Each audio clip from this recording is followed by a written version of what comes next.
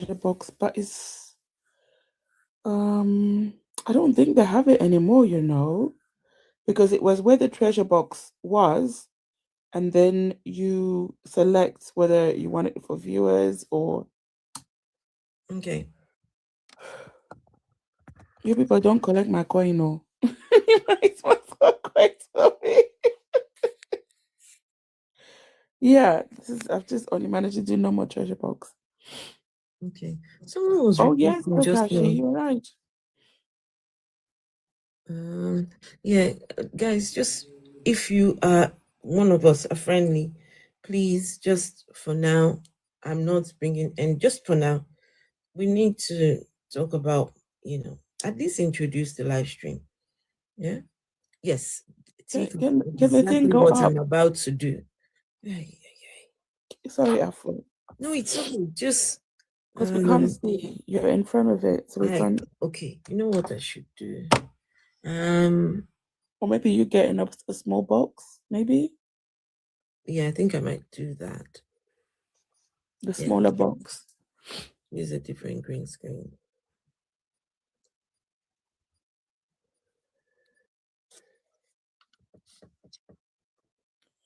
But will we be able to see the writing? You should be able to see Hi, it. my fearless. Should be able to see it. Just need to find it.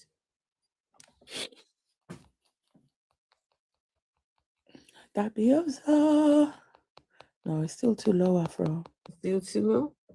Yeah, the thing needs to go Okay, up. just give me a minute then. Yeah. Give me a minute. But guys, in the meantime, please give the stream a thumbs up. Hey, Mighty Ellis. Hey, Dabiosa. Please give the stream a thumbs up, please. Let me see.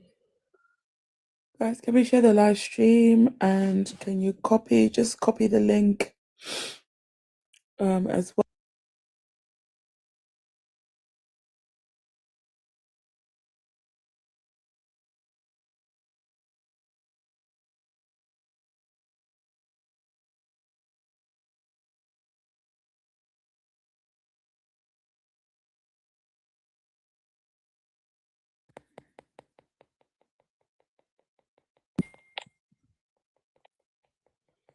Oh, it didn't work, Afro.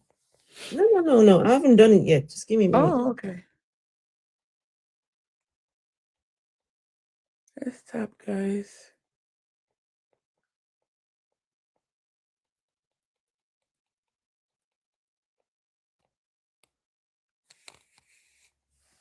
Let's tap. Share to everyone.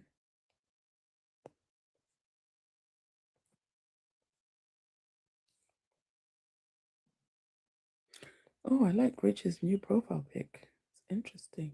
Oh, is that a new profile pic? Mm-hmm. I mean, guys, if you are against what we're doing here, you can request just so that we can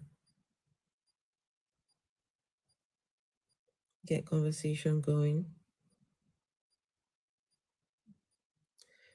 Priority for people who disagree, just so we can have debates. I think that's a good idea. You need to have a day when people will share their stories. Okay.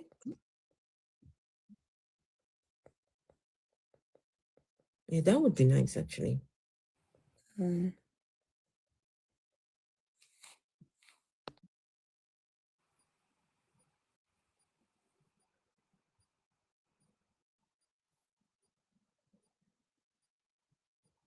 Just give me a minute. I'm nearly there.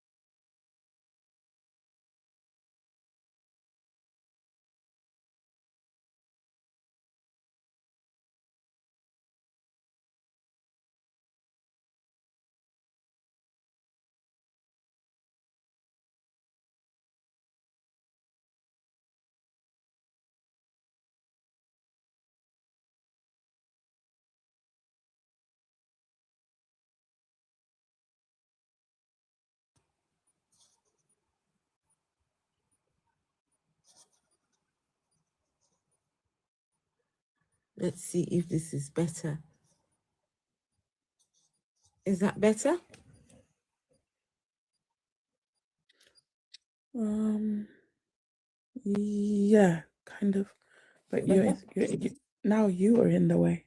No, I might be in the way of one or two of them, but right? Okay.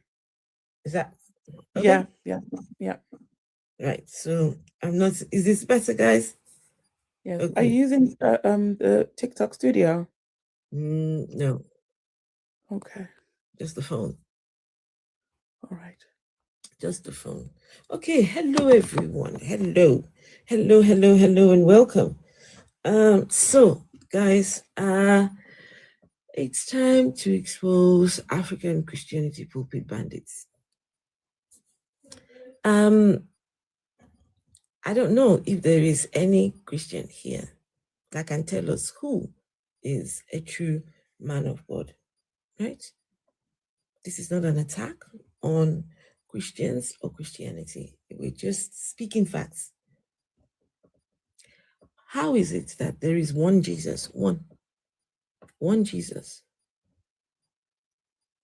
but yet we have all these many so-called men of God, so-called. There's so many, so many. If you don't see a problem with that, then I don't know what to say to you. But at some point, we need to put our hands up and say, look, this, something is wrong. Most of these people you are seeing here, most of these, never went to a Bible school a day in their lives. They call themselves to ministry. These ones, they call themselves.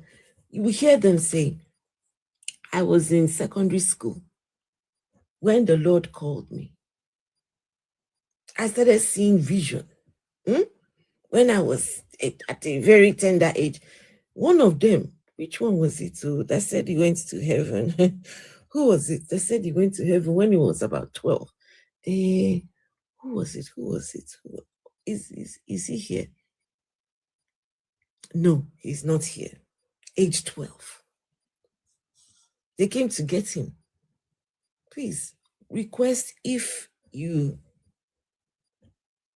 are against. Please, please, please. I just don't want us to, just for now, if you don't mind.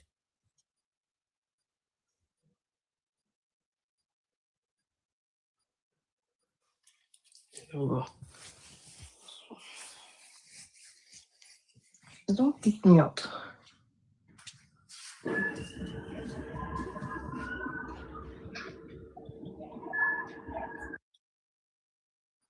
So I see Mighty Ellis. Mighty Ellis, do you want to say something? Okay, guys, please do me a favor and share the live stream, please. Yeah. So how do we know who the true one is? Nigeria has some of the world's largest population of Christians. And yet we don't know who a real man of God is. Vessel of dishonor, have you noticed that whenever we're having these conversations and we ask them to tell us one man of God or two, you see how they struggle? Oh, they can't. They can only name the one whose church they go to. No, And that's it. even sometimes they struggle to even call the name of the one that they go to. Oh, yes, they're embarrassed. Because when we ask, give us the name of one true man of God, just one or two or three. Tell us why you say they are a man of God and why. That's where there's a problem. Have you When we noticed that ask none of them them will why. mention Moses? They'll never mention Noah. They won't. Yes, they would not. I mean, there's a large selection to choose from. The Benny Hinns, the TD Jakes is, you know, Mm-mm-mm. there's a wide, there's thousands, if Mm. not hundreds and thousands of these preachers. I think even millions. Just Mm-mm. choose one. Just one. But Why is yes, it so hard? they're not able to. Anyway, we've got was it Flavor Flirt? Flavor Flirt, hello. Can you unmute yourself? Guys, just keep on tapping. Keep on tapping. Don't stop. Don't stop. Flavor Flirt, are you there? I've sent you a thing to unmute your microphone.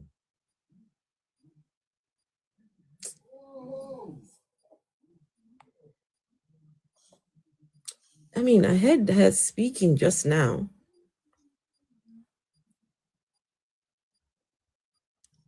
Can you turn your mic? Let's see. Brian Bean, hello.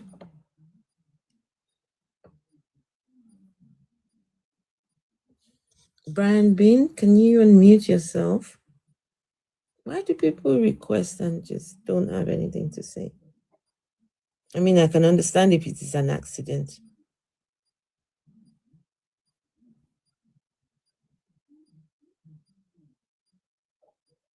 Brian Bean?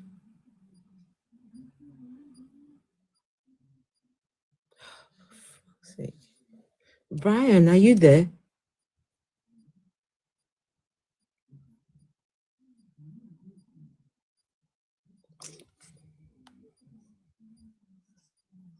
We can listen to some problematic recordings while we wait. No. We're not Some of their waiting. preaching. We're not waiting. We will just carry on. Okay. So, these men of God, these ones, most of these are cult leaders. In fact, all of them are. Whatever they're doing, whatever the small organization, it's now become a cult for the most part. Bishop Andrew, I greet you. I greet you. Cults. You guys have been breeding cult leaders in the name of pastors. Cult leaders in the name of pastors.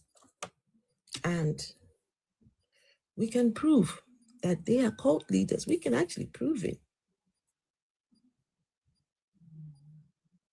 We can actually prove that these people are called no leave their mom. What the fuck? What are you saying? No leave their mom. Okay. No leave their neck. Mm-hmm. I am telling you guys, between these people you're seeing here, these people here, the amount of monies that has gone through these people. If you are looking for your money in Nigeria, if you are wondering where your money went, look at this is it here. You know the kind of structures these people have put together. Most of these have assets over in the UK, the US.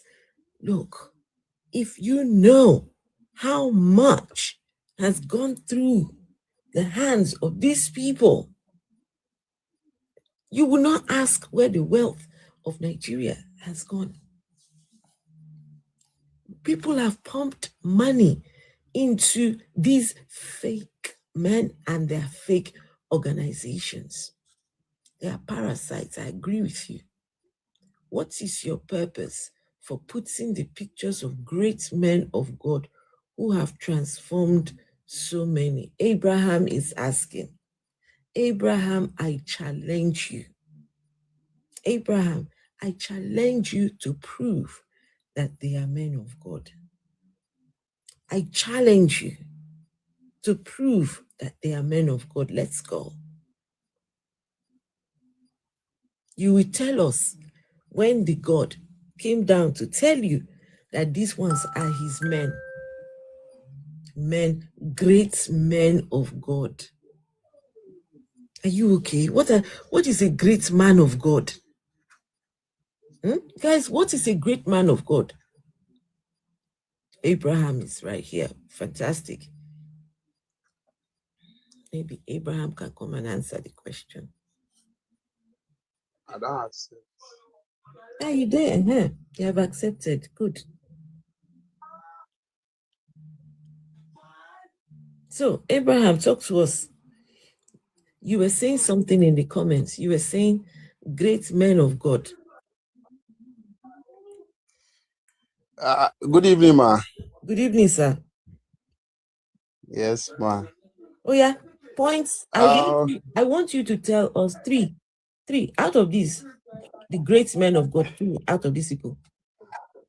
Yeah, like Bishop David Oyedepo, the owner of Winners Chapel International. You mean the richest preacher in Nigeria? Yes. The richest. I think he's even in Africa. The richest in Africa. Yeah. Yes, in Africa.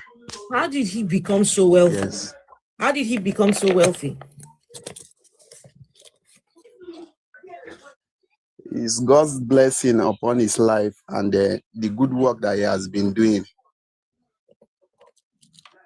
God's blessing on his life. Yes. Has God blessed your own life like that as well? Yes, not up to his own, because I don't have the grace to do what he's doing, so I can't what is he expect doing? to enjoy what is he doing? What grace to do what is he doing? Grace to convert people from sin to God, grace to teach people the ways of God, and so many miracle has been happening when he pray for people. So anybody that experience such things from him must come back we definitely come back for gratitude. So that's where most of his blessings come from. So they come back for gratitude and they pay him, yeah? No, not like they pay him. Gratitude, as if somebody do something good for you and you are grateful, you will show it, not only by words. Okay. Abraham. Yes. Are you telling us about the same man who slapped one young girl one time years ago on his stage? He slapped her and condemned her to hell. We are humans. We are all human beings. We are not perfect. He slapped He too is a young human being. girl. He slapped this girl and condemned her to hell. Told her, I've watched the video, but you don't want to repent. We are all human. You are free to go to hell. What he did was wrong. What he did. What he did was wrong, but if what he did was wrong, hello, ma. If what he did was wrong, yes. What did he do? What did he do to make it right? Okay, after he did that one. Yeah, after he slapped that girl. He was supposed to apologize. Did he? Publicly. He did not. I've not watched any video of such thing like that. So there's no video of him apologizing to that young girl. I'm not sure. I mean, I've not watched it. I'm not sure. Okay, so what makes that video was old. Okay, what makes you say that he is a man of God? Tell us. Well, I've been going to his church. His only request is I'm a winner. Opposing. Okay, please, only request if you're opposing. You say you are a winner. Yeah. Since before I was going to Baptist church, But since when I started attending Winners, my life has transformed. I've seen difference. How long now have you been going to Winners? Thank you, guys. I think since 2016 to date. I think about 10 years now. You've been going to Winners Chapel for 10 years. Do you pay tithe? Do you pay tithe and offering? I've been trying my best. I don't really keep to the tithe, but I know I do keep to the offering. Anytime I go to church, I drop offering. But the tithe, I've not been, because I'm a plumber. So I've not been able to, but I'm trying. I'm trying. Assuming I'm a salary earner, it would have been more easier for me. That's okay. So you have been paying money in that place for 10 years. And your life has been transformed. Not paying money. Not paying. It's not paying. You have been paying. No, listen. You have been paying. You can't say pay. It's not pay. When you say pay, it's like you people. That's what you are doing. You are paying. You are paying. Nobody. No, ma. Nobody. You are paying. Nobody can pay them, ma.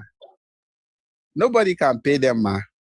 10 years you have been paying. No, it's not paying. What have you come to Winners before? That's fine. Have you attended Winners before? Yes, I have. Yes. Okay. So you have hold on. So you pay money in Winners to see. Okay, you know there are some wait, churches. Hold on. How many private jets does he have? I think he has many. Have you ever been in any of these private jets? No. I don't have the privilege to go close that to him. I mean, Abuja is in Lagos. Will you ever have the chance to go in his private jet? Nobody knows if God. Hey. Nobody knows what can happen, but it's not. If God. If God said if God. Yes. Yet the jet is belonging to Oyedepo, but you're saying if God.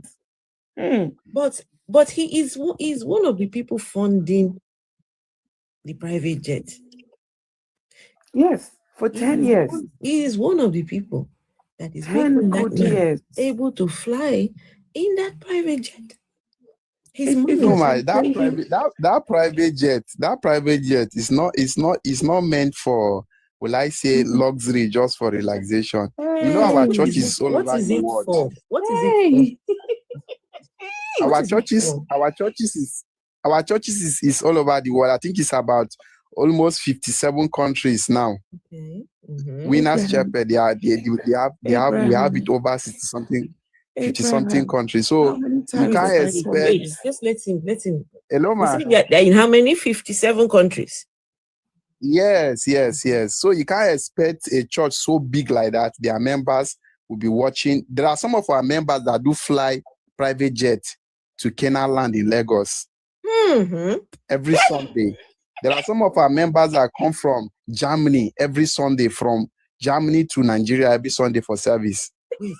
So these are people that. Wait, hold on. These are people that. Wait, hold on. Excuse me.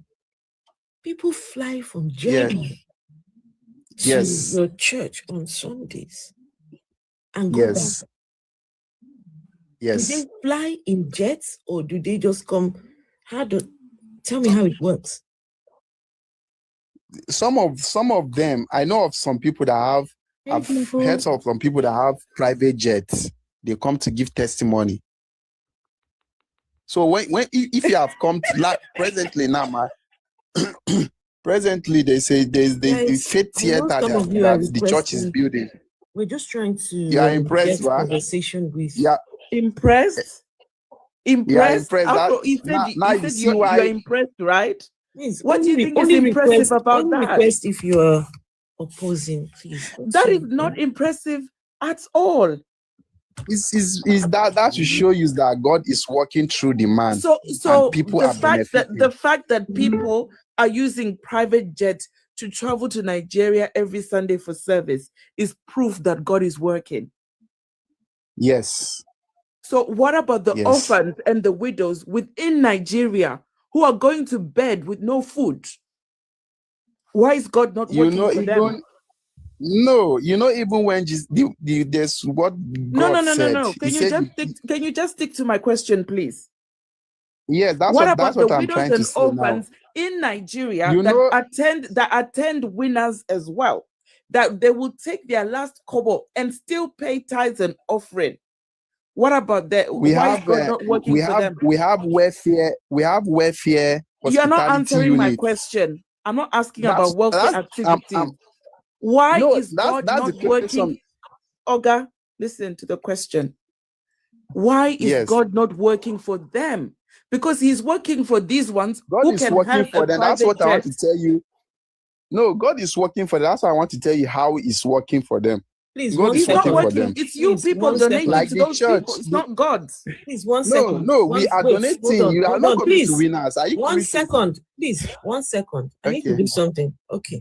So people fly in private jets, guys. And hello, Titan. People fly in private jets. Please, if you're requesting, request only if you're opposing. Yeah.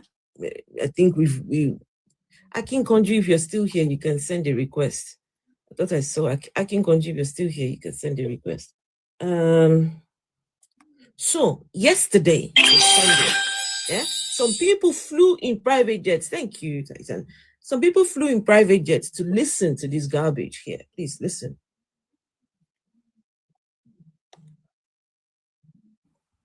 Anyone's life as the rod goes in to swallow them up. Whatever tree my heavenly Father has not planted shall be rooted out. Whatever God has not put inside, that's tormenting you out there, shall be rooted out today. Matthew 15 and verse 13.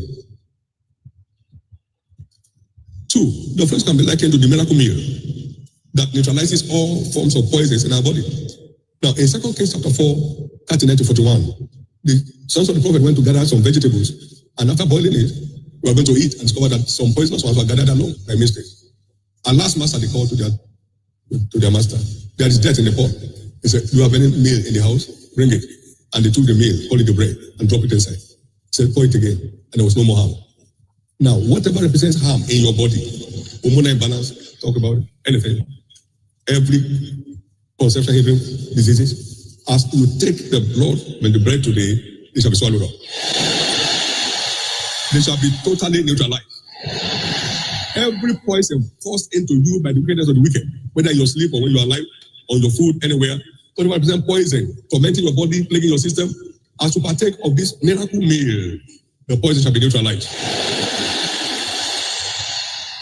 I'm showing you the spiritual content of the communion. Now, number 3. The bread is a New Testament manna that destroys all forms of weakness and feebleness. Some are not sick, but they're not well.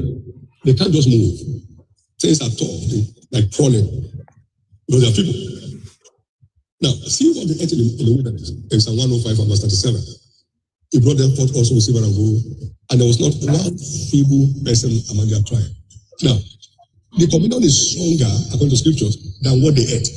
And what they ate kept them strong 40 years, not one feeble person among their tribes. What of this original bread from heaven? As you take this today, feebleness and weakness ends in your life. That covers spirit, soul, and body. No more weakness.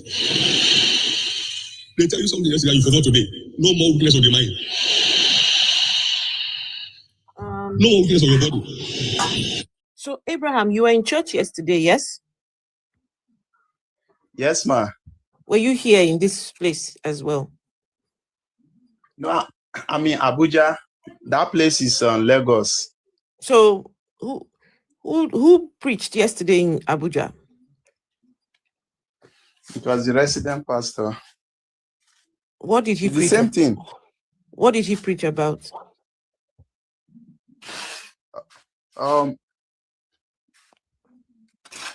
Odosha, I was not able to get to the church Yeah, I went late, but it's the same thing what this pastor was preaching, what Oyedepo was preaching. It was the same thing that he preached. So did you show Oyedepo on screen? No. The pastor just preaches his own. No, it's the same thing. Everything is coming from Oyedepo, the founder. I don't understand. Is Oyedepo the one preaching it and it's being streamed to you guys? Or is it the other man who's preaching? No, it's the other man. But he's preaching what Oyedepo asks him to preach. Yes. And you don't know what they preached about yesterday? I didn't come quick, but I was able to pick some points. Well, what were the points you picked?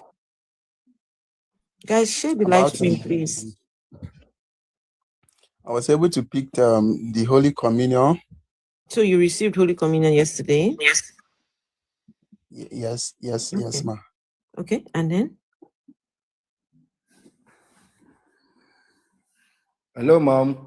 Hello, please, if you go allow me, let me help Mr. Abraham understand something he still don't understand after 10 years of worshiping. Because hold on. Are you a Christian? Because we don't want people that are just for now, we want to speak to people who are on the other side. So you want to help him do what? No, I was a staunch winner member before, but I see that still till now after 10 years, he still don't understand why I want to contribute here. It's when he mentioned yesterday he went to church late, he was only able to observe the communion. I see him is that the same people that go to church, you don't read the Bible, you just like follow thing. That is why I wanted to contribute, to make him understand some things.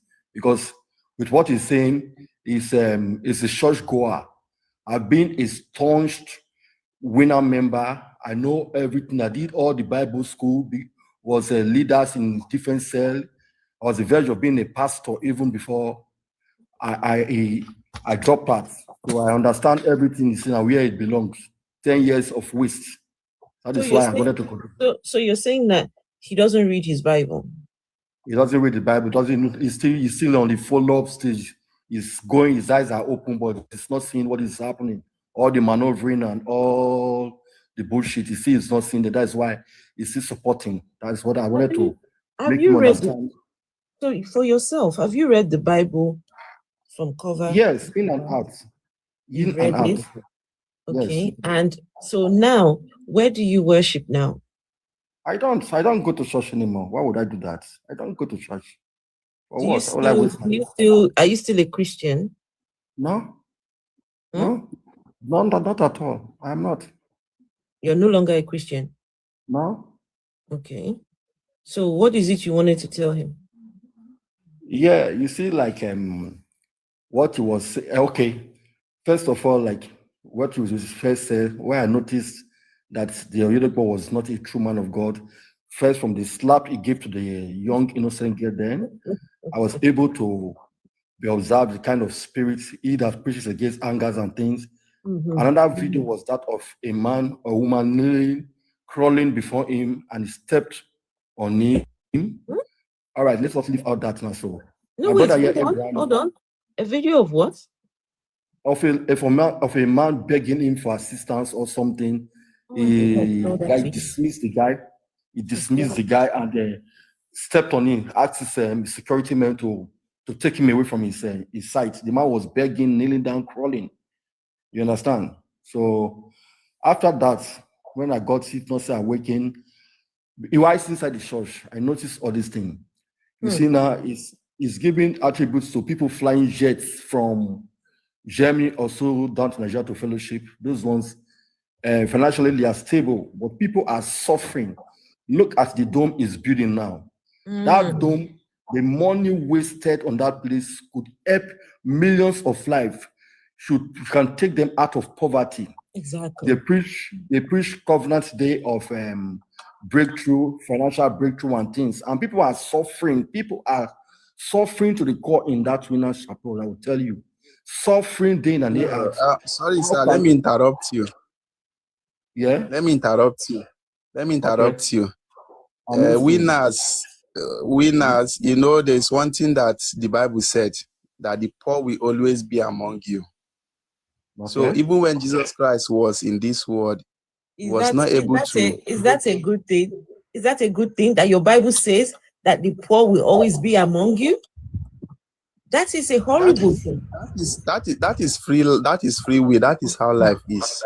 No, you are still deceiving yourself. There is nobody who's even in America. Wait, even in America, there are some poor Let people. me speak. Please let me Why, speak. why are you not There counted is amongst nobody that has the free will to be poor. There is Yes, nobody right. that has my. Can you imagine that my free will is to be poor? So your Bible, action speaks louder than your voice. Just hold on. Your Bible says the poor you will always have with you. Yes. Your Bible also says the way to know true religion, right? True religion. The yardstick to determine true religion is how you treat the poor, how you give to the poor.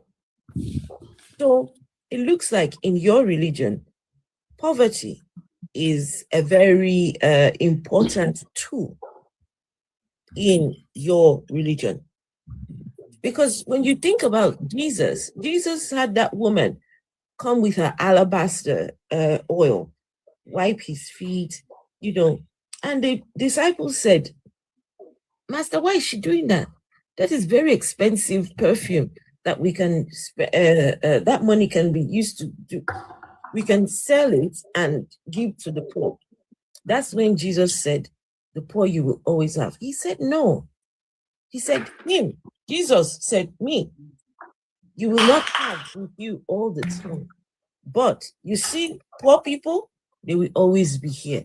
So leave her, let her waste her perfume on my feet. So it looks like in your religion, poverty is one of the key things in. How can Jesus say the poor you always have among you? Why couldn't he get rid of the poverty of those people? He can't do everything. You know, there's something about humans.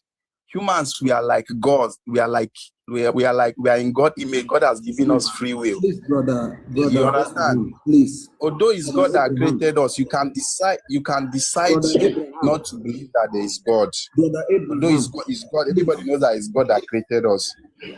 But you can decide why. Because sorry, Uncle Abraham, God did not create us. It maybe created you, I don't know. But your God did not create us. Please don't generalize it. I'm not among. Yes, your God did not create us. I don't know what you mean by you know that God created us. Not me and you. Not your Bible God. Sorry. Sorry, guys. Good evening, everyone. One second. Okay. Good evening. Wait. Who just came up? Omo, is that Omo? Omo, yeah. Right, go on, Omo. Okay.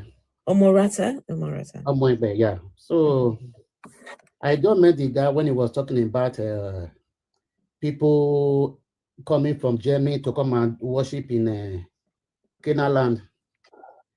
To me, I'm a Christian, but that one is out of it. I don't see why you will move from Germany to Nigeria to come and worship. According to the Bible I read, or the Bible I'm reading, it says God is omnipresent. God is everywhere.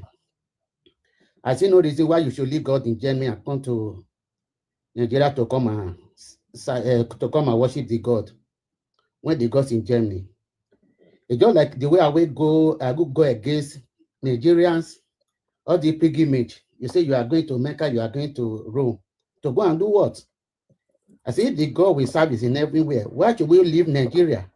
Government is sponsoring people to go to another land to go and see the same God you told me is everywhere. I'm a believer. I know that is God.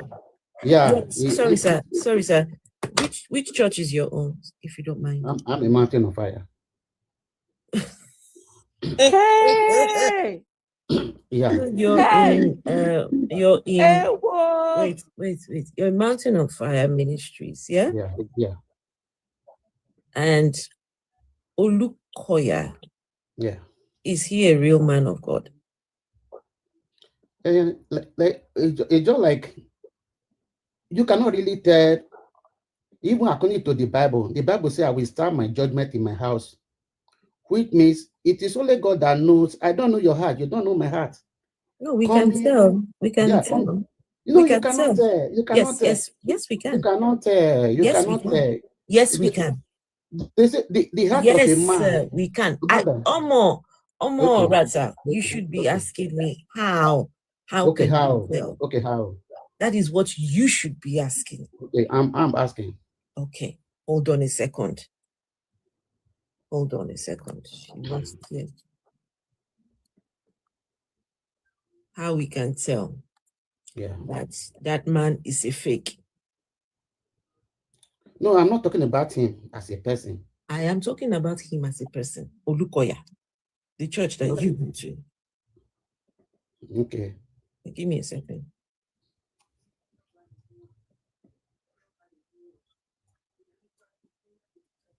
Guys, please tap your screens and share the live stream. Host has got a gift and a subscription goal as well. Okay. As you are trying to do your findings, so let us No, I'm already doing it. Please, just I want you to listen. Okay. Hi, Peter. Do you recognize your pastor's voice? 1965 was a small boy. Yeah, that is his voice. In a crusade ground somewhere in the western part of Nigeria. It was not a normal kind of crusade. This crusade was different. They divided the crusade into different departments.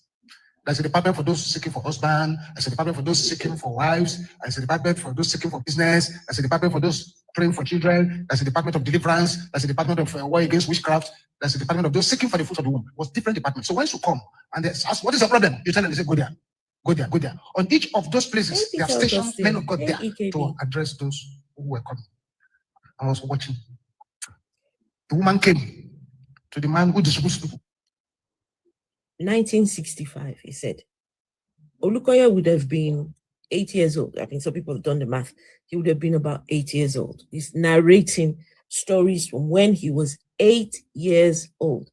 Let me take it back so you guys can hear the story. Please think about it. Put it in context. An 8-year-old story. Okay? Right. 1965 was a small boy in a crusade ground somewhere in the western part of Nigeria. It was not a normal kind of crusade. This crusade was different. They divided the crusade into different departments. There's a department for those seeking for husband. There's a department for those seeking for wives. There's a department for those seeking for business. There's a department for those praying for children. There's a department of deliverance. There's a department of war against witchcraft. There's a department of those seeking for the fruit of the womb. It was different departments. So once you come and they ask, what is your problem? You tell them, they say, go there. Go there, go there. On each of those places, they have stationed men of God there to address those who were coming. I was watching. The woman came to the man who distributes people and said, Pastor, I need children. You need children, okay? Where is the meeting of those who are seeking for the fruit of the womb? The pastor says over there. As he was about to turn, pastor said, don't go there. Go to those seeking for the baptism of the Holy Spirit. She said, no, I didn't come here to look for Holy Spirit. I came to look for a child. I said I should go for Holy Spirit. She said, go there. And she went to that place. At that Holy Ghost place, the person in charge is the kind of person you can call a mad prophet. It's a long time I've seen those kind of ministers. 8 years old, though. A mad prophet. And he began to talk to them. And that they should pray now. And if you pray and you fall down, continue praying on the floor. If you pray and you are having a headache, continue to pray until the headache goes. If you pray and you faint, when you faint, you wake up and start the prayers again. If you pray and you start fasting, continue the fasting. If you pray and your nose is bleeding, continue the bleeding. Is that kind of man of God. And he now called the prayer point 1965. In 1965. He called one prayer point 1965. I did not understand the prayer point that time. But as the prayers went on, this woman who wanted fruit of the womb started to pray. All of a sudden, she started screaming. She started screaming. And she fell into labor. Right there, in the full glare of all of us, she delivered a snail. A huge snail. Next month, she got pregnant. twins. But that prayer point did not leave my head since that time. So I was. She was looking for babies. They told her to go and stand on the queue for. Right there, in this crusade ground, the woman entered into labor and she pushed out a snail. Please hang on a minute. Not done. Just hang on. This is another one. God did nylon bag get inside a pregnant woman. God is a God of wonders. I've shared this with you before. It's 1990 or 91 or so. We were still in Old Jabba Road at that time. And they rushed this woman to the meeting. She was heavily pregnant. And we started praying for her. Only for her to say, sir, before you start praying, let me just tell you, this pregnancy has been in the womb for 2 years. We started praying. All of a sudden, she fell into labor right there while the prayer was on. So I quickly said, please take her job. Which clinic do you use? Which clinic? They rushed her to the clinic. Beloved, the first thing she delivered was not a baby. The first thing she delivered was a nylon bag. It was that nylon bag that came out first that a male child followed. I remember this today because some years back when I was in Canada, a young man came to see me. I said, Gio, I'm going to introduce myself. You'll be shocked. He said, who are you? I said, do you remember that baby that the mother gave birth to nylon bag before you came out? He said, I'm the one. I was surprised. He was now taller than me myself in height. He said, wow, glory be to the name of the Lord. Okay. So, Mr. Omegbe, I'm sorry. Omegbe, do you believe that women can give birth to snails and nylon bags? Okay. Like me, I go to Mountain of Fire here in the UK. I actually go to another job, but I'm still a member of Mountain of Fire. So, and I was not just a member, I was a deep member that I've experienced some things that is not to look at anybody that is telling me. It's what I experienced with my eyes on the deliver ground. I have seen a woman, for example, we were praying together on the altar. This woman started screaming as if somebody was making love with the woman. I was looking, so what is wrong with this woman? Why is she making noise like that? Got this, Reggie. Okay. From there, I thought, okay, maybe that's how she knew how to. So she was making noise like she was having intercourse. Yeah, exactly. Okay. We were on the altar. I would say, what is the problem? Why is this woman? So I decided to concentrate on my prayers. Before before I know it, this woman shouted. She was running out of the church because it was my pastor in my branch. He grabbed the woman. So, and I came there. Then they were just training me on deliverance things. So when I see other people, I joined them to hold this woman. This woman, we were 5 in number that were holding only this woman, grab her, only her hands. My whole body paid me for good 3 days. This woman will twist only her hand alone. Before you know, she started spitting like cobra. Okay, we started praying. Later on, she started crying. She was spitting like a cobra. Like a cobra. Even if you look at her, I mean, I don't get it. Like, I don't know if you have seen cobra, the snake. If you have seen snake spitting cobra, exactly. Even my wife, all of them, they ran away from the church. She was spitting like a cobra. Like a cobra. Even the eyes, you can't face her eyes. So when I look at other people, so they needed 5 of you to hang on to this woman. I say I only hold one hand. That hand I hold, I will pray to God for the woman to calm down, because even to hold only a hand was I don't know what it was. I was just I'm still imagining today what that hand I hold, whether it was really a hand of a human being or a hand of an elephant.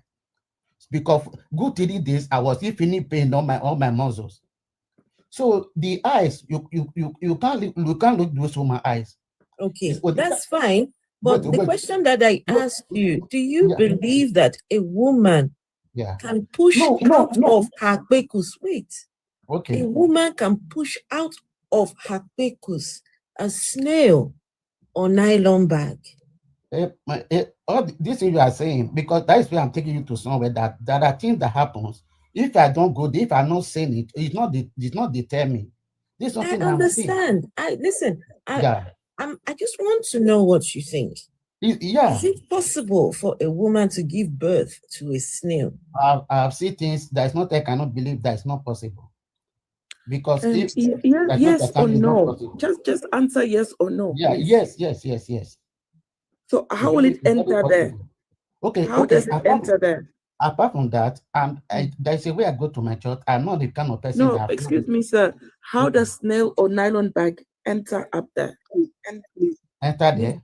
Please, can I just inform the people in Mountain of Fire? If you have any woman who snail they fall out of her kwekus, or nylon bag they fall out of her kwekus, that's medical emergency. Nobody run, take her, run to specialists. No, Afro. Like anyone with sense, like that. anyone with sense. Hold on, guys. Hold on, please. Anyone with sense, snail commot your woman's kwekus. You still go take your prick, enter that. Please, excuse me. How did plastic bag, how did nylon bag and snail end up there? Please, I need to know. How did a snail end up there? And what was the snail doing there? Mother. What was the snail doing inside the kwekus of this woman? What was a nylon bag doing inside the kwekus of this other woman? And by the way, guys, hold on, please. Hold on. This man, Olukoya, has talked of other things that have fallen out of other women's kwekus. And this is why I strongly believe all those corridor prayer confessions. Because Olukoya is obsessed with a woman's anatomy. He is obsessed. He keeps talking about a woman's birth inside your stomach. This man has told his followers that some of them have, what was it now? It was something. I forgot. Some of them have like sticks inside their stomach. It's crazy. The things. He has told them that the three important parts of your body for a woman is her head, her womb, this area, and her...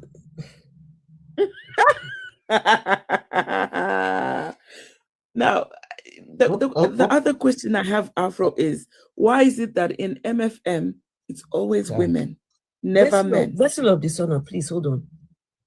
Beloved 2234. No, it's not that one. It's Michael Son said, Madam, it was projected in the realm of the spirit. Then it should stay spiritual. Why does it turn physical? How does the spiritual thing through the spirit all of a sudden manifest as a physical? Let me say something. I'm not talking from church angle. I'm an African. I'm from Nigeria. Yes. I'm from a typical village. Yes. I grew up in the village. You need to stop this. Before I know Christ, I know so many things. Like what? About my own environment. Something that are peculiar to your own environment. Okay. Then when we are growing up, there is a time you want to slap person. Your hand will remain there. Where? Hanging. You want to slap somebody and your hand will just freeze. So with this kind of power, why didn't they use this power on the colonizers? How did Nigeria end up being colonized? Your village. Hold on. Vessel, please, just hold on. Let him tell us about the things that he has seen. He said he's a hand freezing. They have to go and beg the person. You beg the person. It was my brother that wanted to beat the boy. As he wanted to slap the boy, the hand was there. We thought it was a joke. Even from school to the house was still up there. Until they say, what happened? We said, okay, this is the boy my brother wanted to slap. We went to the father, we went to this place with our mother. They now beg the man. The man not happened to be our in-law too. What happened? Before the man just leave to hit my brother. That live like 20 times. Michael Sunday, come up. You say you are a deliverance minister since 30 years. Please, I'd like to talk to deliverance minister. Till the hand came down. Even like us, we go to dance in the night. We call it to be to them night dance. You will be coming from a bit to you see witches fly. You know something. You say you'll be seeing witches flying with lights. How are they flying? Tell me, how do the witches fly? In the night. How do they fly? I know it's in the night. I know it's in the night. I know it's in the night. Tell us what it looks like. Tell us what a flying witch looks like. Hello. What does a flying witch look like? Let me say something. What does a flying witch? Because listen, guys, unfortunately, this is what these men have sold to their people. This gentleman believes that women can give birth to snails and nylon bags and sticks. And you know what? You might as well have a woman, she can easily just drop a whole fridge from her kwekus at this point. She can easily just drop a whole car even from her kwekus. I mean, if snails, what is to stop? Things can just fall out of women's, Come on, my guys. What is this? Now we're talking about flying witches, okay? Tell us. Yeah. Please, can you allow me? Please, can I say something, please? Yeah, go on. Morata, you've been trying to say something. Okay, thank you very much. I greet you all. And I appreciate you bringing me up. So, what I wanted to say is that I saw your video. Sorry, I saw your video, the video you made before this live. I don't know. The video where God of awakening properties, long-term descendant. That's what brought me to this life. Oh, inanimate objects. The inanimate objects. I was like, was that real? Like, is it AI generated or was that real? It was real. And good. And that was what you saw was just a tip of the iceberg. There's so many of them. I mean, we've been doing it on this place here, showing all the videos of the inanimate objects, even to a toy, one small toy like this. One woman said God healed the toy. Or what? Cured it? Is it cured or fixed? You know what I have to say is that we have gone so far in this Africa that we believe anything. Once this fear is instigated in you, once they put fear in you, you can believe anything. Mm-hmm. And that's why this man here is telling me that it's possible for a woman to give birth to snake. That fear is in him. And once they put this fear in you, you will forever believe it until if there is if your brain can go back to normal. Because let me tell you something. If you call these people that catch snake in Nigeria here, or this is a snake fighter or something like that, if you want to try it, call them one day, even if you didn't see any snake around your compound. Call them one day. They will find one cobra in your house. If you want to doubt this thing, try it. So you coming here to tell me that this happened, my brother, your brain don't go. These people have used you, they have washed you to the extent that you cannot even return again. And once you see the wrong thing, you can't even talk about it. You can't even talk against it because you'll be afraid. Let me not make the heaven again. Look at what someone was doing and people are believing. So you can believe that my system that got damaged for 6 years, after praying or something like that, that system will start working again without any engineer working on it. So you believe that. And you will believe because one second, Morata. Alien ghost, no. You said do whatever that works for you till you leave this world. For you to convince people, Olukoya has managed to convince his people that he is somehow able to heal them from all their ailments. everybody now needs to come to MFM. Everybody needs to come to his organization for their healing. Now we have him taking women into the office, putting his hand inside their kwekus and saying that he's doing what you call it, corridor deliverance. People are getting hurt by this, your let people do what is working. It is not working. Mother, you are getting it wrong. It is not working. There are medicals there. Olukoya is a fake. Olukoya is a fake and a scam. Okay. He needs to be called out. He is a fraud.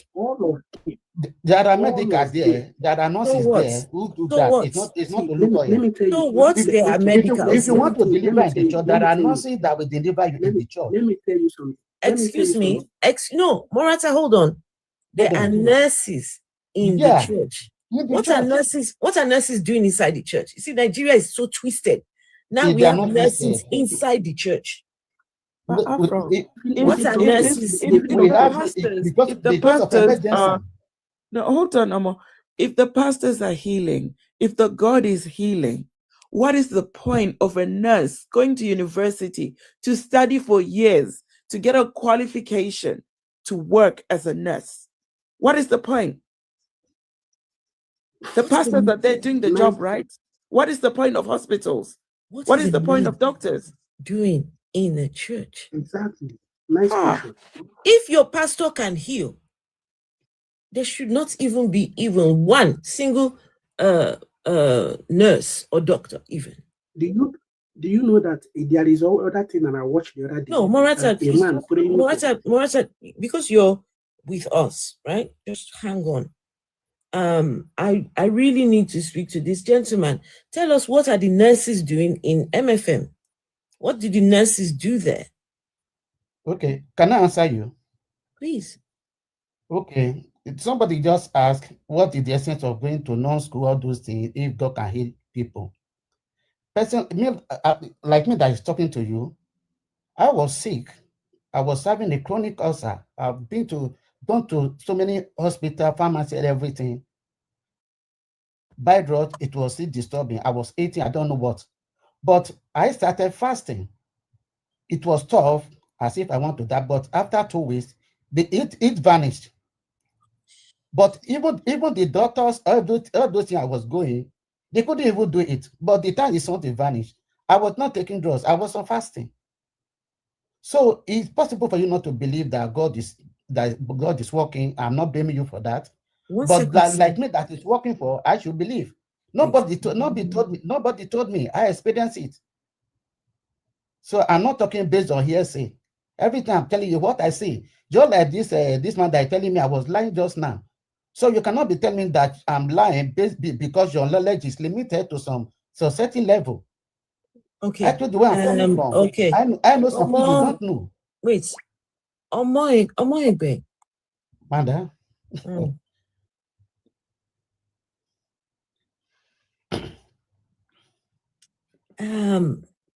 You just told us you had an ulcer. Yeah. And you went on a fast.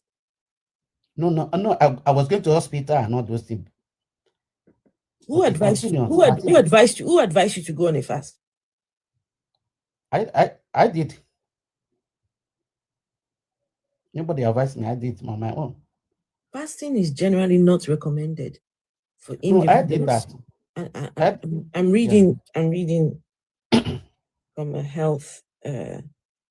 Fasting is generally not recommended for individuals with active or complicated ulcers, as it can exacerbate symptoms and increase the risks of serious complications like bleeding and perforation. I'm aware. The things that you can do to yourself, the risk of fasting with an active ulcer, you can have increased stomach acid, you can have complications. Yeah. These are things, but you say you were healed after you fasted. I don't put it to people. I don't put it to people, go and do it. Because it comes from me, and I do it, and the ulcer vanished after 2 weeks. So I don't pity. Sorry, I sir. don't pity to people. Sorry, sir. Did you say the altar vanished? That was if you know when this ulcer was disturbing me, it was like hair. Ulcer. Okay. Ulcer, yeah. I did like 2 tins of milk every day. I was getting fatter. People didn't know that I was dying. They say I'm looking fresh. But daily, I'm dying because with this ulcer, I treated continuously. It wasn't working.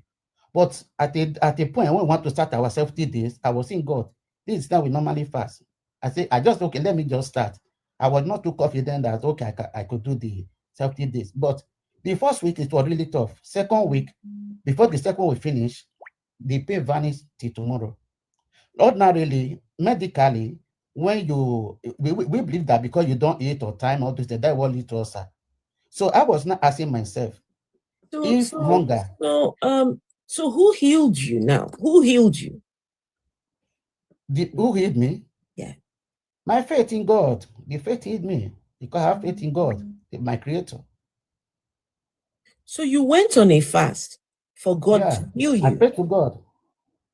So God needed you to starve so as to heal you. I decide that.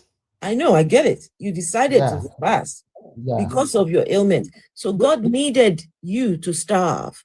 No, it's not starve. Okay. Maybe you don't have. You know the reason of fasting. No, I don't. I'm trying to understand. Let me educate you about fasting. You are starving yourself of food. Yeah, wait.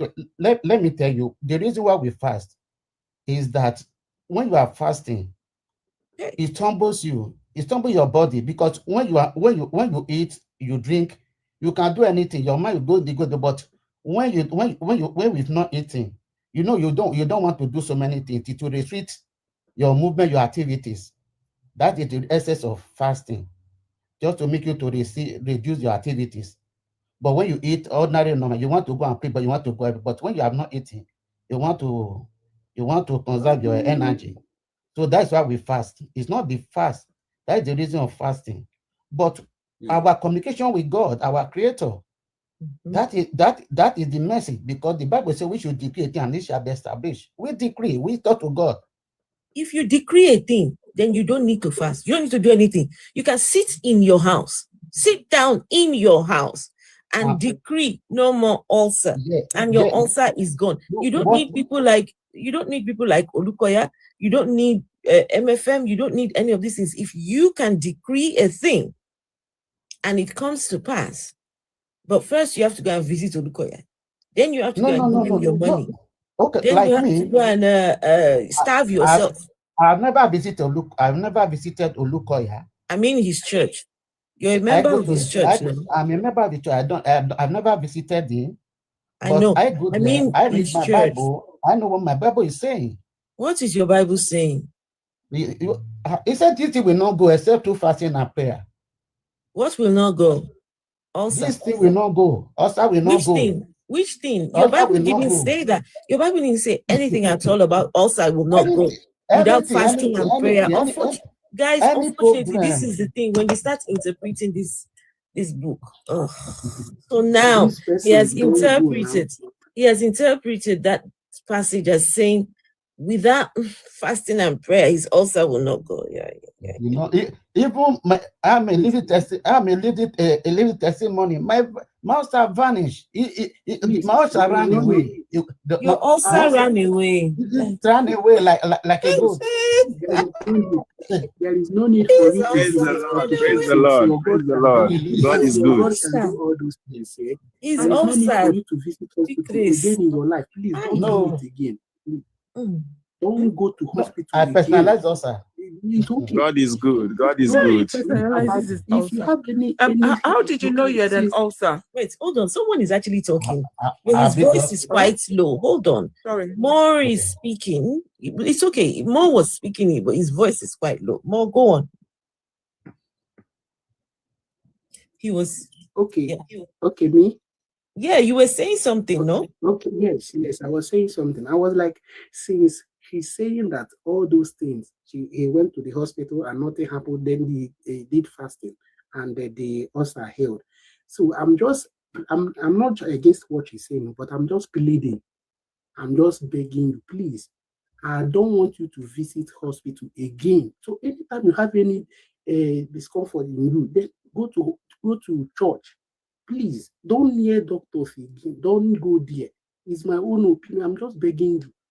It's not like if you stay this thing tomorrow and you convince a lot of people. So tomorrow now, if headache start doing, you go to hospital. No, please don't do it. Lead by example. Since fasting can heal cancer, fasting can heal headache, it can heal malaria, it can heal any other thing. You understand me? It's not about saying it here and tomorrow you will go to hospital to take a medication, check on your medical health. I'm just telling you the true fact. So once you keep on to this, do the fasting, and people will move with you. You will see people that will follow you to do the fasting. Because you're telling me what I'm seeing in Nigeria is fake, is so dumb that a medical doctor who did what is this? These people in charge of bone, who did something like that. These people in charge of bone will believe that a pastor will pray for a crippled man, and the person will stand up immediately and be walking. A medical doctor that studied that in school will come out to believe that. To believe. Then what are we doing in our what are we schooling? What is the essence of this school? Okay. So can I know who else is a Christian? 1 second. Who else is a Christian on this panel? Who else is a Christian? I just have a quick question for Abraham, please. I'm a Christian. So Abraham and Omar. Go on. Yes. Yes, just so we know who is who. Yeah, I just have a quick question for Abraham. Abraham, you've been giving your pastor tithes, offerings for the past 10 years. Do you know that your pastor is not going to heaven?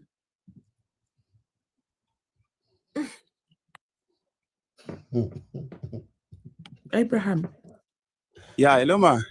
Yes. Do you know that your pastor is not going to heaven? I don't know. I'm telling you that your pastor is not going to heaven.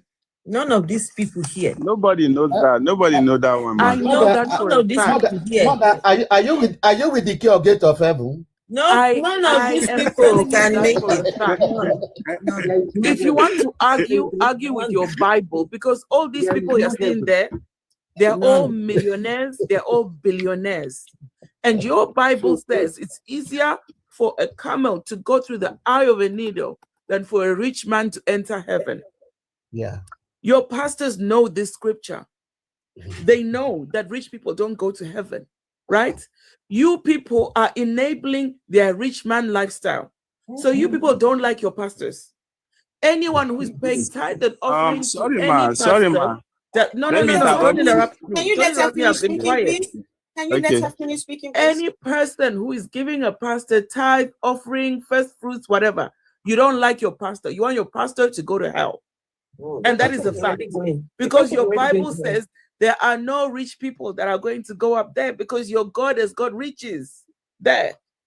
Right? No, the Bible sorry, man. What Jesus Christ said was a parable. It's not like he's saying that it was a parable. So what about the rich man? What about the rich man that ended up in heaven and the beggar Lazarus was the rich man that ended up in hell, asking the beggar Lazarus for even a drop of water?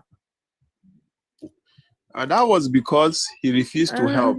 That one too was a story. Jesus Christ was trying to let us know that we should always help each other. Like your pastor slapped that lady. Your pastor, we are all humans. Even you, hello, man. We are all human beings. Sometimes, you're all human beings. What is the point of going to church if your excuse is we are all human beings? Is the Holy Spirit not supposed to change you? Are you not supposed to be a new creature? Want to give your life to Christ? We are not perfect, man. That's why we have to be listening to the word of God. You're supposed to be perfect. If you've got the Holy Spirit inside you, you're supposed to be perfect. Otherwise, what is the point? What is the point of believing in a Jesus if you're only going to be just human and doing human things? What is the point? No, every day we are trying to get better, man. Every day we are trying to I beg. In the past 10 years, have you gotten better? Wait, can I say something? Yes, ma. Can I only your pastor who has gotten better because now he's got more than 2 private jets. Can I say something about these pastors not going to heaven? Hello, ma. What do you understand about private jets? Abraham, no, Abraham, please hold on. Okay. So you said it's a parable. A parable is a way to tell a story, right? It's a way to pass on a message. Yes. The message was clear, what Jesus was trying to say. That rich people, they will find it very hard to enter Thank you, ma. heaven. Right? Yes, ma. They will Yes, find ma. it very hard to enter in that heaven. Yes, ma. And if a heaven exists, it will not be fair for these men to be in the same place as someone who could not feed on earth, who died as a result of poverty. You see those pictures of children that are so lean that they go and they show you. Imagine one of those children. Yeah, one of those children or the mothers or what dies, and you are telling us that they will go to the same heaven as these people here. Is this what you are telling us? Ma, you see, everything belongs to God. No, not true. I don't see. You should be mindful. Like, talk to yourself. Just when you are making your point, say you belong to everything. Okay, I'm going to guys. We need to bring some more people up. Yeah, Mother, I went to GP here. Do you know that the doctor I met here paid for me? Where is that? No, UK here. I went to my GP. The doctor I met paid for me. Where's your doctor from? I don't know where it came from. Just give me a rough idea. Please give me a rough idea where that doctor is from. But if he's a black man or a white man. He's a black man. Wait, guys, I want him to tell me. Give me a rough idea. Where was he from? Race and ethnicity. What sort of? She's black, but I know that I don't know where she's from. It was a lady. Lady. I know she's not from Nigeria. It's not those West Africa or those areas. She was a black lady. It's black lady. And where are you located? She's a doctor. She prayed for me. So she was doing her work. He prayed. Because what I'm saying this is actually not funny. So if a person that studied medicine can still pray for me, still believe that God works, and he's not having that ego that I studied everything, that I know everything. Let me tell you one thing. According to my Bible, Afro, sorry. Can I just say one thing about the fasting thing, because we moved on from the point of fasting and everything. I want to let number one, fasting has been adapted by so many different religious organizations from millennia, over thousands of years. Fasting has been seen as a health benefit and everything to so many different civilizations spread across the world from different parts of the globe and everything. Some of the benefits that fasting provides is it basically puts the body in a position where it burns unnecessary chemicals that have been gathered and everything. It almost adds as a processor of filtration of the toxins that exist within the body. Some of the benefits that come from fasting, and in modern day we speak of intermittent fasting. This is what we hear about in social media and gym techniques and everything. Intermittent fasting and everything. Some of the benefits that come from it are clarity of mind, clarity of your blood vessels become cleared up, because your body has to feed on the toxins that are embedded within your body. So then it basically it's a practice that's been adapted for thousands of years. Yeah, this fasting ritual is not specific to this one religion that you follow too and everything.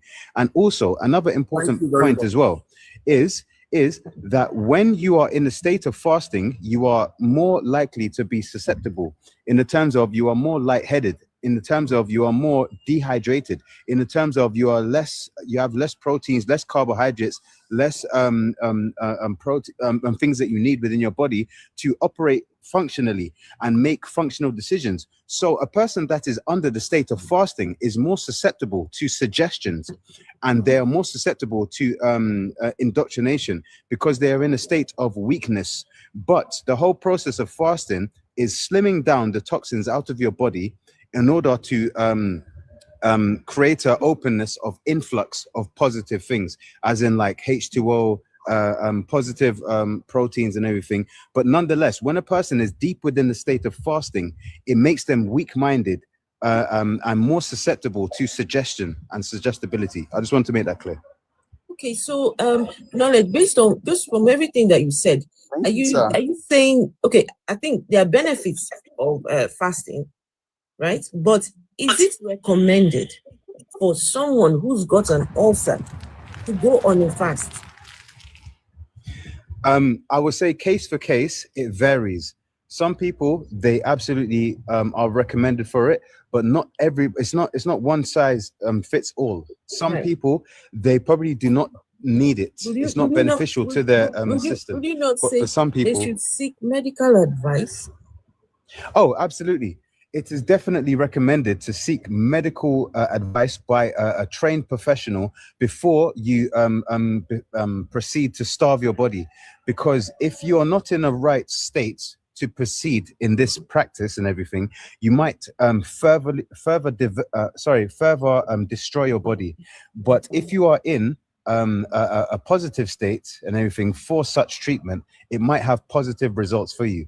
And some people should probably not fast, and some people probably should. But then it all comes down to a medical professional's advice. The reason why things like this can be very harmful. So his fasting might have worked for him, and in his mind he believes that it is God that used fasting to cure him. Someone else who is fasting, hearing that, will say, oh, so someone else who's got an ulcer, and probably a really bad one for that matter, hearing that will say, I too will God. If the Lord could do it for him, the Lord can do it for me too. And before you know it, complications. So, just exactly. Be careful. Exactly, that's the problem. Exactly. It's not a one size fits all. Certain people are in a different medical position than you are. Certain people, their composition of their body, they might be requiring of said practices, but it is not readily applied to everybody. And the only place that you're going to get it from, the only place you're going to get the advice from, based on your BMI, based on your certain factors and everything, is from a medical professional, somebody that's gone to school to study these things. Like, say, for example, if you are already lacking of certain nutrients and certain things in your body, it is not advisable for you to pursue fasting. Like I said, one of the side effects and everything of fasting is you become lightheaded, because you don't have enough food within your body and everything. You become like more susceptible to suggestion. So someone can suggest something to you, and then because you're lightheaded, you become more susceptible to their suggestion. And that is something that needs to be observed and applied. Knowledge. It's not everybody. I think, wait, hold on. It's okay. Knowledge, I don't want us to focus too much on that. Knowledge, can I answer you something? To actually go back to. Can I answer knowledge something? So you can't even. I would like for us to go back to the subject matter. No, but he says something about the fasting. No, but Ella, you just came up on the panel. You can't even greet. You can't even acknowledge. Okay, hi everybody. How are you? How's everybody? Everybody's talking. I've been listening. 1 second. Yes, I would like for us to get back on the subject. African Christian, the pulpit bandits, all these people here. These pulpit bandits, that's the conversation that we are having, right? We're trying to determine whether these people are genuine or not. And so far, so good. We've heard about Olukoya. I don't know if Olukoya is in this one. He's not in here, right? These are the people that are draining Nigeria. These people, they are the ones draining Nigeria. These people here, they are the ones draining Nigeria. Is it safe to say that they're holding Nigeria's GDP? They are not the one draining us, so it's our politicians. It's Tinubu and his people. You are gone. It's Tinubu and his people. It's not this one's man. I think we've got some more people requesting. So guys, please, if you're finished speaking, I would love, please, another box so we can bring some more people. Yeah, I'm gonna hop off for now. Thank you guys. Okay, thank you. Just a minute, then you can drop in here. Okay. You see, for me, all these religious and thing, awakening, debunking, and then trying to reconstruct are all is generational things. Christianity has come for, let me say, about 500 years. It wasn't there anywhere before. Now it has come and its impact and effect on the human society and the people in general has taken its effect. And it's time for Christianity to go. And it's going. Any person, like Abraham and another person, the time will come. All this argument they are arguing, they will see the full light, the true light. Christianity will come and go. No force. So no need for arguing with any person. That is my take. No need for any form of argument. It has come. He has played his role in life, in human existence. His time is up and it's going, and nothing can stop it. Another generation, another era will come again.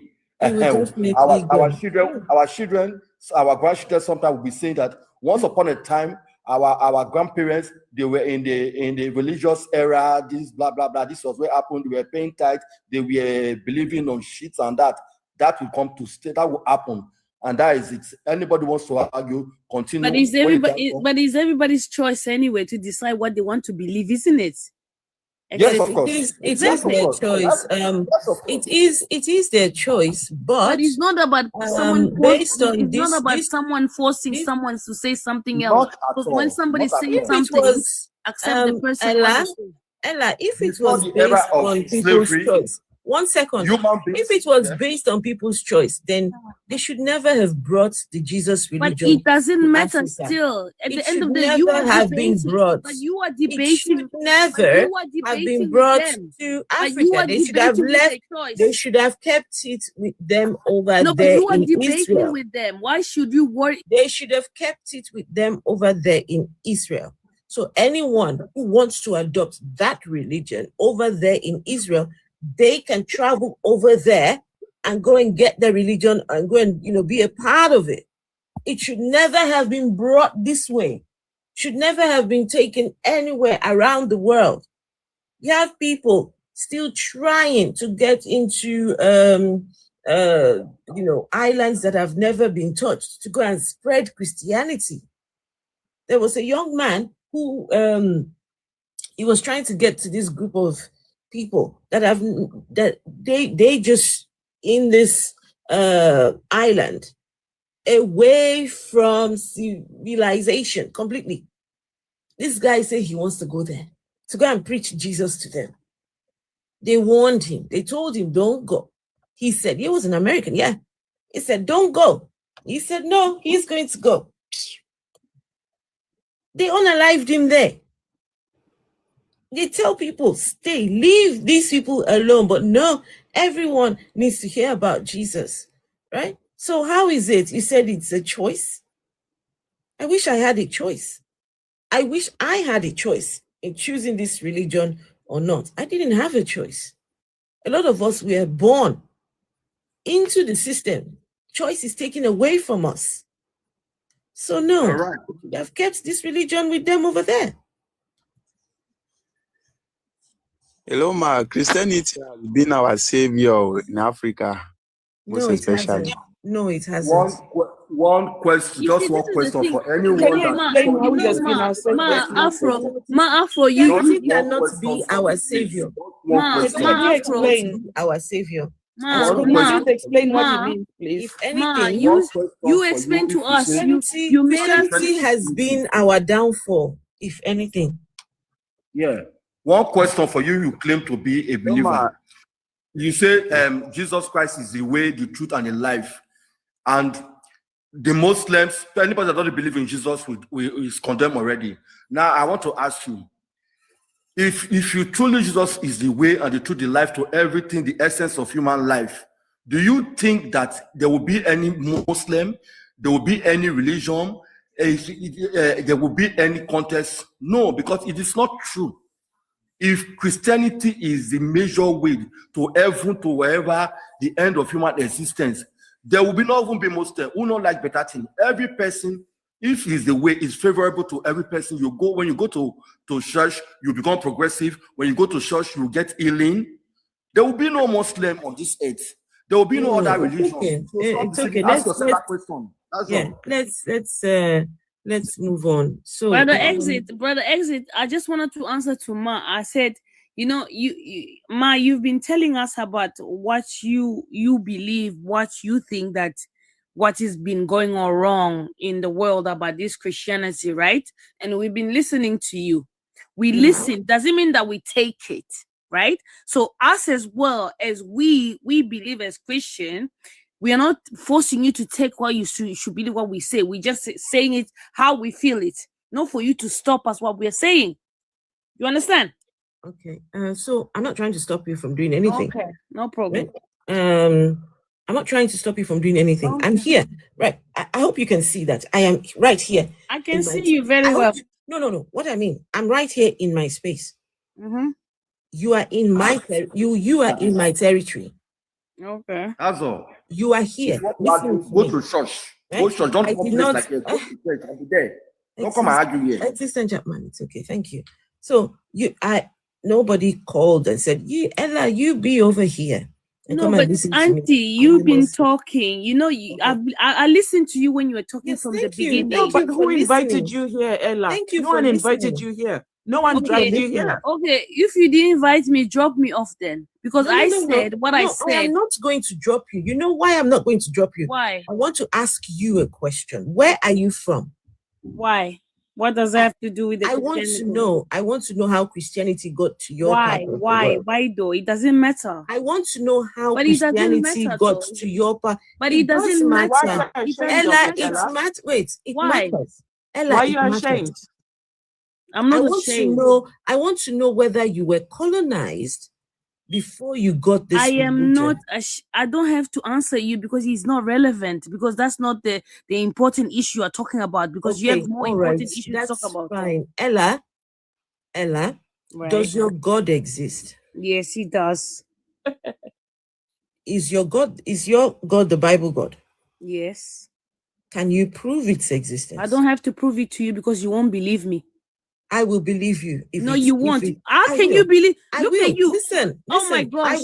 I will believe you. Hold on, Ella. You're already questioning me. I will believe you. No, but the thing is, I will believe you if it is believable. I will believe you if it is believable.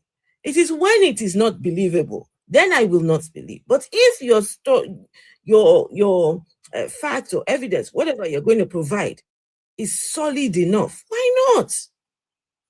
Why not?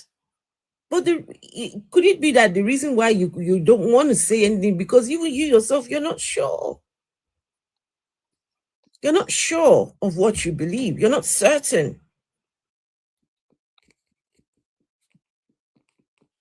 You are not certain of what you believe, Ella.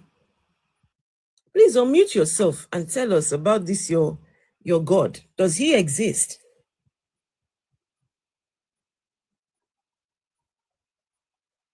I just say your moderator won't unmute me. I just say to you, why would you ask me that? It's not relevant.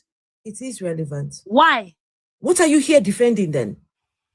I'm here listening because you were asking someone a question and I was answering to what the person was answering, and I was trying to talk and you told me to stop, and then you went to another subject, and then you come back. Go on and say what you wanted to say. Go on and say what you wanted to say. No, the person is already said. Exist already said what he said, and I agree what he said. You know, at the end of the day, you are the one. You come. This is your platform, like you said, right? Yes. It's your platform. You said we respect your platform. It's your platform. You can say whatever you want to say. We are hearing you. It doesn't mean we will take it in. We accepted it. But if we say our part, is it wrong? We are not forcing you to take it. It's not wrong. It's not wrong. And this is what we do here. We have conversations. But that's what I said at the beginning. But I don't understand why you have to ask me where I'm from or what is my God. Because at the end of the day, if I tell you, because you already have your mindset. Okay, so what you're saying is we can't have conversations with you. We already have a conversation. We are having a conversation right now. I just say to you, what if I tell you is not going at the end of the day, if I tell you what I will tell you, you're not going to like what I tell you. But your Bible says you should be prepared to give an answer for your. So you know my Bible. So you read my Bible. So but if you know my you Bible, should be prepared at if all you know my times, Bible, you should be prepared at all times. You see, to like give the way an you answer for your faith. But you see, like the way you said my Bible. Say my Bible.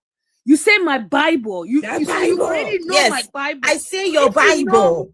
Okay, if you know my Bible. Okay, if you know my Bible, why are you asking me then? What's the point? Hello, ma. Let me help her. Don't help me. I don't want Abraham, you to help me. Don't help her. She didn't ask for your help. I don't want you to help me. Captain, save a hole. No. So, okay, but if you're not here for a conversation, then you can easily leave. I came here. I came up. You brought me up. Is because when I came up, is the conversation we're having at the beginning. It's not about this now. We are talking about now. You know but about. You've been asked to say what you wanted to say. Afro. No. You've been asked to say what you wanted to say. So go ahead and say what you wanted to say. She's distracting us. Let her go. She's distracting us. Let's get back to conversation. I beg. Nobody has time for whiny believers. Whiny believers. As if somebody is forcing you to be here. Sorry, ma. I wanted to answer the question, ma. What question? Which question was it again? The question that you're asking that who is our God or what is something like that. Can you prove that your God exists? Yes, our God exists. Just like what's his name? Is he Omoegbe?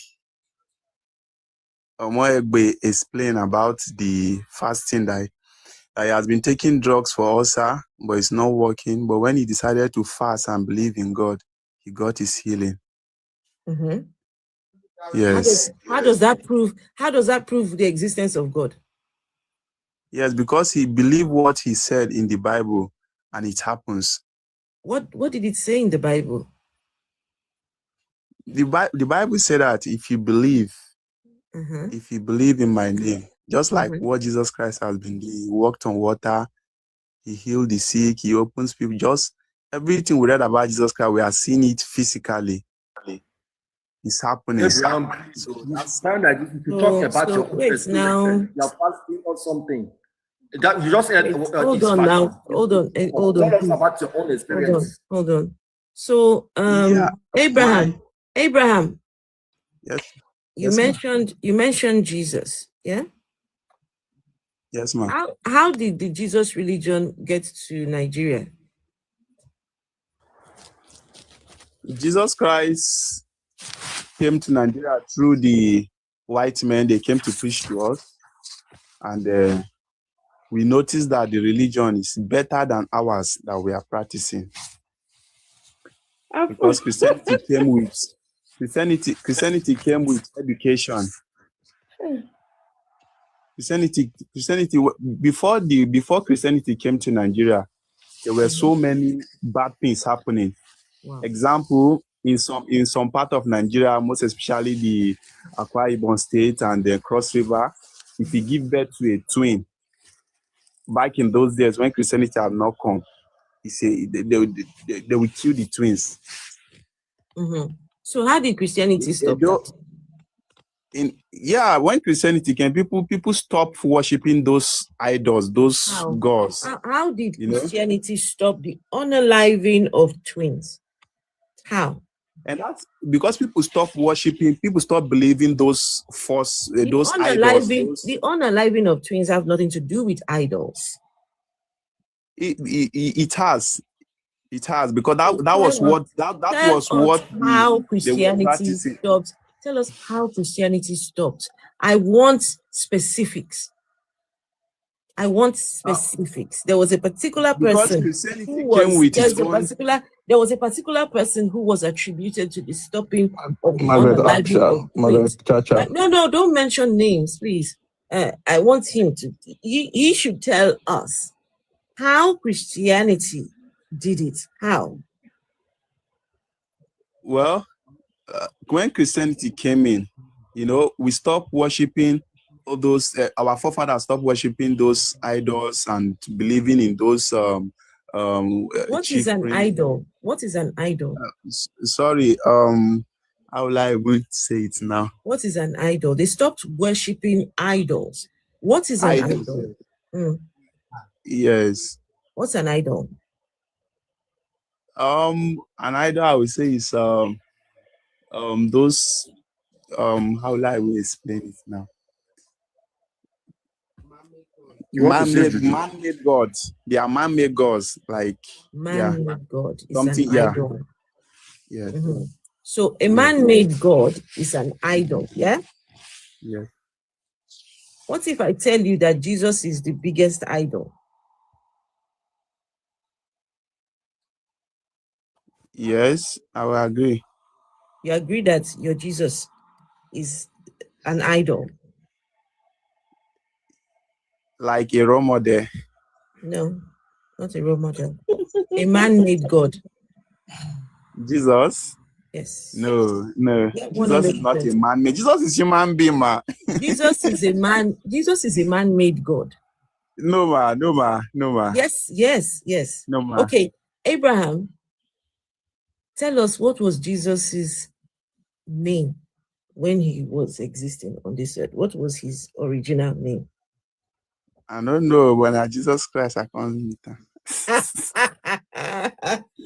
Hey, what was the name that his daddy and mommy gave him? It was Jesus Christ now, because the name has been announced even before his death. What language did Jesus speak even? What language did he speak? It's Hebrew language. And you think that Jesus Christ, you think that Mary and Joseph, they popped the baby out and said, this one, we're going to call it Jesus Christ? Huh? May I join the conversation? The name was Emmanuel. I remember. Even worse. So it's fine. Let's assume that his name was Emmanuel.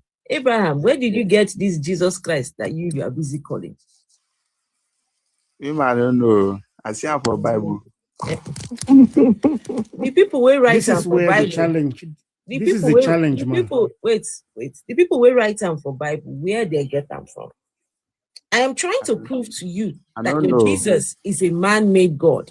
If that was not his name, a group of people came along and gave this name to this character. If his name was Emmanuel, according to you, that was his name. I don't know why and how his name got changed, right? So man changed Jesus's name. Men made Jesus. Men came up with the Jesus Christ character. Not like Jesus is a man-made God. But that name is very powerful. What name? Yes, the name of Jesus Christ. Wait, I don't understand. The name is powerful. You mean the fake name of this guy is powerful? I can't really say it's fake, man. What was his original name now? What was his name? What was his original name? I don't really know but it was Emmanuel, because it was in the book of Isaiah. There was prophecy that a child will be born, his name will be called Emmanuel, meaning God with us. So, and yeah. Okay. And Jesus Christ. So the Bible says that there is no name under heaven given among men whereby we must be saved, right? It also says that his father, God, has given him a name that is above every other name. What was the name his father gave him that is above every other name? It's Jesus Christ. Do you even know what language the name Jesus Christ is? Do you know what language that is? No. What language do you think it is? Guess. Take a guess. Somebody said Maybe the Jews. I think it should be. Vessel of dishonor. It's got nothing to be do with Jewish people. Vessel of dishonor. Someone said the word of God. Well.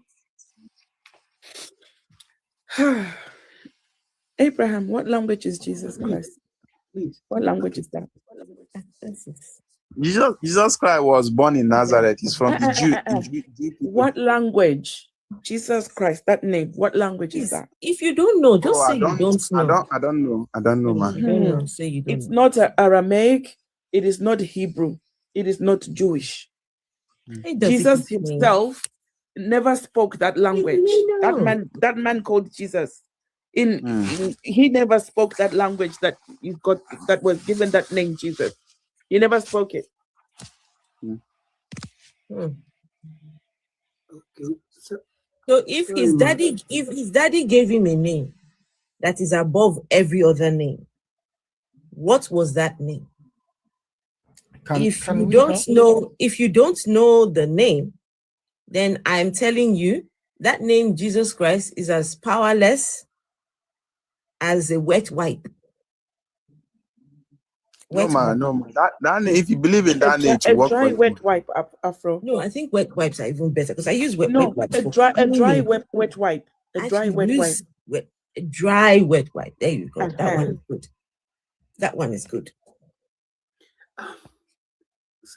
Hello, guys. Antonio Sonja, stop. He said Jesus spoke French. It was not that sophisticated. All right. Somebody wanted to speak. No. Okay. Yes, it was Isaac. Isaac. No. My name is Isaac. Yeah, Isaac. Okay. Go on, Isaac.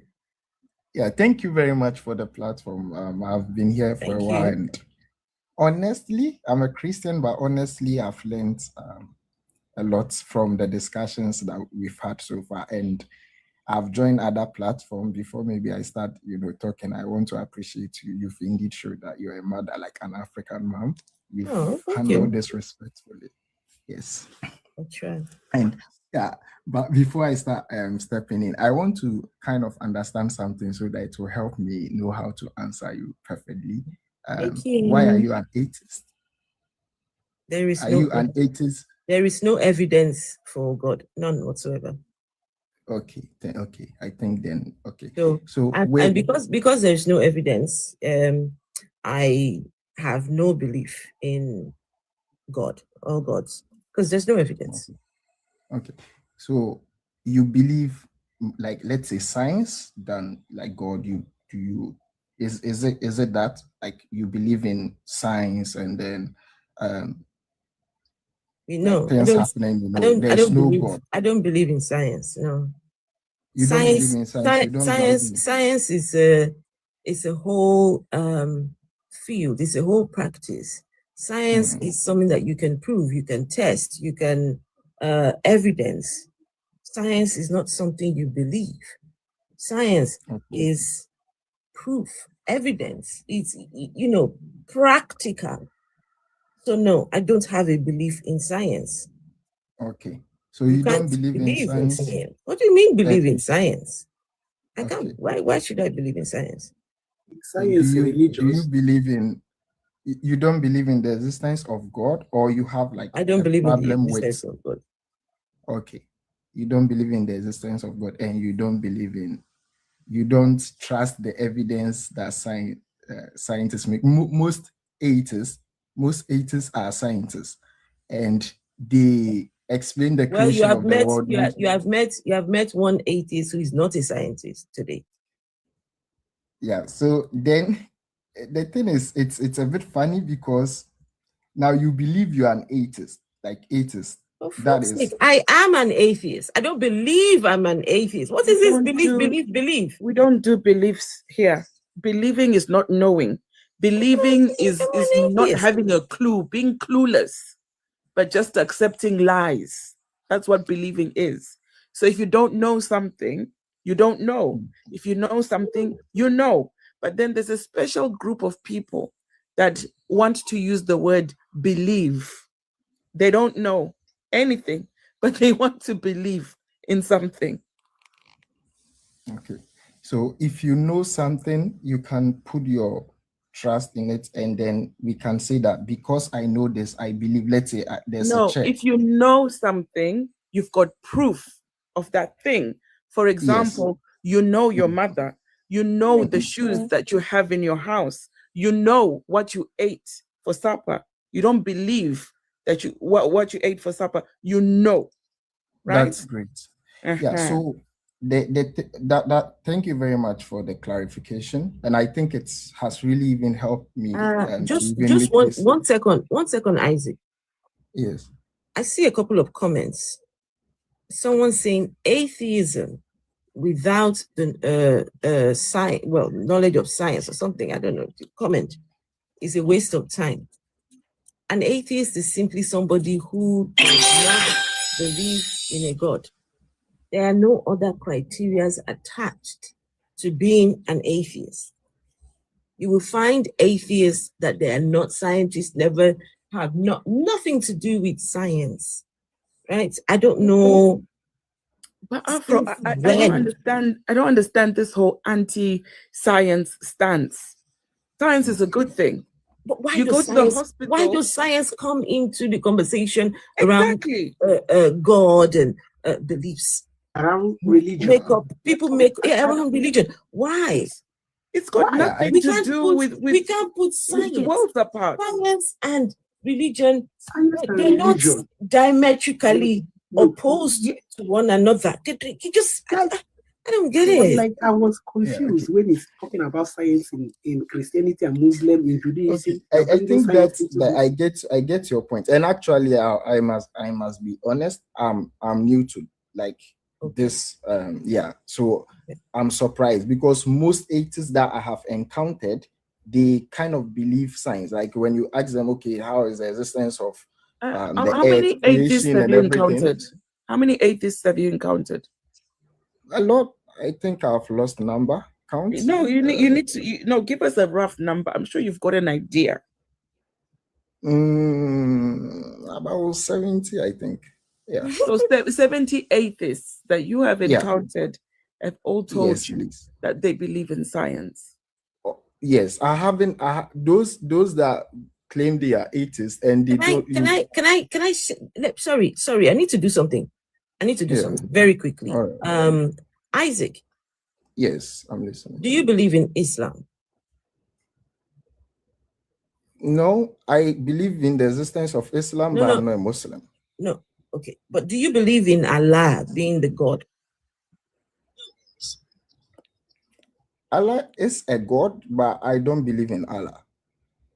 Okay, you don't believe in Allah. Do you believe in Zeus? I don't believe in Zeus, but I've heard stories of Zeus. Okay. So, you see how you don't believe in Allah and you don't believe in Zeus? Yeah. But you believe in one God, one? Yes. You are just one step away from becoming an atheist. You're only just one step away. I don't believe in all of them. You believe in one out of thousands. So you are one God away from being an atheist yourself. It's that easy. It is that simple. You see how you lack a belief in Allah? You see how you lack a belief in Zeus and all the other gods? Me, I'm just going just one step further. I don't believe in none of them. So you are one step away from being an atheist yourself. Okay, the danger about that though is, for me, I don't just believe in one God. I have faith in one God. I know that there are other gods, right? Because the God I serve told me that there is a God and his name is Mammon, right? And Jesus told me that I cannot serve two masters, serving God and Mammon at the same time. One second, slow down. Slow down. Okay. The God you serve, yes, told you, yes, there is another God. Yeah. My God is the most powerful. One second. Okay, relax and take How did he tell you this information? Through his word. Where? What word? Through the Bible, and then also some revelations. Wait. The Bible is his word? Yeah, the Bible is his word. May I please ask a question, man? Did he write the Bible, this God of yours that spoke to you? The way he spoke to his servant to write the Bible, and then he also talks to me. So because of that, now I know that if he can talk to me and he can reveal things that is to come to me, then indeed I trust that he spoke to them. Okay.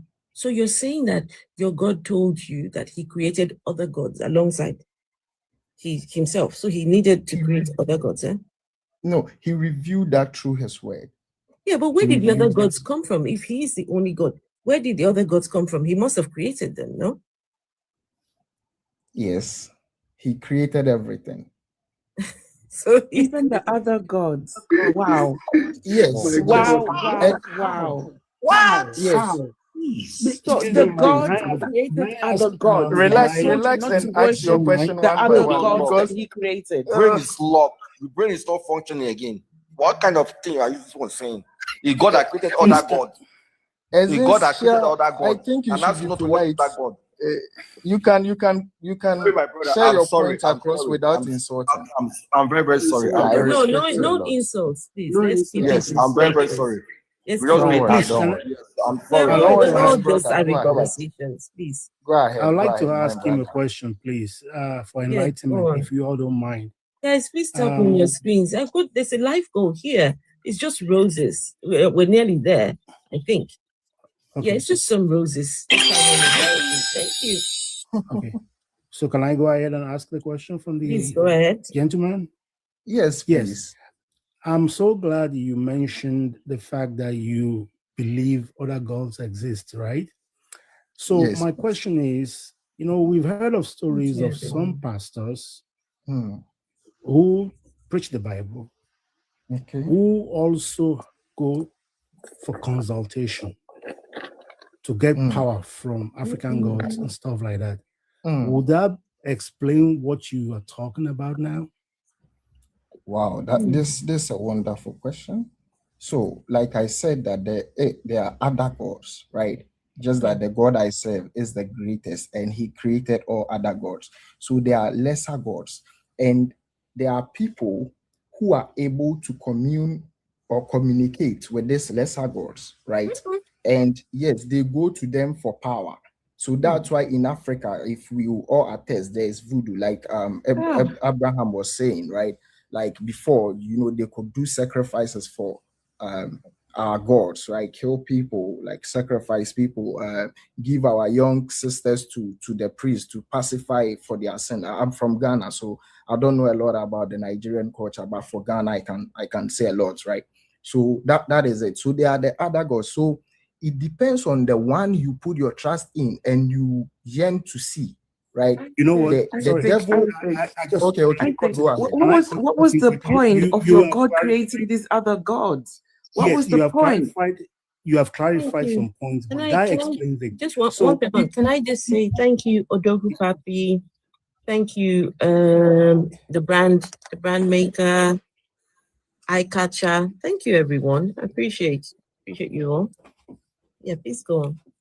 Okay, so my additional question, or maybe a clarification from what you just said, is that some of these big so-called preachers and pastors in Africa, they consult these other gods for power. So that's probably where their miracles and all the other stuff come from. Is that what you're telling me?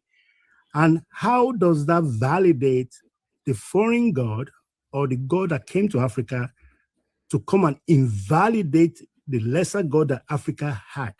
You see where I'm going with that? How do you explain that? How do you explain that? Because if you're big pastors with all of these big cars and all of these big whatever, they still go to these so-called lesser gods so that they can do miracles and deceive people. How do you explain that? Please, can you clarify? Okay, thank you. So I am sorry. I am 27, guys, people are not tapping. By now, we should have been hitting 50. Come on, people. If you're watching on YouTube, please give the stream a thumbs up. Guys, oh yeah, let's be on the tap. If you've got those clicker tap things, now is the time to bring it out. So yeah, let's go. Go on, please. Go on with the conversation. Okay. Yes. Sorry, I think I can't see your entire name, so I don't know how to address you. But I'm not supporting your point that like these big pastors are going to lesser gods for power. No, I know like there have been some instances where some people, even some young pastors, some of them, like in Ghana, there have been these instances where some pastors have come up to confirm that, like to confess that I went to this to get power, and I was using I started a church with it, I killed people, but now I have found God, or so they confess. Like later on, that is the difference, right, between what the devil and what God gives. What God gives lasts with you. What the devil gives has an expiry date. When you are no longer able to give the sacrifices and everything, then it will. Are these lesser gods devils? Because now you're bringing devil into the yes, please. So let me help you with how they came into being. Wow. Guys, just 1 second. Just 1 second. I'm trying to understand a God that sits down there, creates other gods. Not only does he create other gods, gives them powers. Gets angry when people now go seeking. Oh, Mama, I love the way you question. It's really wide. A God is giving powers to lesser gods. Yeah, I can't even. And then he says, "Don't worship them, Afro." He says, "Don't go and worship those other gods." Why did he create them? Why? Yeah, so let's relax, and then let's understand. Okay, so let's not just you ask the question and then don't worry. By God's grace, God will give me utterance. I'll help everyone. The same God that created lesser God is going to give you what? Grace. Okay. Utterance. The same God will give you utterance. Yes, and I'll help you out. I pray that. So Isaac, by the time we are done here, Isaac, I'm saying anything you're going to say from now on is utterance from God. I am praying for utterance, and one thing I'm also saying is that all right, guys, you guys are about to hear utterances from God. By the time we finish, I believe that some people will experience God, and then that's why I'm here. And maybe you might experience Satan as well. Okay. In the process. Okay. So the question, if you need, so my brother, I'm not saying I support your point that these big pastors, the pictures I'm seeing, they went to people to consult them, and that's what they are using for miracles. I'm not actually supporting that, and so maybe you might rephrase your question and I'll help you out. Like how, and with what my sister was asking, why did God create the lesser gods, and then now when we go to worship them, then he gets angry? No. So how did the lesser gods, or these gods we are talking about at all, even like came into the picture? What happened, right? That is something. Where did they originate from? Yeah, of course, and I agree. He created them. Now, why did he create them? That would be another thing that you are asking, because if you know that this is what they will do, why will you create them in the first place? And then why would you send them here to, now they are here, and then when we serve them, you get angry with us for serving them and all those things, right? So This God I serve is loving, and because he loves us, and these lesser gods are here, he has not left us alone. He has actually given us something called the Holy Spirit with us here, who teaches us, who guides us, who empowers us more than these lesser gods. That's why I believe a genuine Christian does not go to Why is seek the powers. moderator muting me from commenting? Why? Huh? Commenting? Who's that? Why is the moderator doing that? There are so many moderators here. Which particular Who moderator are you exactly talking is about? muting me for 5 minutes now to comment? Were you commenting some problematic things? I was answering questions. To who? Who was asking you questions?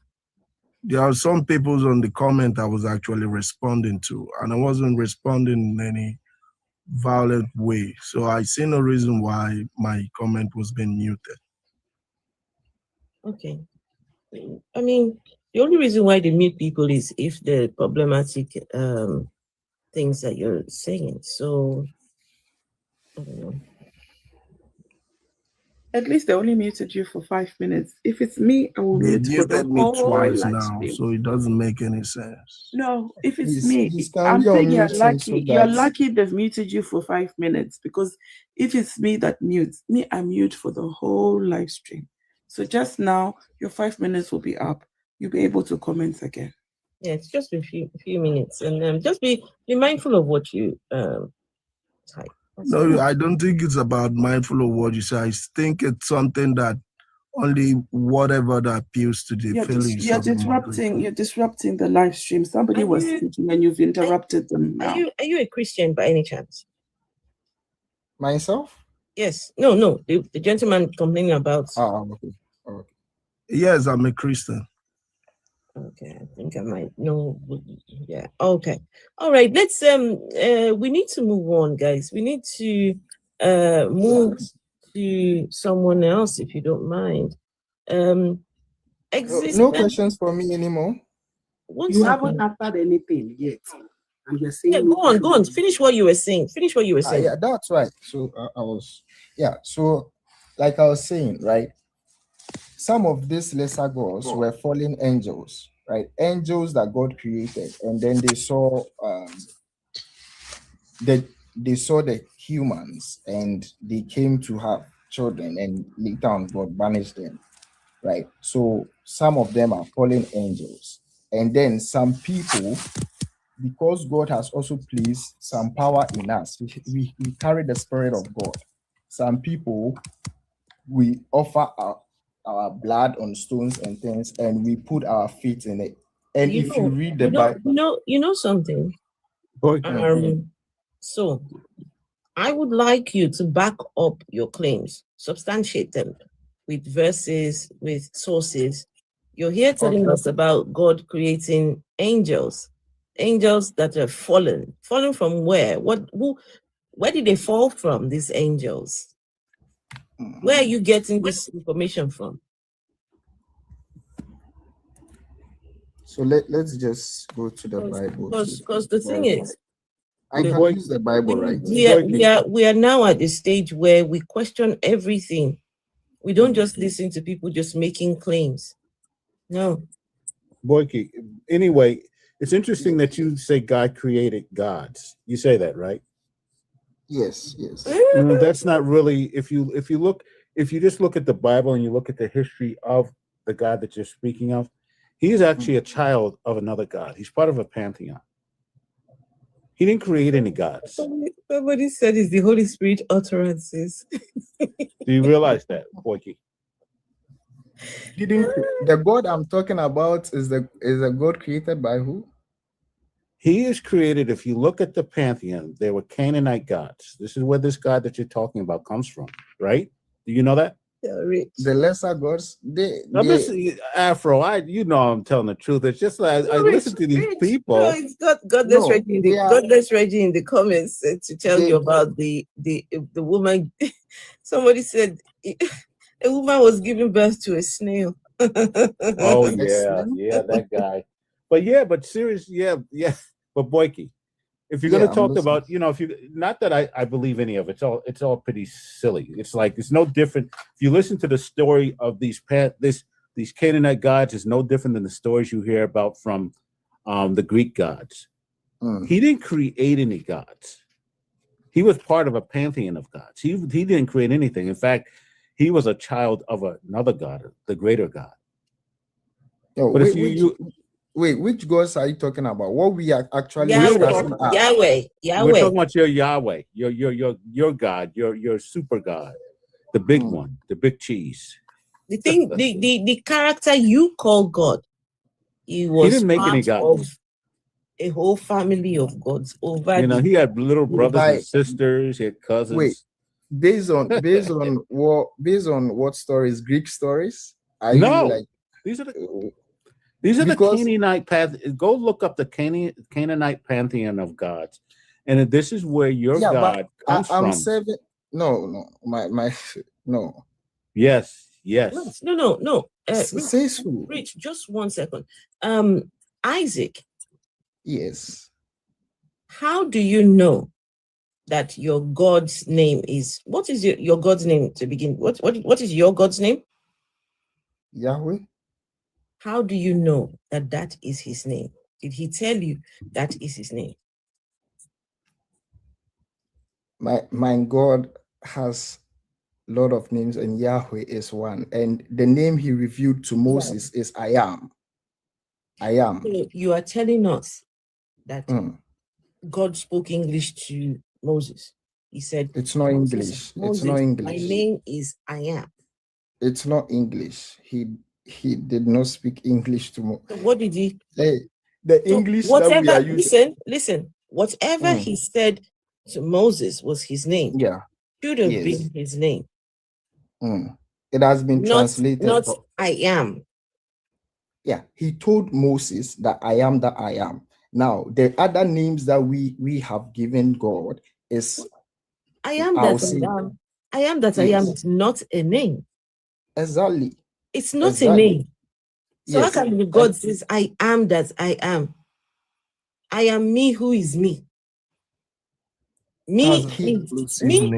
That is a name. It makes no sense. Why do you give people names? Anything can be a name. Why do you give? Yeah, exactly. But that is I am he chose that name. That's an exclusive name. He chose that. That is to tell you his greatness. No. And now, because we are humans, we give him names. Me. Okay. So I see. So it's you humans that are giving God names. It's not we humans. We have attributes that we have. Did you hear what he just said? He just said we have attributes. We humans that are giving God names. We have attributes that we have given God names sometimes based on what they experience or what did the God tell you is his name? That is, and I'm telling you, I am that I am. Tell Pharaoh that I am that I am has sent you. So he said to Moses, tell Pharaoh that I am that I am sent you. Yeah, because he is, I am that I am. So that's why. Can I ask you guys? Can I ask you guys? Just I want you guys to be very truthful with me. Okay. Please be very truthful with me. Do you believe that this God spoke verbally to Moses? Yes. Moses, my name is I am that I am. You believe that? Yeah, I do. I told you before we started that he even speaks to us. So why can't he speak? It's fine. What gives you that assurance? What makes he has spoken to us before? To me before. He has spoken to me before. He's spoken to you? Yeah, before. So I know that if he can speak to me, why can't he speak? And what language did he speak when he spoke? Afro, where are you from? What language did he speak when he spoke to you? What language did he speak when he spoke to you? He spoke a language I could understand, my mother tongue. Wow. Wait, let me see. I want to see how he spoke to you. Like, did he come down? Do you want to hear from him? No, hold on. Did he come It's down? a question. Do you want to hear from him? Can you please answer my own question? Did he come down to have a conversation with you? Oh, so maybe when I'm trying to explain, let you know, but so I'm asking you a simple question. Do you want to hear from him? So that when you hear come from him, down. No, listen. You are speaking, your God is speaking to you. Right? Now, when people start hearing voices, that is problematic. Right? But I'm going to give the benefit of the doubt. Okay? A voice was talking to you. So did the God come down and have this conversation with you? How did it work? How does a God speak to people? Is what I'm trying to get to. Okay. Trying to get at. You genuinely, do you want to know, or you yes, want I genuinely want to know, because Isaac, yes. you might just be a madman on the loose. Okay. You might be somebody who is needs to be checked in somewhere, right? So I'm trying to determine, is this hearing from God or somebody with the, So, okay, right. So conversation with God. Did he come down to have this conversation with you? It saddened my heart, and it's funny.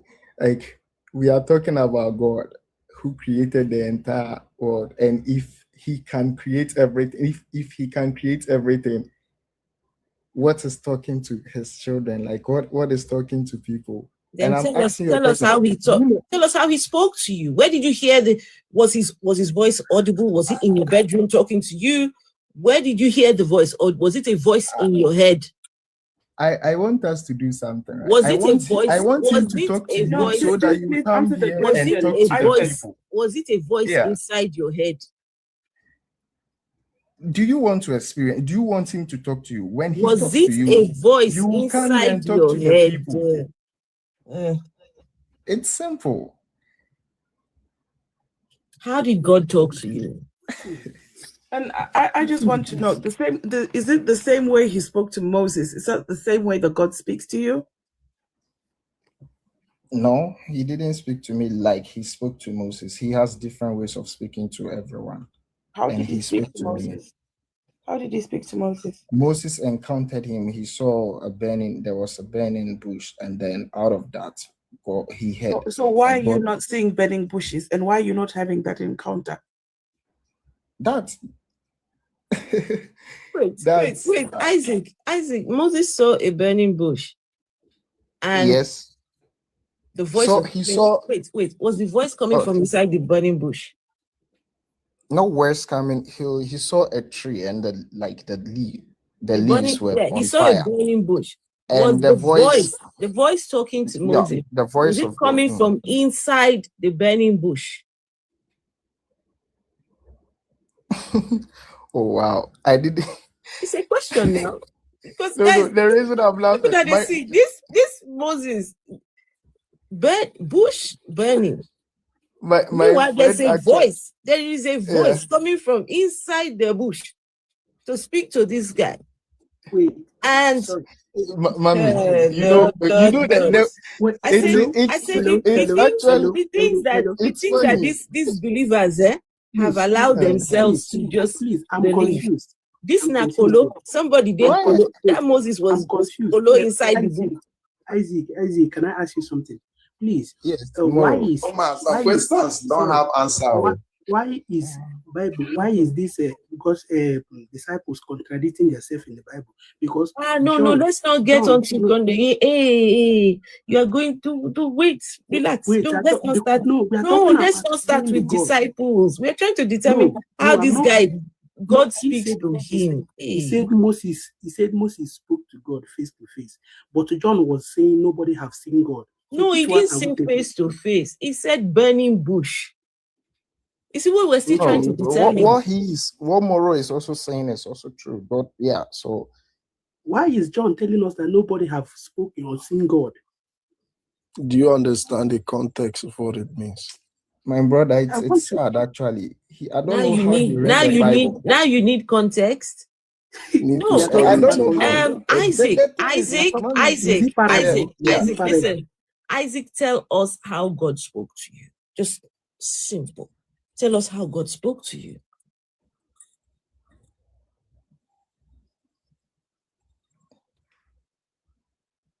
Because listen, if you cannot tell us how God spoke to you, how on earth do you believe all the writers in that book that you say God spoke to them? If you cannot even demonstrate, if you cannot even, so how then would you believe the words of these people inside the book that said they were speaking to a God? You just told us that somebody was speaking to a burning bush. He was having conversation with a burning bush. Afro, can I say something? That is one of the most ridiculous shit I've ever heard. The thing is, you don't, okay, listen. So, this, you act like you've read some part of the Bible, you know some of the things. And now in the Bible, right, God spoke with a lot of prophets in a lot of ways. Some of them in their dreams, God appeared to them in their dreams. Some of them in visions. Some of them, they had encounters with God. Now, for me personally, God has spoken to me through my visions. I have had through dreams, and then also I've had encounters. So if you ask me how God speaks to me, these are ways that God have used to speak to me. And I want to just ask you one question, and then that will determine, do you want to hear from God? So that next week when you start this life, you will come and tell the people how God spoke with you. Yeah, I want to hear from him now. So I want to hear from him now, Isaac. Tell him to come and have a conversation with me. How do you want the conversation to be? I mean, whatever way he spoke to you, and you knew for certain that it was him. Yeah, can he do the same with me? Me, God. Rich, behave yourself. Ria. Okay, so I told you he spoke to me through dreams. And one second. Pace even. No need to insult me. No need to insult me in the comments. Madam, you are the colo because you're trying to search for what you can never get an answer to. So I'm on a search. So let me understand. So me, I am colo for trying to get answers. No, that's not fair. That's not fair. I would never get those answers that I'm looking for, but somehow I am the one who is colo. Just believe, Afro. You don't need answers. Just believe. That's your problem. It's okay. Rich, I think even Rich is making a lot of money. I think I've Are you from Nigeria? No, I'm not from Nigeria. No, I'm talking to the host. Oh, okay. I'm half Nigerian. Rich, the woman does not Nigeria, so don't bring beliefs. I'm half Nigerian. The woman doesn't believe. I like the way your curiosity is not bad. You understand? I like the fact that you're trying to challenge Christianity and want to see the demonstration of this power that is being written. So it doesn't look like a fairy tale or some kind of a fictional story. So I understand what you're saying. And did you say you're a Christian? Yes, I'm a Christian. So it's good because why do you believe? Why do you believe in the Bible? Yes, I was just as curious as you are also until I had an encounter. So it was a personal one. An encounter with who or with what? Yes, I had an encounter with one of God's servants. So by the time he started unraveling things God's servant. Your God has servants. A prophet, yes. Your God has servants. Yes, we are servant of the Most High. So your God is a master. You are servants. Yeah, and sons as well. We are also sons. Wait, are you servants? We are sons who love to serve our father. Make up your minds, because a servant can never be a son. Those are even your Bible. When we're talking about servants, we're talking about the difference between a servant and a son. A servant can never inherit. Through Christ, a servant does not inherit. A son inherits. A servant does not inherit. Yeah, we're talking about the rules. Hold on, don't speak over me. We're talking about the rules. Excuse me, I will speak over you. Wait a minute. Like, who do you think you are? You've been speaking over people. You can't be a son and still a servant. Your pastor's Christ took the form of a servant, this is why but they doesn't muted take you. away the fact that these people cannot give you any point here. There is no need. Christ is known as the Son of God and still took. Please don't on be disrespectful. Stop. Excuse me.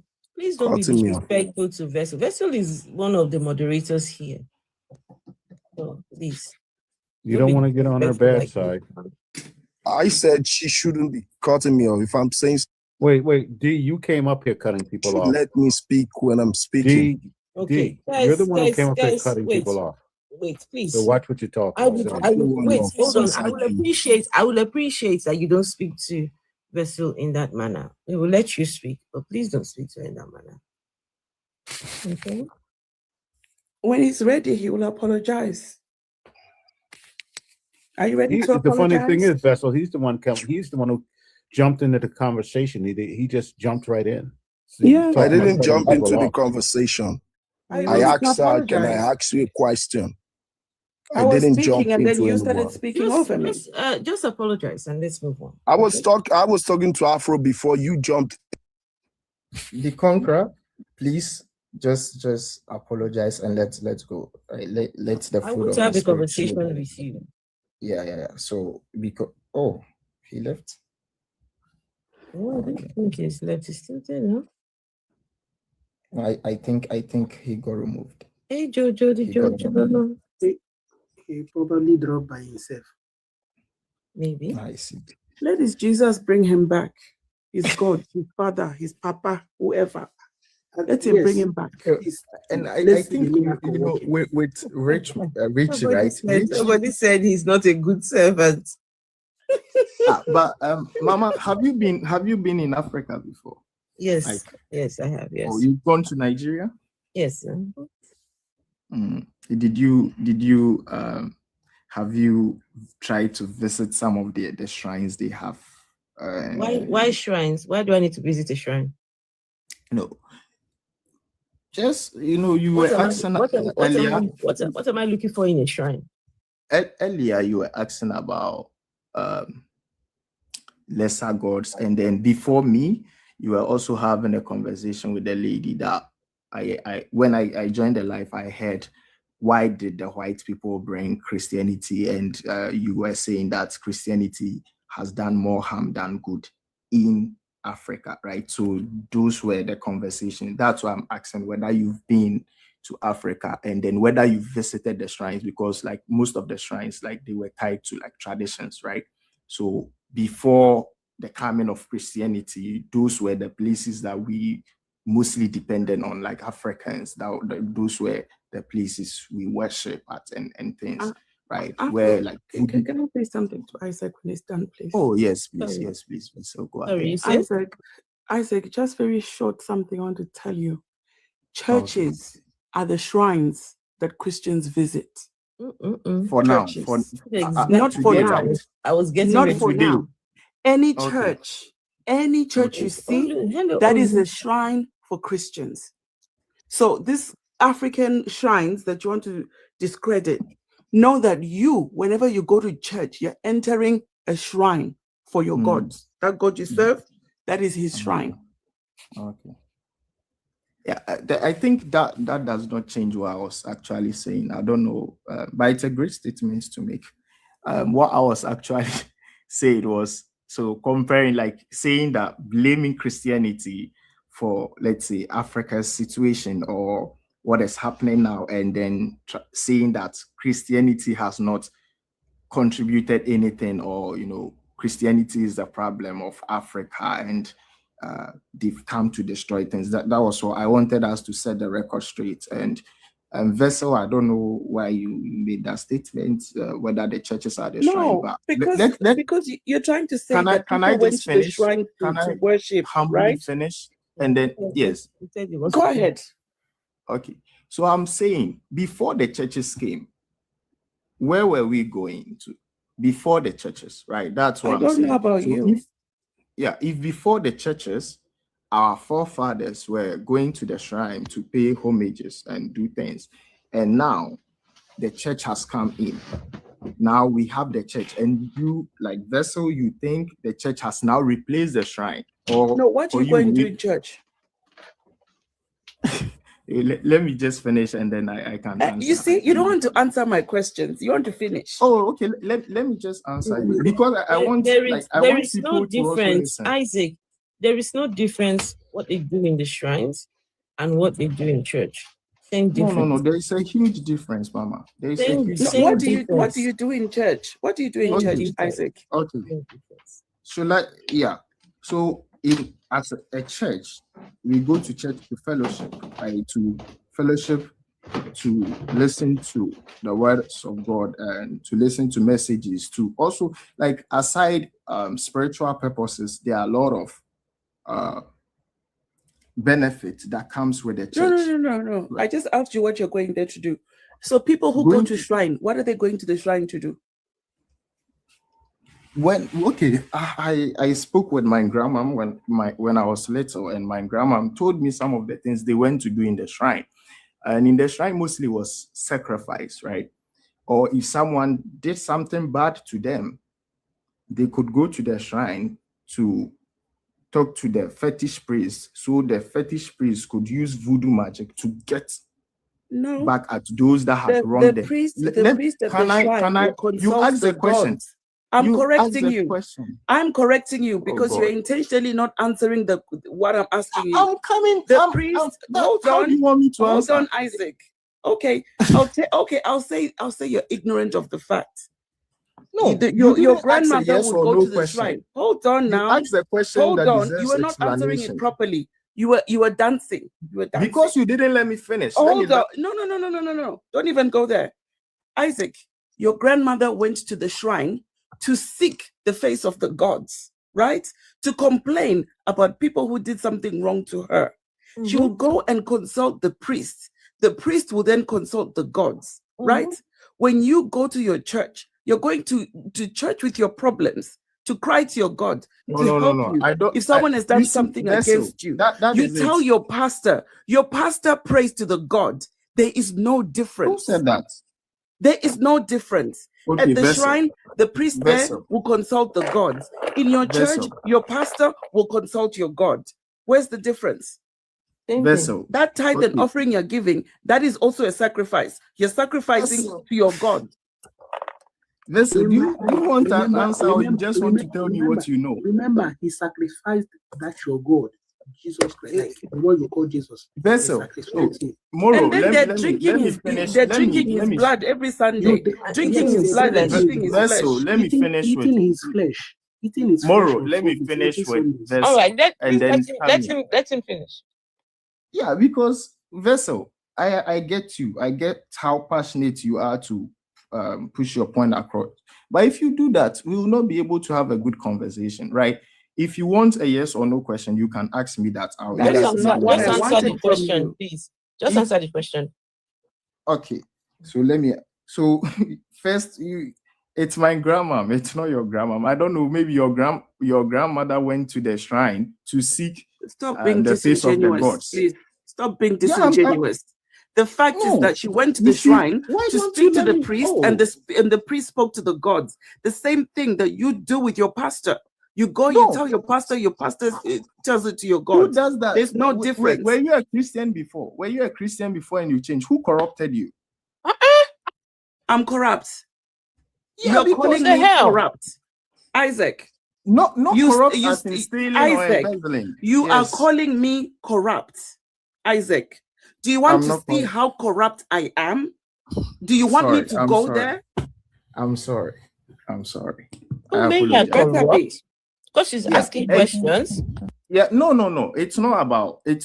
I'm using the word corrupt, but not in that definition. I'm using it in context. Who corrupted you? Not like because you that is an insult, bro. There's no context in that. No matter how you mean it.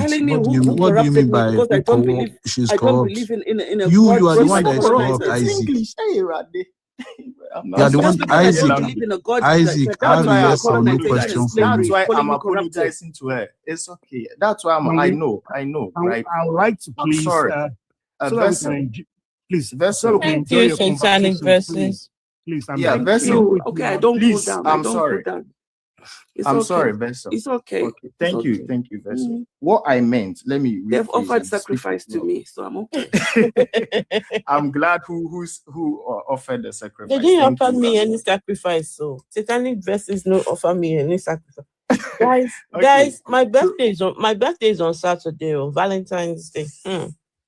So for your birthday is this Saturday? Valentine's Day now, yeah. Oh wow, that's good. This is why I was telling you to try and pay for Valentine's dinner, Odogu. We need to do birthday live stream that day, Saturday. We need to honestly, we need to celebrate you, Afro. We need to celebrate you. Happy birthday in advance. Happy birthday in advance. You're such a darling. Thank you. Okay, so like with what you are saying, Mr. Hello, sorry, Mr. Isaac, you just been talking.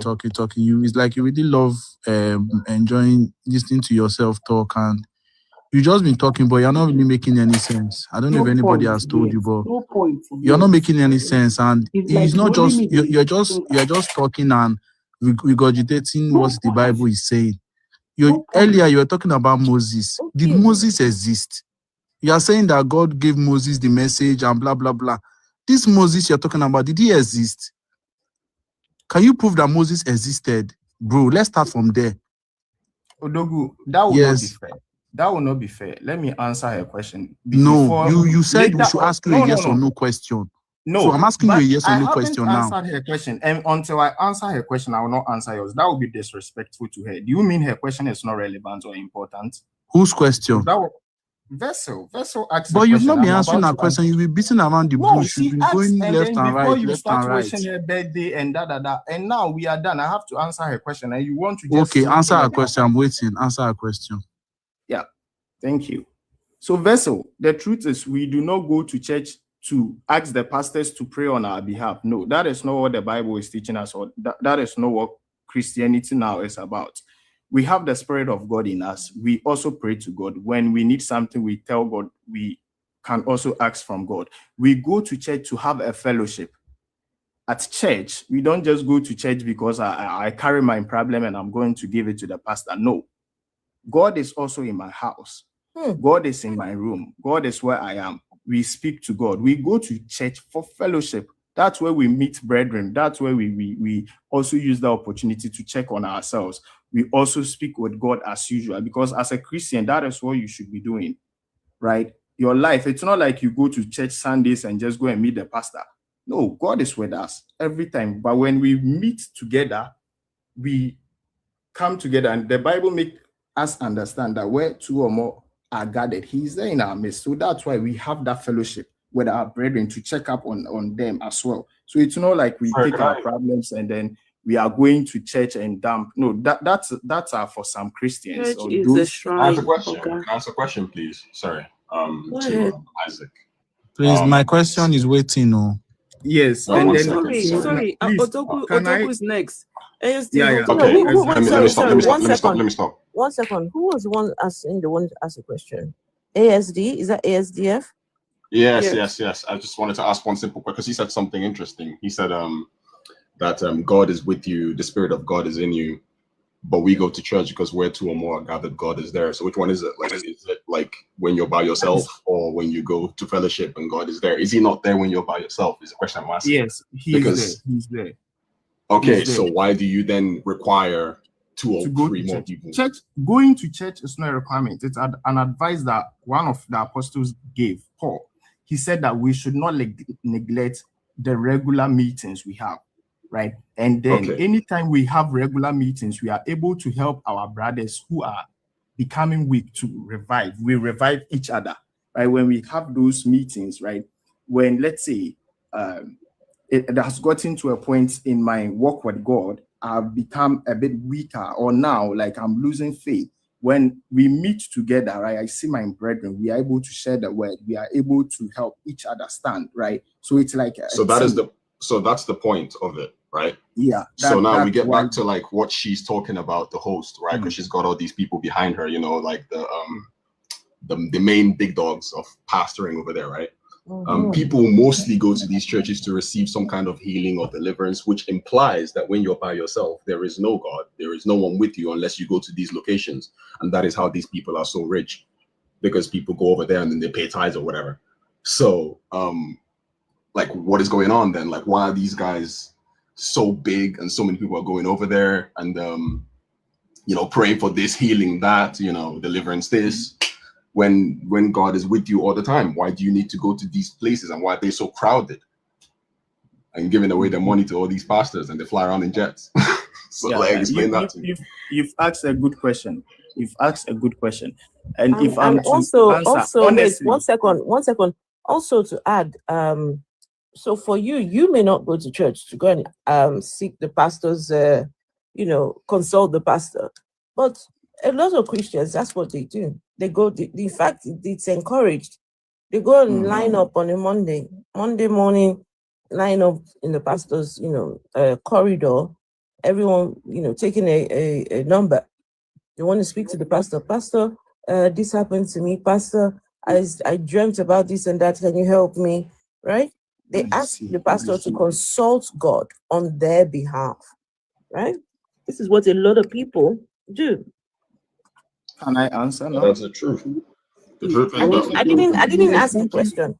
I didn't ask the question. No, I'm trying to say, can I answer ASDM, because he asked a question and then you chipped in something. Okay. So he asked the question, what about those that go to see the pastor for, let's say, deliverance, or maybe they want to heal? Does that mean God is not in them? And I said, like, it's a good question. God is in all Christians. Now, we have some people who are lazy, who do not speak with God, who do not believe that God is in them, right? We have it. So an example will be, we have people who have read, okay, like their books, their school, and we have people who are going to school to read and become doctors, learn medicine, know how to, check a patient and know the kind of sickness that you have, right? These people have devoted their lives to learn this, and they've become masters of it. So you go to the hospital and they are there to serve you. Now, if you decide today that, or when you were also growing up, that you want to become a doctor, you could go to, the difference is we have other things that comes in, like maybe you didn't have the money or things, but let's say all other things being equal, you could also go to school. They are the same books. You could also learn, right? And then become a good doctor, and you could also become a doctor like them.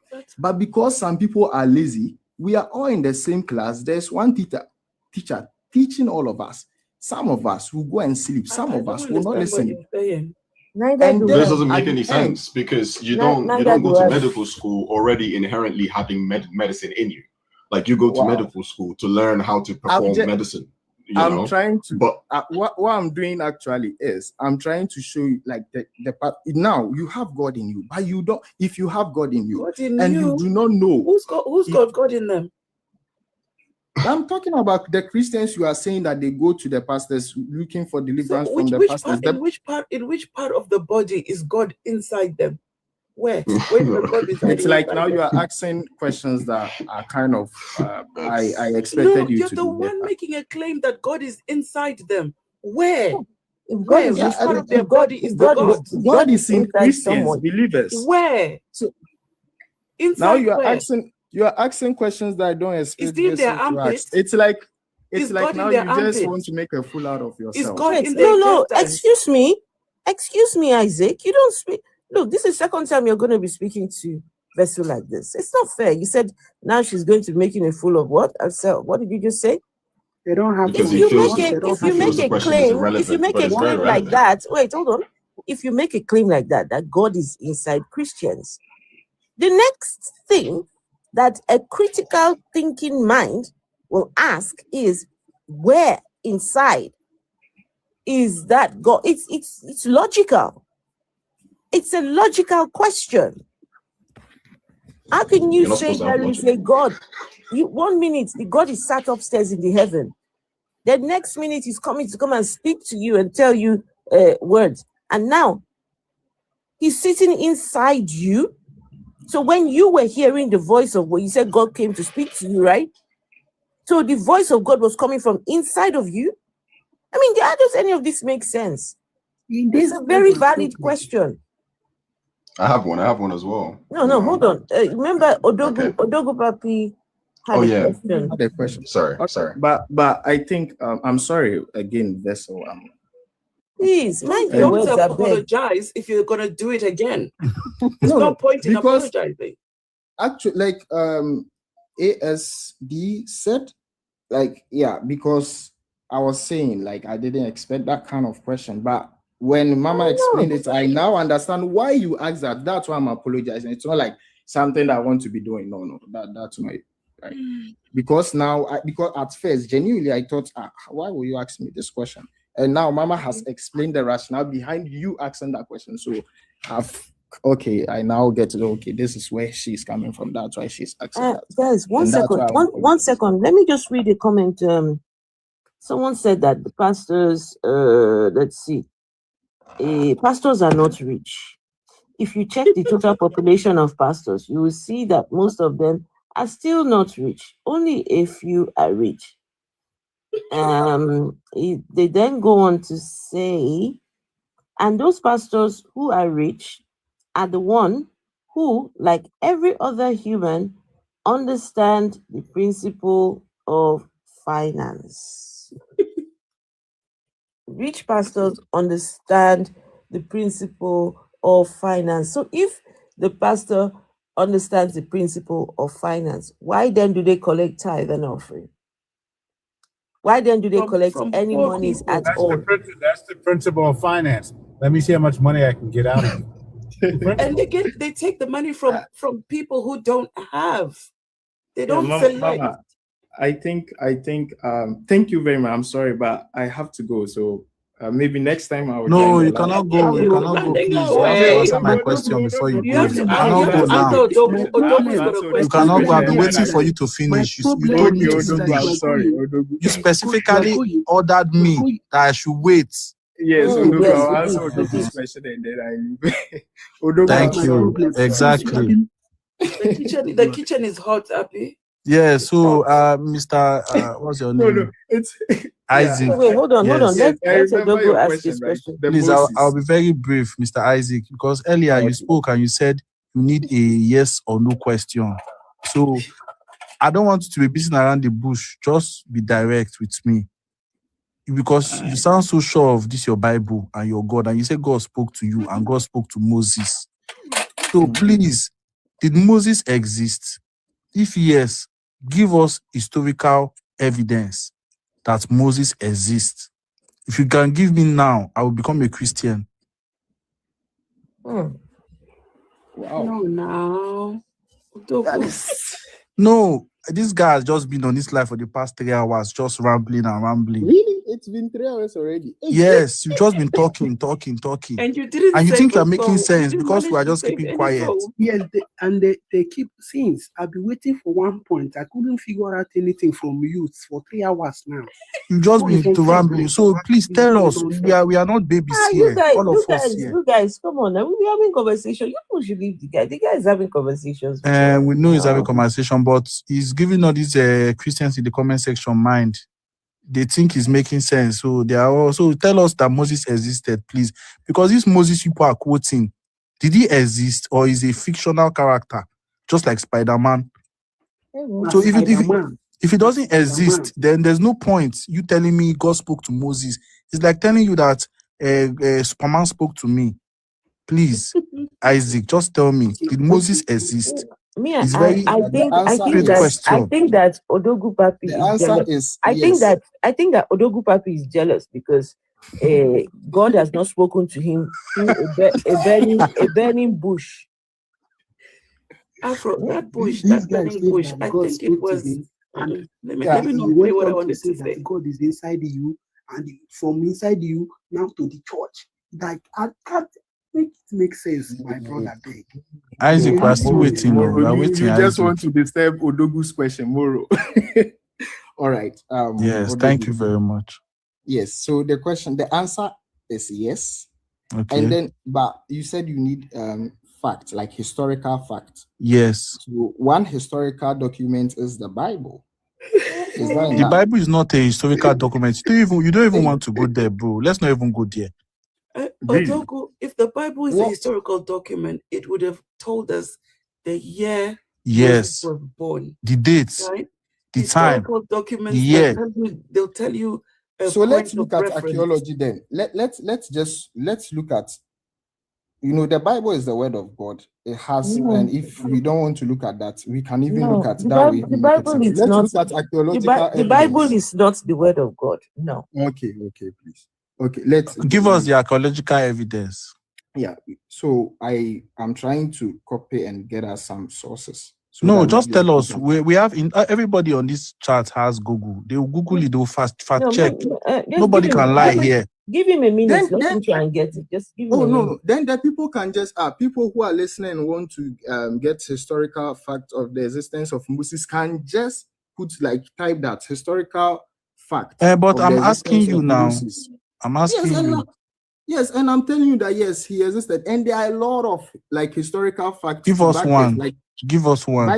Bible archaeological reports. Right? Says that what? Okay. So let me just read for us so that it's not like I'm quoting, right? And then Okay. While you're trying to bring that up, guys, thank you so much for the gifts, the taps and the shares. Please don't stop. It's good. But the Christians, you didn't give me any gift. Oh. let Moses give you your gift. Do you see how stingy? Do you see how stingy your people are? They are not stingy. They are not stingy. Yes, please give him some gifts, please. Afro, one guy said that he will send you big gifts if you confess that Jesus is Lord. I have searched what you said with Shasha. Isaac, can you hear me? Oh yeah. It says your reward is in heaven. You said we should. Yes, I love that. I love that. Thank the person that said that. God bless you. You said you are talking about archaeological proof, and what I started, you said that there is no direct archaeological proof of Moses. Thank you. Please, where did you what did you say? Morata, thank you very much. Please, you have Google. Yes, please, I said search historical facts of the existence of God. Okay, archaeology is one. How can you fact check something that doesn't exist, that never existed? Yeah, if there's historical fact, Google will have brought it out now. So the guy should just put that. Historical fact of the existence of Moses. That's his question. So my brother, just find anything. There's nothing, okay? Let me read it out for you. Morata, something's wrong with your mic. We can hardly hear you. Morata, your mic is not loud. Oh, sorry. I said, let me read it out for much better. Historical fact about Moses. He said, when it comes to historical fact about Moses, to be honest, there is none. Hey, my chest. My chest. Are you using? Are you? Is there another thing you want to ask me about?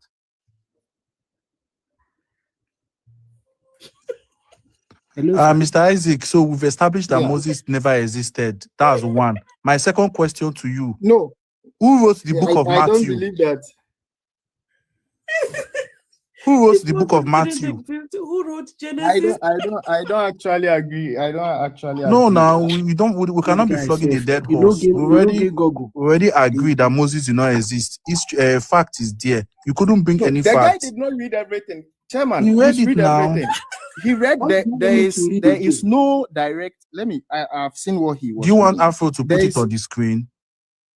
I've seen what he was reading, but he didn't finish. He said there is no direct archaeological or contemporary non-biblical contextual evidence confirming the existence of Moses, leading most scholars to view him as a legendary or a composite figure rather than a historical verified individual. While rooted in tradition as a 13th century BCE leader, his story lacks confirmation in Egyptian record. You're just digging your own hole.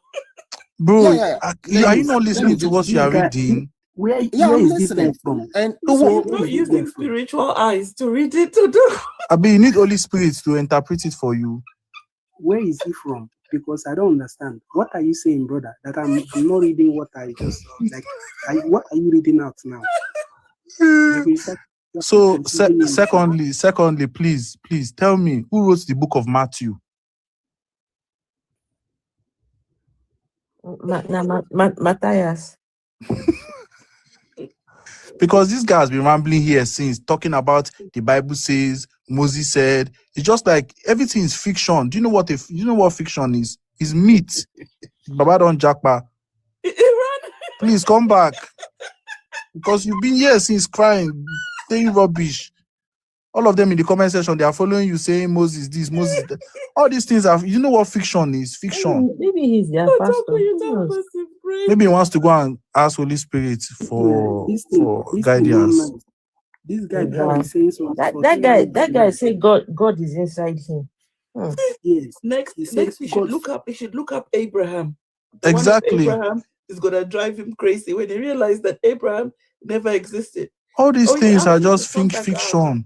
They don't exist. What about the main guy himself? Isaac is requesting to come back up. What about the main guy himself? How can Jesus exist and he didn't write any book for himself? There's no book of Jesus. Why is there no book of Jesus? Guys, bring Isaac back up, please. At least there should be a book of Jesus that, okay, yes. I'm the Son of God. I wrote this one myself so that people will not have doubts. Nobody will change what I wrote. This thing, someone that they Afro, like, please bring back Isaac in the comments. Joseph, there is no way Joseph said anything. Someone that gave that people, I didn't run, please. Okay. You ran away. I didn't run. Who wrote the book of Matthew?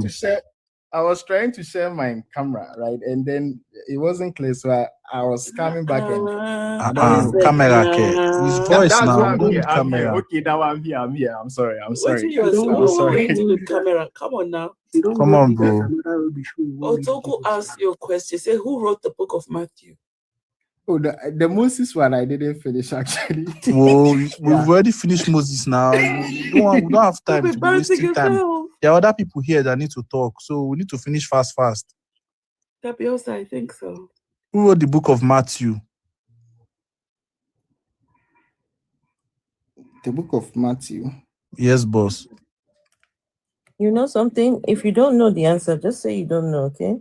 I wanted to hear him. Based on theology, we believe it comes from the kill source. So it is believed that the first three gospels, right, come from a kill source. The Q source. Yeah, like it has to. So Mark was the first written, and then but the specific person that wrote it. We don't know if it was Matthew who walked with Jesus who wrote it. You just googled that, isn't it?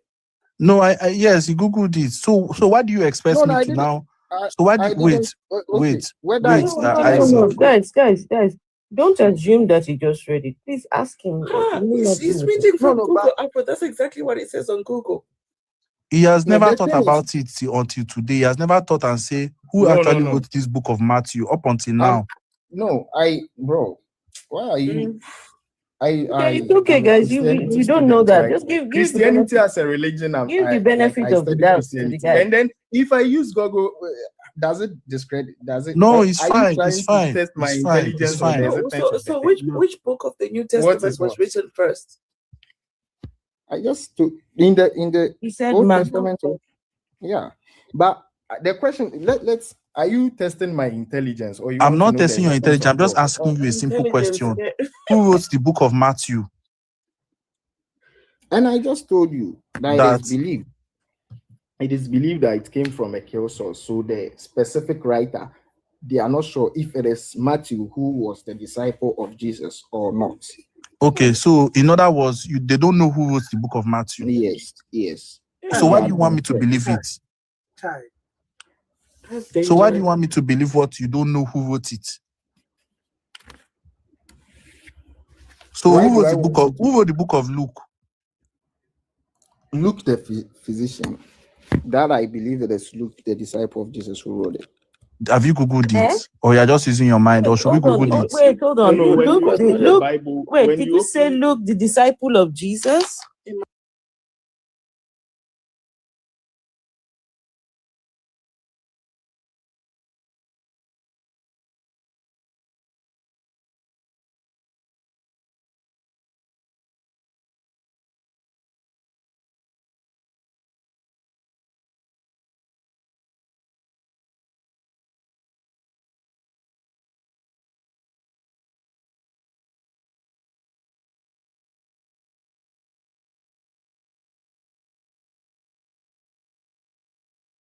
The sacrifice that your Yahweh does, all those other gods, they are learning. Your Yahweh is the worst. He's worse than the vampire. He loves blood so much. He loves sacrifice. If he doesn't say sacrifice like this, he's not okay. So what's the difference between Yahweh and those other gods you are condemning?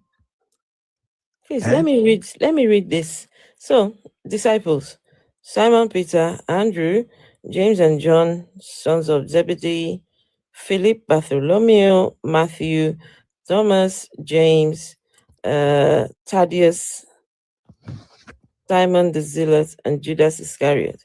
Please, where do you see Luke among his disciples? Luke never even met Jesus. Never, ever.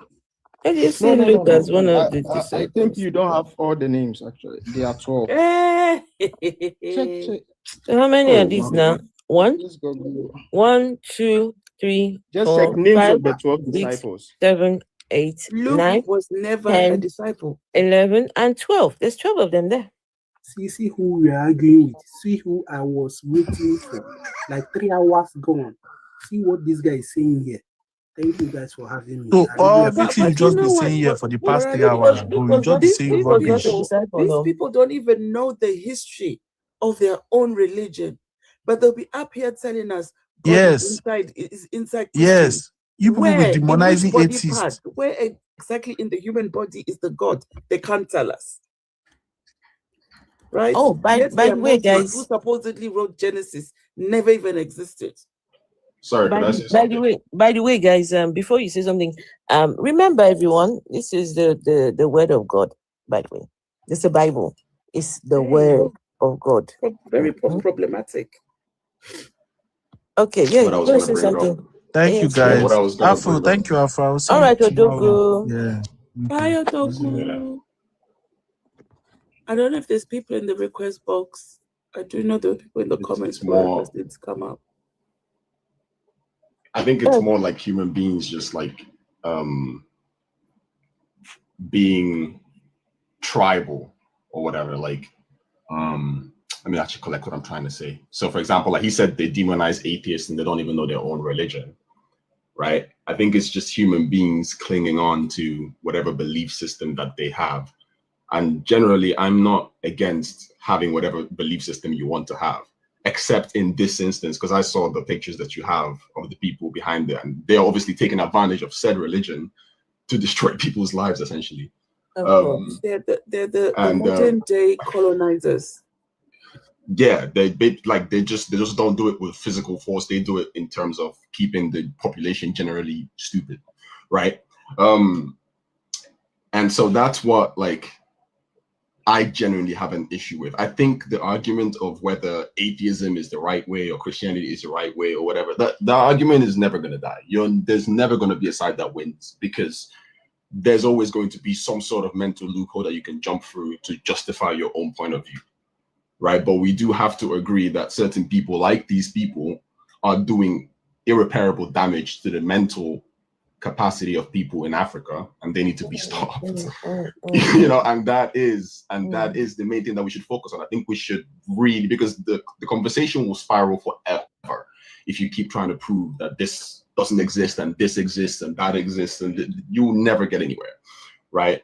We should put our focus on what is in front of us. These people, they are the real people doing real damage, real tangible damage, because thousands of people would rather go and sit down and listen to someone yap than do something about their lives, right? And so yeah, that's what I wanted to throw in there, just to keep it going. But you know something, I think that trying to disprove the God claim, I think it's very important. It's very important for us, right? These conversations, a lot of people deconstruct as a result of listening to these conversations, right? It's a challenge for most of them. They can go back and ask questions. Oh, really? Are you saying that Moses never existed? Right? Okay, even if, okay, I believe that this Moses character has he existed, but what exactly am I, where do I get this information? And it's from that book. And here we are now. We have just determined, we don't even know who wrote what in the book. But somehow people have been made to believe and even convinced that that book is the word of their God. Can you imagine? So I won't stop trying to disprove this God claim. That's my own calling. I have called myself to the ministry of disproving God. that is me, I'm your disciple. Oh, hallelujah. Oh, and a wonderful disciple. That is your prerogative. That is your prerogative. And, yes. Wow. I'm never going to be like telling someone how they're going to do their thing, or how you live your life, or what you choose to defend and what you choose not to. I just personally feel like it's a losing battle. Now, that doesn't mean that I think you shouldn't do it, because I think that there's going to be someone who sees it, who then, through what you are doing, then begins to do their own discovery and finds out that a lot of this stuff is bogus. Right? You know what? So I get it. It is not a losing battle. It is not. When I came up on this panel, I was a God believer. But it's through questioning the existence of that God and everything. This is how I got to the knowledge. Telling me about pastors, disproving the pastors, that does nothing. We all know, even the staunchest of Christians knows that there are fake pastors out there. You need to go down to the roots of the problem, which is the belief in this God, because a lot of people were indoctrinated into the religion. Nobody has ever gone out and done their due diligence to see if the God really exists or not. But because you're born in a Christian home, you're forced to go to church, you're forced to pray, you're forced to, celebrate Christmas as Jesus' birthday, and blah, blah, blah. You don't question anything. You just follow it.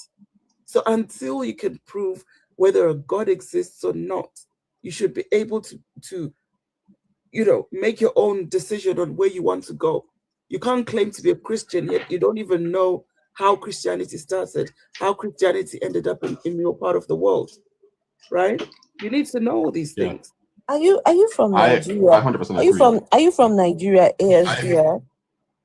Yes. Yes, I am. I'm not, obviously I don't live there. You can tell, but I'm from Nigeria.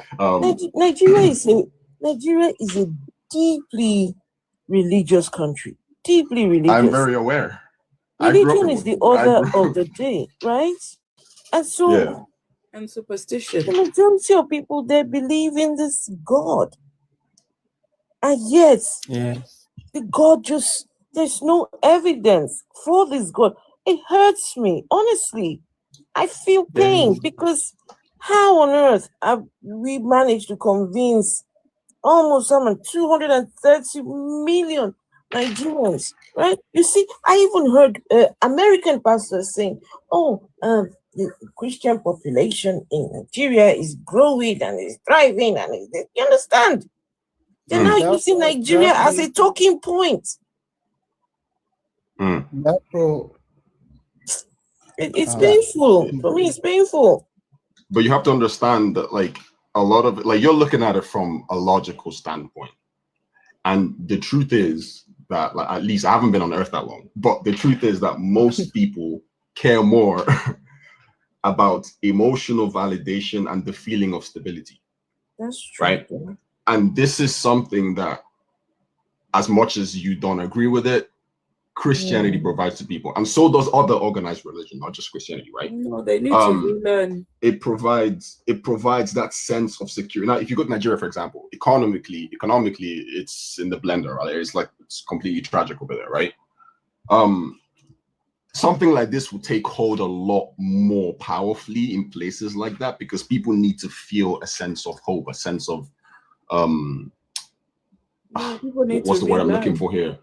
Some kind of stability mindset. They need to believe in something to push on, because otherwise everything feels pointless. Right?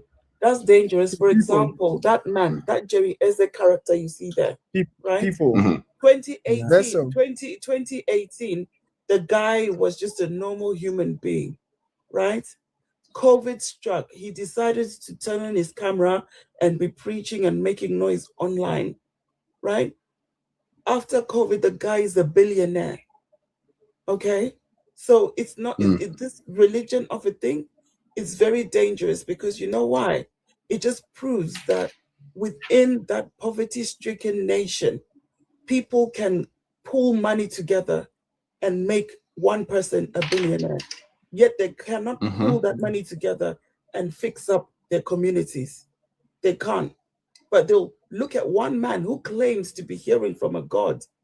No proof, no evidence of the existence of the God, no medical reports, no mental health analysis done on this person, right? And they'll just they just throw money at that person. Just give him money, make him a billionaire. But that's another thing. He's got that's what I was trying to say about the emotional other guy thing. that was up here was saying that private jet is not luxury. Guy, it's for the message. It's for the message. Luxury. It's like a Maybach. It's like saying a Maybach is not luxury. Please. Yes, sir. Yeah, I want to leave. I'm sorry, I'm saying something last time. You want to run away?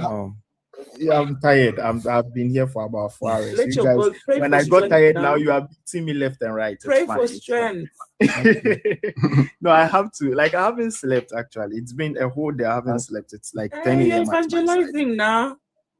You're doing the Lord's work. No, I got tired now. You guys are bringing it. Oh, it's okay. It's okay. Say what you need to say. Go and so you can go and sleep. Yeah.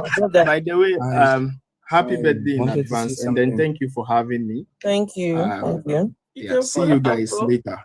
All right, sure. So that you can come back when we're live. We're coming live every evening. No. All right. I'll be joining. So that you can. The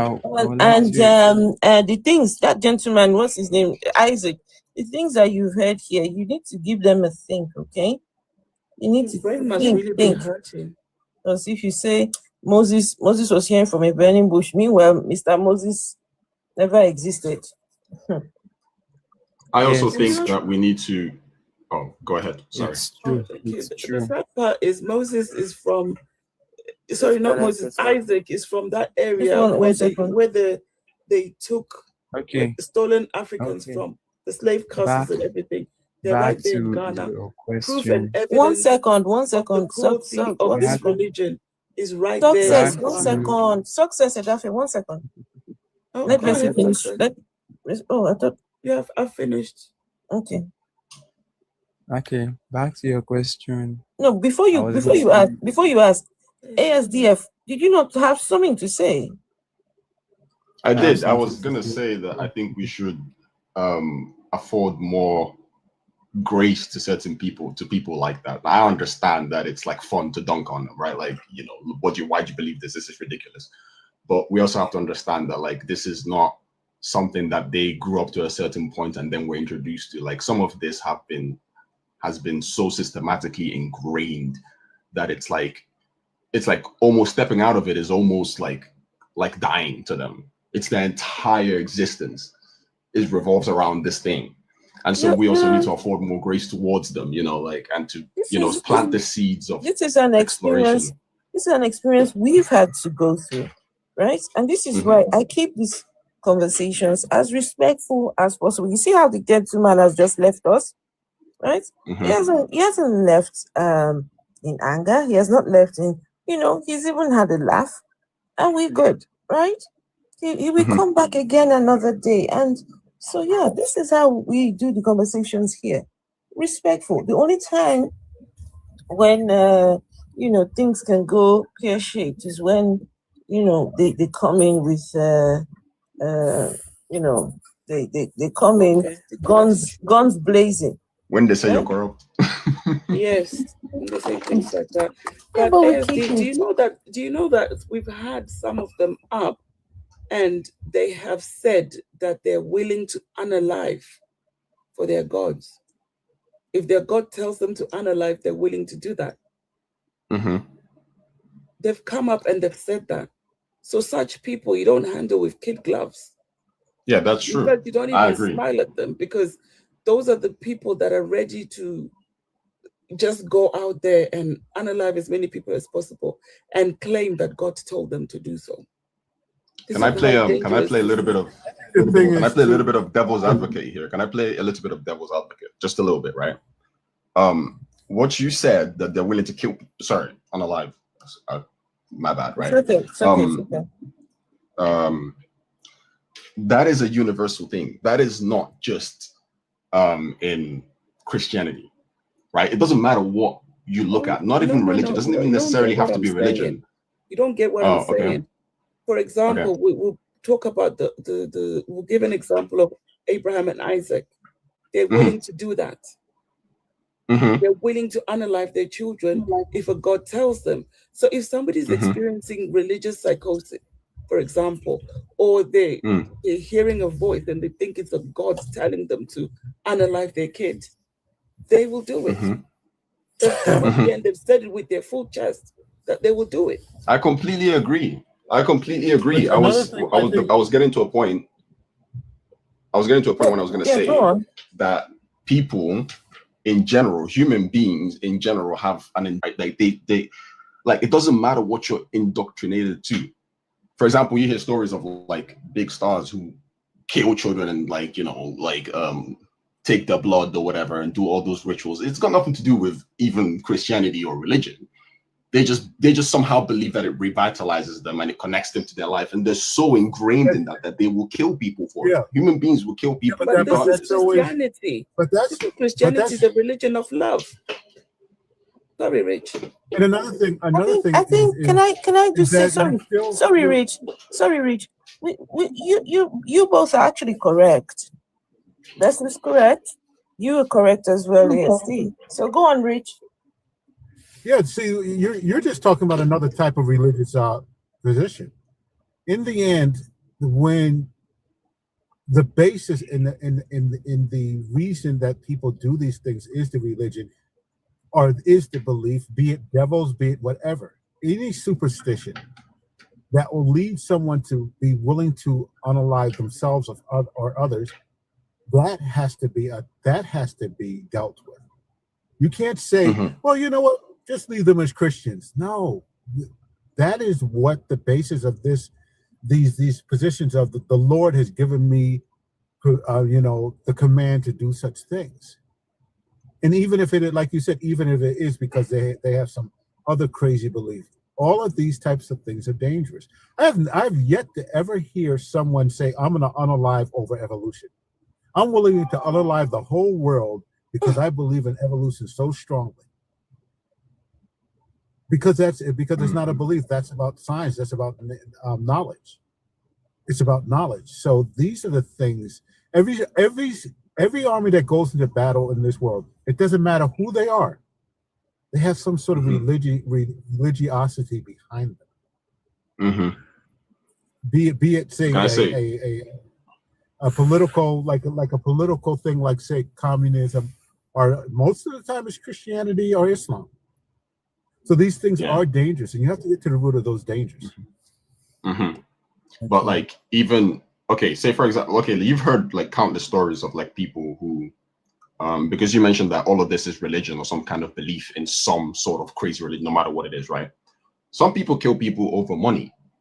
Some people are so dedicated to money that they will kill people to get more. That's not the same thing. Right? No, no. The point I'm trying to make, I'm trying to get somewhere. I know it doesn't sound like the same, but let me land, right? The point I'm trying to make is that some people's entire existence revolves around monetary gain. And they will do anything to secure that monetary gain. You could interpret that as them serving monetary gain. That's what. Let me get. But even you could interpret that. Even at the level of monetary. Sorry, guys. There's other people waiting to speak, and yeah, I think we should move on from this particular one. God didn't tell them anything. Please, can I speak? Oh, wait. God didn't tell them to kill people. That's something you guys are doing wrong. Okay. You said you said God did not tell people what? God didn't tell them to take their lives. One thing you guys were saying about Abraham. Did you before you carry on, did you say God did not tell them to unalive people? Yes. What you were saying? But God told people to unalive people in the Bible, didn't he? No. God was actually testing the faith of Abraham.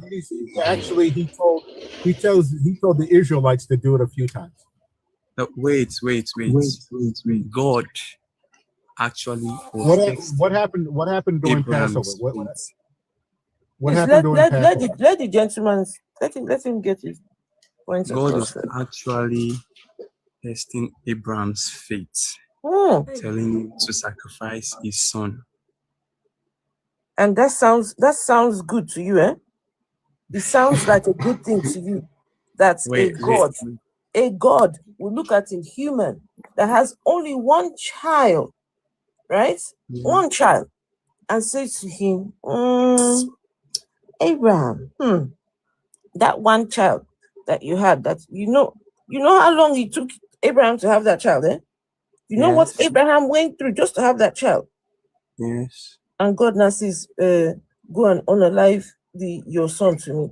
I want you to put yourself in the place of Abraham's son. Your father wakes up one day, grabs you, takes you to what you call it, an altar, binds you, put you on top there, gets his put fire every day. You watched him prepare the barbecue stand, right? And then the wood, the coal, the paper, everything, and then and brings his weapon. He's about to very traumatic experience. Wait, yeah, I know what you're saying, but do you know, like, what God is seeing inside of us is different from what you are thinking. But success, quick question, right? Wait, so just let him finish that point, please. Joker, don't worry, I'll let him speaking, but let him just get that point across. You say what now? One is the faith. He was looking at the faith of Abraham. It wasn't the child he wants to sacrifice. What did he want to sacrifice? His child. So that means that your God is deceptive then? Your God is conniving. He's mean bastard. He wants to sacrifice something else, but then decides, okay, you know what? Let me play a little game with you. Okay. Abraham, let's play a little. Let me play a little game. Is your God all-knowing? Does your God know all things? Yes.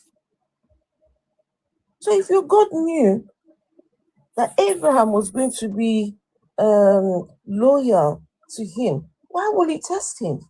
I was about to say that. I was literally about to say that. Okay. No. I'm going to answer you. Okay, let me take the turn now, please. No, he's still answering. Just hold on. Okay. You know that word that say, I knew you before I created you. Mm-hmm. No, wait. I'm telling you, I'm moving to somewhere. Yeah. You know that's what I say. I knew you before I create you. So Mm-hmm. God knows. He knows. But prove me wrong.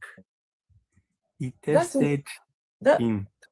See, he tested Abraham. He knew Abraham would sacrifice his son if he give him that privilege.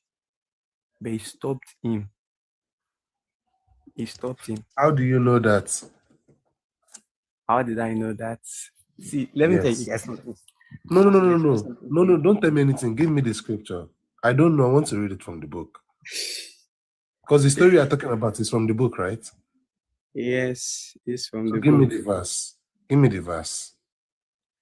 Okay, because I'm on my phone. I didn't carry my Bible. Oh. So I was just listening to when you were asking questions about where is God, how did God exist, and all of that. Where's God inside? No. I just want that place where you just talk. No. Name me, I want to know now. Where the verse there? Where the verse there? Mm-hmm. Wait. I'll go find Bible call first. All right. Hey, Joe, come on. What I don't understand is how does a God talk to somebody? How do you know for certain? Say the voice that is talking to you is your God. This voice comes and says, hello. I want to test you. Afro, I think he had a squeaky voice. I don't think he had a deep voice. God. I don't know what kind of when a voice is telling somebody, go and sacrifice your son. But I mean, for me, I'm just saying, if somebody comes and says, go and bro. I'm here to shed some light into all this darkness that's going on here. I see you. Can you mute her, please? Can you mute? Which darkness is this one I'm talking about? I know there's a lot of darkness here, but I'm here his to shed some light. Can you just wait, please? And the people that came up before you. Okay. Well, You're right. So that gentleman is right. There's a lot of darkness. When a God is telling people to sacrifice their children, that's a lot of darkness. My goodness. King Ganju, can you request, please? No, don't talk about my God like that. I'm gonna get offended. Don't talk about my please, God bro, like that. please get offended, eh? Please get offended. Your mumu God is asking people to sacrifice their children. You want to get offended? Please get offended, my darling. Please. You know what you're trying to do now. Only asking for child sacrifice. He's also asking for them to sacrifice their foreskins to him. Can I tell you something? All right, let me shed some light into Success. You need to speak louder, please. Okay, you are mocking God, right? It's not what. So, wait, hold on. So if we are mocking God, so what's going to happen to us? I don't know. I don't know what we have to go to hell. So let's have a discussion. So wait, 1 second. I'm not saying you somebody is sleeping. Somebody is sleeping. Someone is sleeping. I'm not saying you will go to hell. So wait, if we are mocking God, how does that one concern you? What is your own business? No, what is your own business if we are mocking God? It's my business. How is it your own business? Are you the one mocking God? I'm not the one mocking God. Are you God? Mind your business. Are you God's personal assistant? Not security. So let me help you discover what you've been looking for. So I know most of you are searching. No, we did not tell you we're searching for anything, no. So all right, but whatever it takes, we can have a conversation, right? Can you just hold on for your turn, because Arthur hasn't spoken yet. Okay. He's sleeping on Can you please drop Doctor? Doctor is snoring. Who? Doctor, I think. See, you were saying something. You were saying that.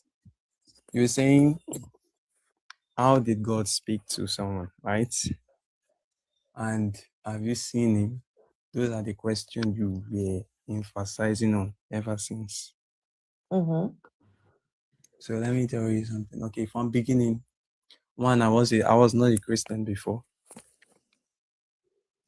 So until one day I had an encounter. That was the question you were asking. So wait, I had an encounter. With who? I saw him. You saw who? I saw God. Ewo. Hey. No, wait. Please let me talk. This is what I don't always like to hear. Wait, I saw him. He is light. You saying Hey, sorry. Sorry. What did he look like, please? He's light. Sorry. You see his Hey, water. Sorry, I don't understand. Wait, light as well with mustache or which one? Wait. You need to talk mature. That's it. Just stop talking like a child. So is somebody asking your question about trying to know if he based on has a what you beard or said he is has a talking leg. like a No, child? wait. That's a No, bit wait. rude. Okay, tell us what he looked like. You saw God. Mm-hmm. What did God look like? This is very important for us because we've had several pictures He of was this God. sitting. And whereby. Sorry, did you say he was sitting? But you standing. Yes. Sorry, he was now standing. I can't hear you. I cannot He was hear not even you. saying anything. I can't hear He was this gentleman. Sorry, did you say he was sitting? You can hear me now. Okay, I hear you. So God was sitting on his throne. Sitting. Mm-hmm. He's always He sitting. was. Yes. He was sitting. And Okay. you standing in his sight. Mm-hmm. You standing in his sight. He wasn't saying anything, but you could understand him. You could understand more of him. Oh wow. It was just like he is inside you. But this is something that you guys cannot realize because you don't recognize his presence. Can I ask a question? You don't even recognize him at all. Can I ask a question? Okay. You said God was sitting on the throne? Yes. So God has a nyash? Which throne? No. Please don't interrupt my question, please. Imagine having a God where get nyash. No, I'm asking the question. So God has a nyash? Right now, I'm sitting down. Right now, I'm sitting down on my chair. Right now, I'm sitting down on my chair, and to sit down on this chair, I need my nyash. You understand? So, God has a nyash.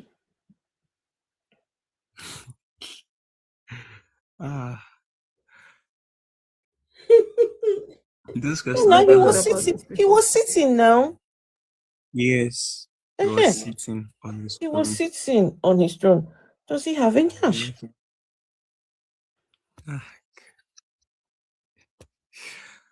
Okay, yes. Because let me tell you, that question might sound ridiculous, but yeah, you guys always say that God is spirit. Yeah? Yes. So if he's spirit, how does your God now have human features? He's sitting down on a throne, implies that he has a nyash. And if you have a nyash, there's hole inside, there's hole there that, that produces waste products. So does his own tube produce waste product? Does he stand up? These are the questions that we need to ask. Not just seeing a God sitting on the throne and that's it.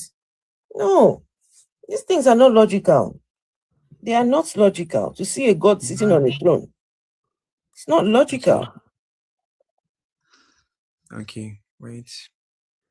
According to the Bible, if you check the Bible, let me say Genesis, from that 2, verse 2, 3, you see when God was saying, let's create man in our own image. In his own image. Yes, let me say, I should not say our. In his own image. So we are like him. No. Yes. No, we're not. Okay. Who heard God? saying this statement? Who heard him? Yeah. Who heard God saying, let us? He was talking to his angels. Who heard God? Who heard God? Remember, he had not made any human beings yet. Yes. Right? Mm-hmm. So God was busy talking to himself and who, I don't know, who else? He was talking to his angels. Okay. So who heard this and wrote it down? Okay. It was Moses. But Moses was not there now. Moses was not there.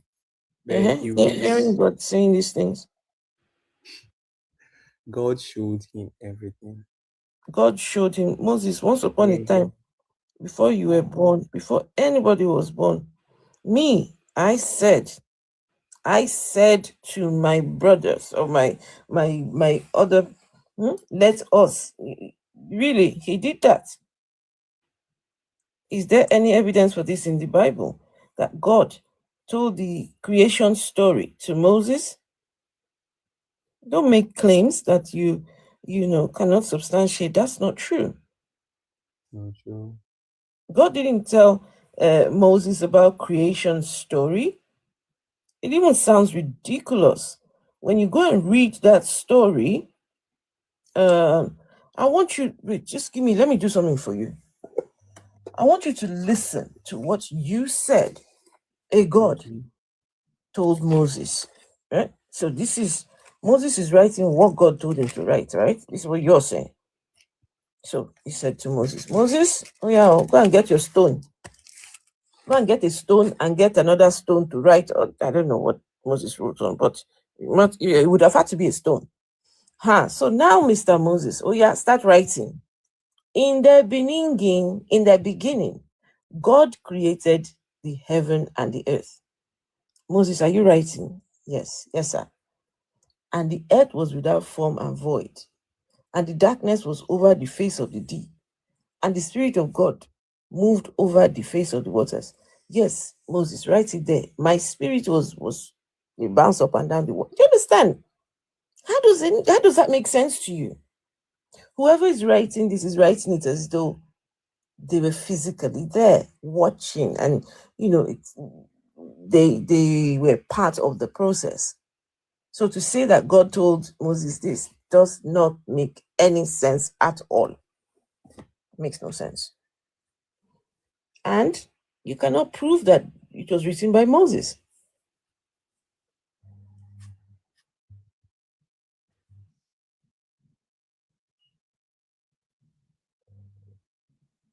You can't prove it was written by Moses. And even if,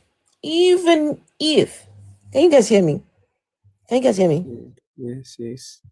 Even if you can prove that Moses, even if you can prove that Moses wrote this account, what are the steps that were taken to determine that Moses heard this from God? People come along every day and say, oh, God told me, right? It is one thing for someone to say, God told me, but the same Bible says, out of the mouth of 2 or 3 witnesses, the word is established. The Bible says that.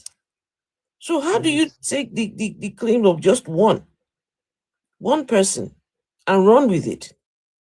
So if Moses comes along with his claim of creation, how did the people, what are the criteria? What's the criteria to determine that Moses is not lying to us?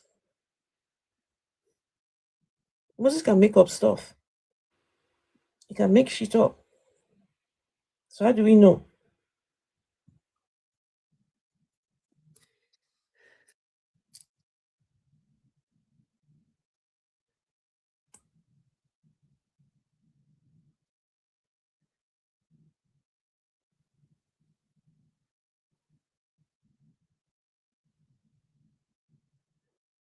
And also, I don't know if you know, is that gentleman still here? The one who I'm talking to, is he still here? I think he's gone. He's gone. I bet he's still listening. Okay, please. Are you still here? Give me time, please. No, wait, hold on. Before you go on, for that gentleman, I'm sure you're still there somewhere.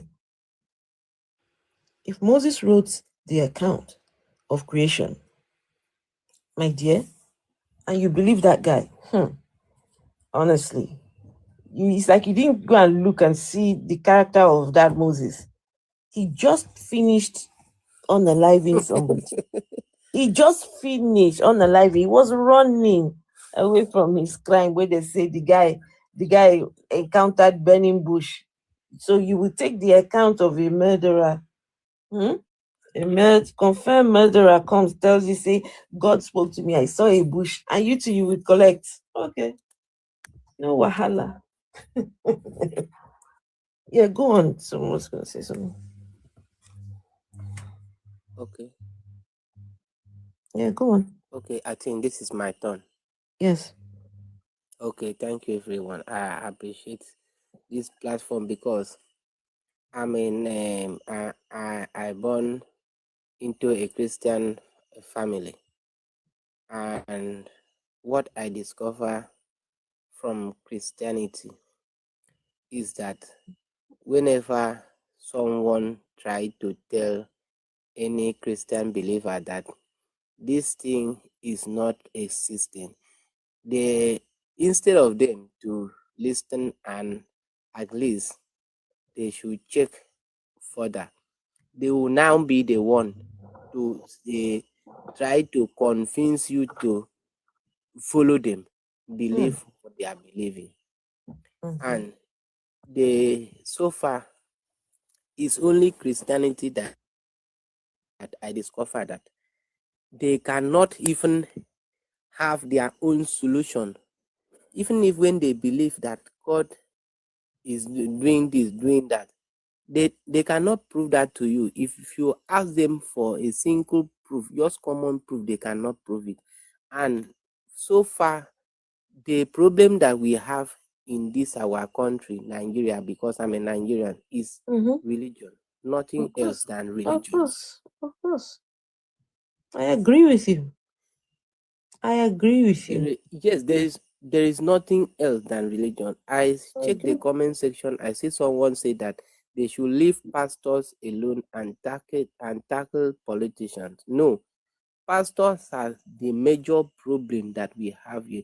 Do you know that these people have, I don't know how they got to this level that they have been able to deceive everybody, nearly everybody. And these people believe in them so much, but they don't see proof. Even if a common headache, you run to church and church, they will pray, there's no solution. Churches now have become a very big business, and I wonder how people stay blind, follow these people. These people have nothing good to contribute to our life rather than spoiling. They are just to convince people for so long, and this is, I always provoke when I hear someone try to tell another person to believe all these jokes, because I see it as joke. I've been suffer from their hand for a long time before God now saved me from them. So I don't even take them as anybody. I just see them as useless people. That is what I wanted to say. Nothing else. My brother, I honestly appreciate what your submission. I appreciate, and I too agree with you, because the religious leaders, look, Adeboye, Adeboye, he's always up there, Aso Rock. You see Adeboye has gone there. You see Kumuyi has gone there. All these pastors. It's funny how Adeboye, we will see pictures of him shaking hands with the president. We see him going in And then we see him coming out.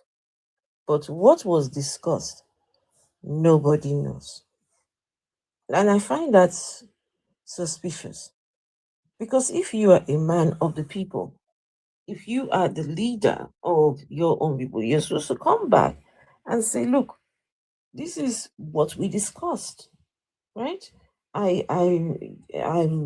put my people forward and gave the president advice on what he should do or whatever. I mean, but how come we never hear? But then the next thing we know, Adeboye's son has been awarded contract running to billions of naira. And Adeboye's son has run away with the money and did not do the did not build the roads. So what are your pastors going to do in government? What are they doing there? Some of the pastors, they're even the politicians even. Do you know the other day someone was saying, oh, the governor of one state, I don't know what state it was, he's an usher in the Redeemed Christian Church of God. He was there doing usher. They say, oh, look how humble he is. Oh, look how he's so humble. He's a whole governor is busy doing ushering. Goodness. That is it. That is it. And the painful side is that this pastor will emphasize on you going to heaven after you pass this life, and they are telling you that all you need is heaven, and your luxury, everything is in heaven waiting for you. That you should not get rich here. You should not try to get rich here. That money here is the root of all evil. But they are living luxury. Look at their life. Look at their members' life. Are these people blind? These people are very. See, I don't associate myself with someone that is going to church very well, because your prayer is just wasting of time. These people waste time to pray, but their pastors are not praying. The only time their pastor is praying is when they come inside church. They pray for you, and if you go to their houses, they don't pray, unless maybe they just feel like their neighbor, their members, which is their neighbor, will listen to them. That is why they will pray, so that they keep on holding you in captivities. They are, see, these people know what they are doing. It's only a foolish man who come and argue what he does not know. Someone is trying to help you out of this evil, and you are there trying to argue, say, no, the Bible. What? Who wrote the Bible? What is Bible? Bible, I use that Bible to clean my nyashu. And people have been telling me, if you tear Bible, I didn't tear that book. That is what bring everybody to this level. We are not moving forward. We are stuck one place because of this Bible, this confused Bible. Can you imagine someone who prove Bible to you, say, this is it. Were you there when this thing happened? I don't understand what is going on. That is why I don't. Who's speaking? Is that Akikonju? I don't really understand. Was that Akikonju that was speaking just now? I think so. Yes. Okay. Was he muted or what? Okay. Yeah, go on now. Yeah. I witnessed. Wait, hold on. No, I'm speaking. I'm the one speaking. No, hold on. I thought I heard Akinkonju's voice. It's okay. Just carry on. It's okay. You know what? It's okay. Arthur, finish what you're saying, and then we will hear from Akinkonju. Okay. Wait. I used to go to church. I go to church very well, and I go many churches, almost all I have attended, and I compare them. It's always the same. They are saying the same thing. But you know, Christianity is a very big confusion, because how can you believe in one thing, but there's so much argument? Too. You say that Christ is the King, Christ is Lord, but there are so many arguments and so many doctrine inside one belief, one religion. Is that not a foolish something? How can this one open his own church and preach another thing? And when you verify, when you go in deeply, find out what is the meaning of what is praying, it's also the same as other people. And if you are sick now, go to church, whether you find solution, no. But even if you die inside church, they will still convince you, your parents, your people join, say no, na winch, na attack, na village people. All these confused people I don't know how, where they get their own juju to control all of these people, because we are confused. We don't know left and right, but we are still backing them up. I don't know how they get to this point. I don't really know, but because I really understand that these people are deceiving us. Truly are deceiving us. I don't want to associate myself with them. If you pray too much, I will not be your friend, because you have been deceived. That prayer point, you are trying to deceive another person. Join. So that is my own. If I have any opportunity now, is to counsel this called religion.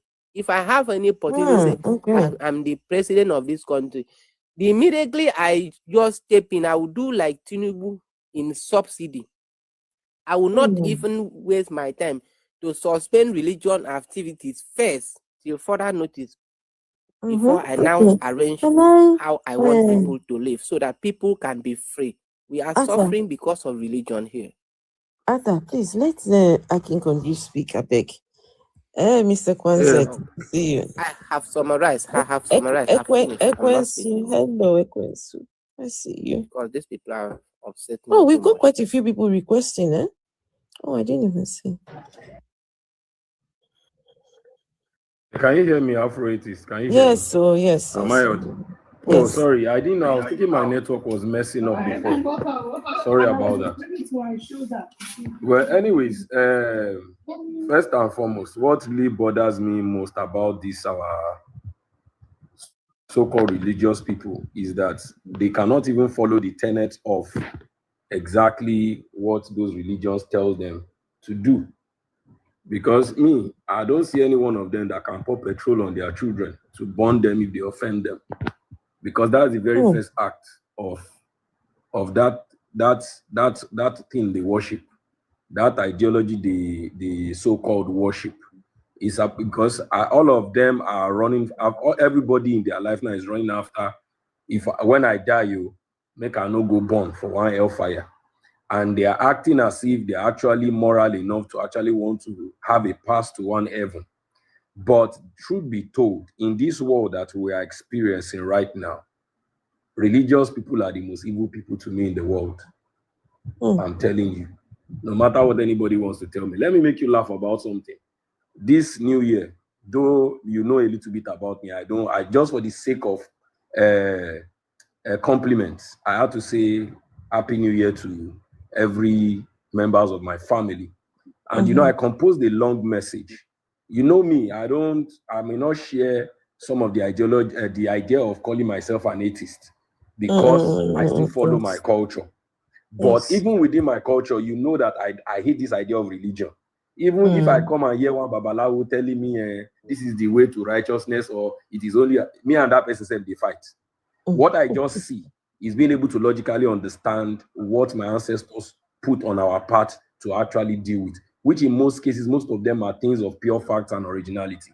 Now I composed a message to my family members, though some of them were able to comprehend and answer me and listen to the well wishes that I composed there.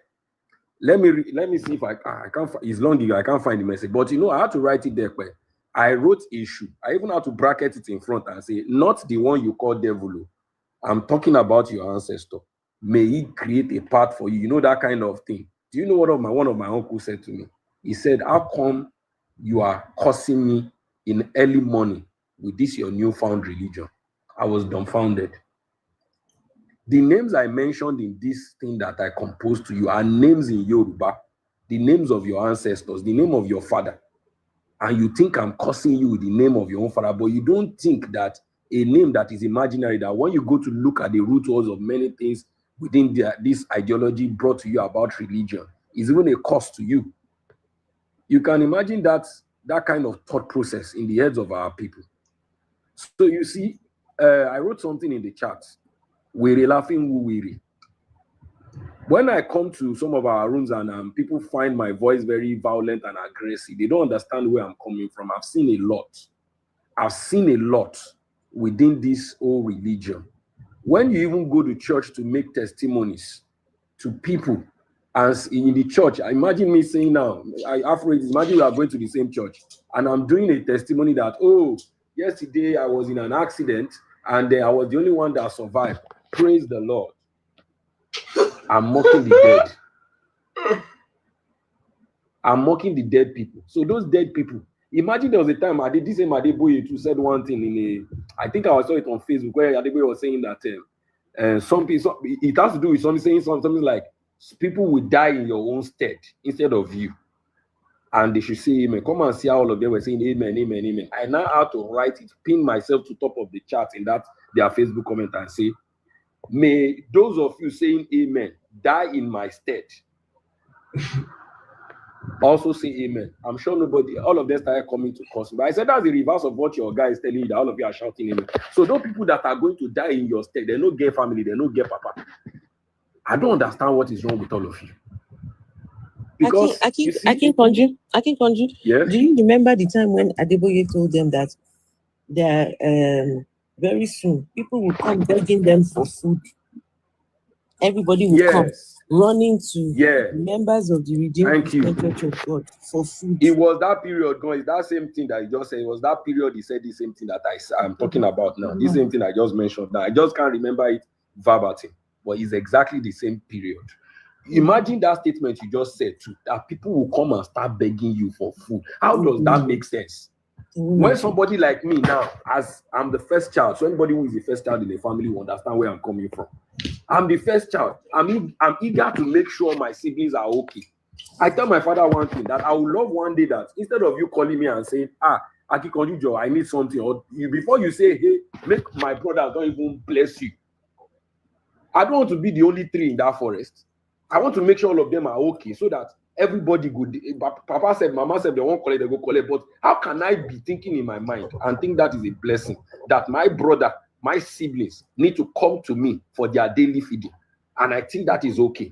Even Yoruba logic and because you know me, I come from my thought process. I'm very conservative about the kind of lessons I hear from our adages, our society, and what it teaches us. It's not the same thing. Do you know that I'm still arguing with one guy today telling me that in Yoruba society, when you want to share property, it's only male child? I say, no, I've not heard that before. It's your Bible that is teaching you that because you're a Christian. So are you telling me my father's cousin who gave birth to 5 children who are girls now, when he wants to share his property, will now say, because they are girls, will get away, I'll go and look for a male child in my family members somewhere else, come on in Yoruba land before. But the Bible explicitly teaches you this thing. Even that guy that you were talking to, there was one guy you were talking to earlier. I wanted to come up there, but I couldn't come up. I wanted to give him some quotations in the Bible verses to help him understand that even the Bible that all of you are reading tells you to seek the counsel of wise people. You don't understand that many things that people we are saying here to many of you who are in this Christianity is about you asking you to open your eyes. Do you think many of us drop from heaven? We just drop from one sky, rather, or we just start talking like this?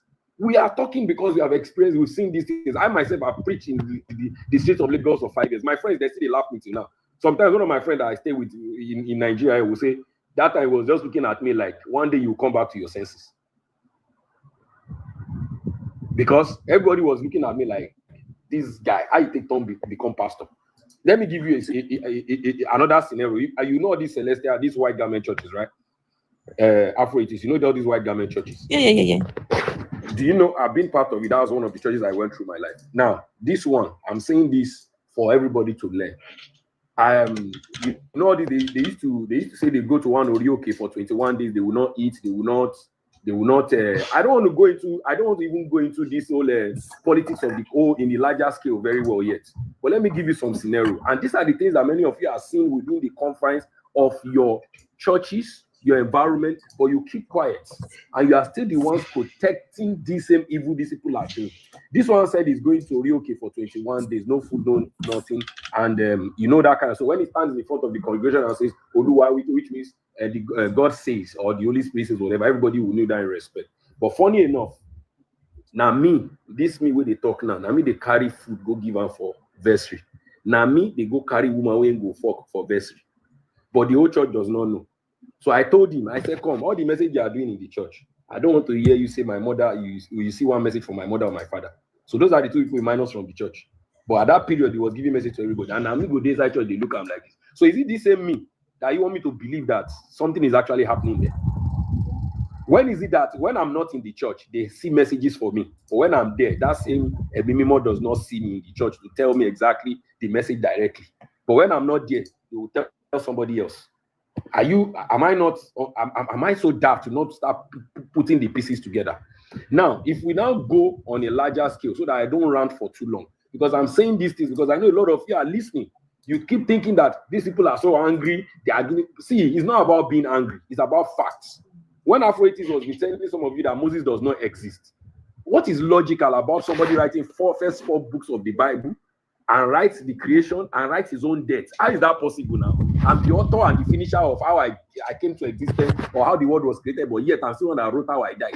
But yet the people of Egypt, that they tell you that he went to go and save Israel like that, they don't have any record on their walls, the hieroglyphics or any book that says Moses existed or as a adopted son or a prince in Egypt. But only the Bible records that.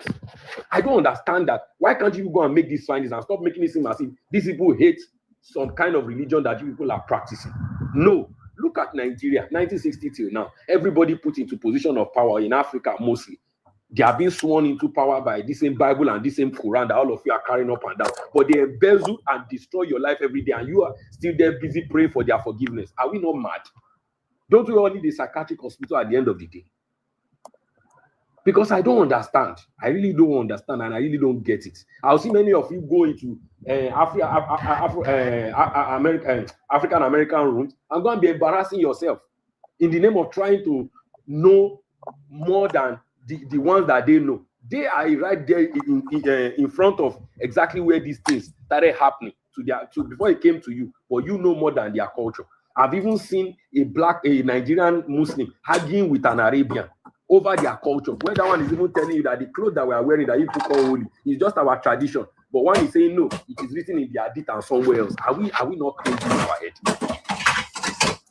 There's a lot to say, but for most of you that are Christian or religious minded, you people need to understand that you have to start looking at things critically. You have suffered too much. Africa today has become hellfire to many of you. Any slight chances you guys have, you want to travel away to their own country.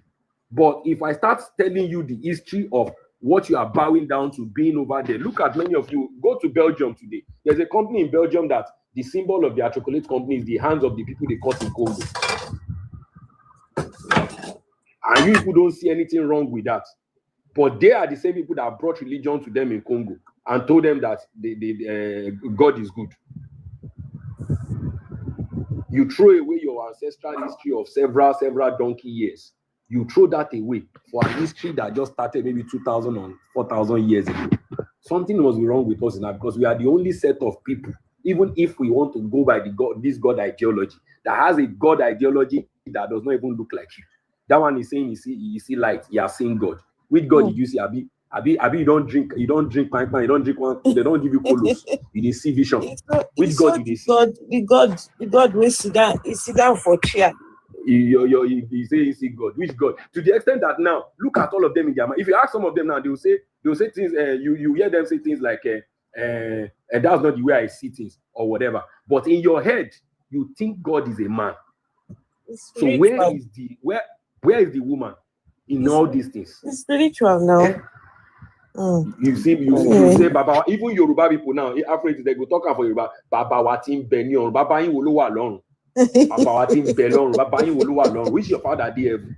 When I hear all this, ask them to show you where the heaven is. You begin hear story. It's a spiritual place. You know the funny thing. Even in Yoruba, man, it took me a long time to get to understand that even the Yoruba language we use when we say "on" does not mean heaven. Has nothing to do with heaven. It does not have anything to do with heaven. But because we have been brainwashed by the Christian view of Ajayi Crowther of his tribe, I give him kudos for a lot of things he did in terms of translating words or whatever. But there's a lot of it that he translated wrongly. Yes, that made us start thinking the same way the Europeans are thinking. We don't have that concept of heaven and hellfire in Yoruba language. There's nothing called hellfire in my language. In Yoruba, I can bet any Yoruba person come and tell me, aside from the one they told them, what is Orun Akpaji? What is Orun Akpaji? It's fucking nonsense. Babanla rubbish. See, Orun means it comes from Orirun, which means source. That's why even in Yoruba, you hear old mothers, old fathers, your parents tell you something like, if you want to do something and you have been stubborn with them, you hear something like, what are they saying? Are they telling you, what do you want to become beside me, your heaven? What do they mean by that?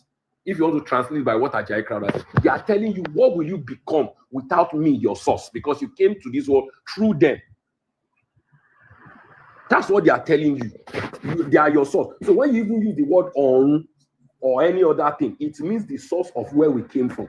It has nothing to do with heaven or hellfire. But what is the actual need of me living in this world and giving free will?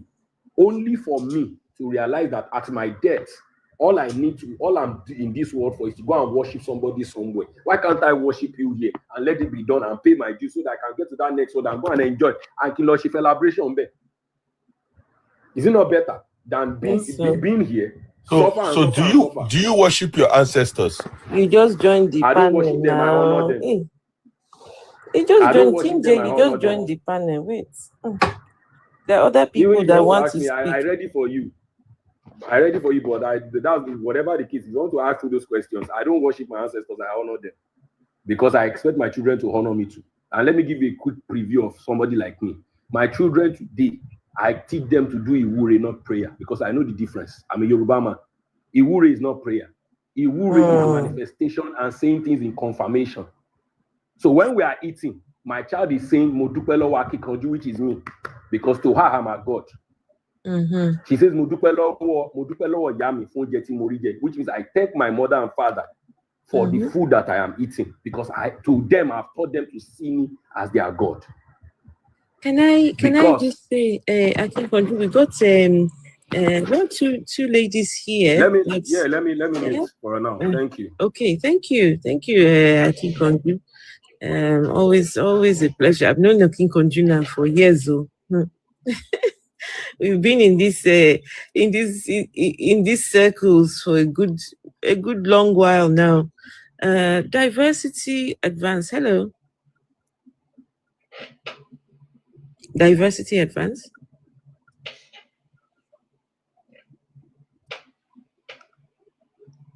Diversity Advance, are you there?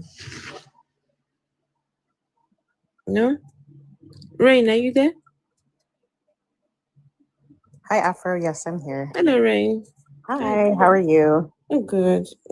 Good. I just wanted to, when I heard, I joined a bit late, but I did overhear some of the things that Akin Konju was saying, and just 10 out of 10, like spot on. Like, I was listening to you earlier, Afro, and I was just thinking to myself, like how I wish that I had a parent who had also deconstructed, because I know, Afro, you were Deeper Life as well, an RCCG member, but yeah, I mean, just King Konju has already said everything. Is there really anything else to say? Like, how much religion really binds your mind? A lot of these churches, they control our minds, they control how we spend our money, and the way they get I'm sorry, can this person mute, please?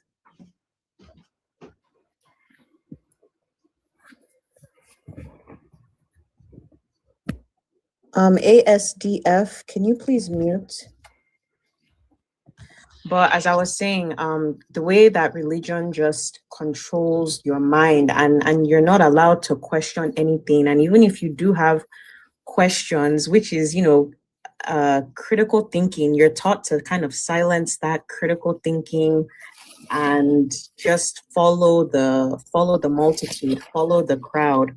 I'm Yoruba, and like I don't ever since I stopped listening to, I stopped going to church, I stopped reading my Bible and a lot of things. But I think the final thing for me was stopping believing in like sin and going to hell. Because when I first started listening to Afro, like I would always pray and ask God for forgiveness after listening to her.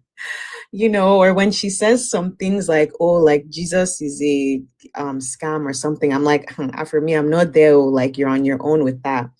So I think my final deconstruction was not believing in heaven or hell, and then going back to do our own history, because a lot of our history has been changed so much. We were told that, like I said, like I'm Yoruba, like, and anytime I think about my ancestors or anything, we know pastors. I grew up in RCCG, and there have been times where I've been praying against my own ancestors. Like, how can I be praying against my own blood? Like, their blood literally runs through my veins. And if they were not, like, if not for my ancestors, like, I wouldn't be here, And so it's just amazing how, like, religion, colonialism, they've taught us how, like, oh, everything Black is bad, and everything white is good.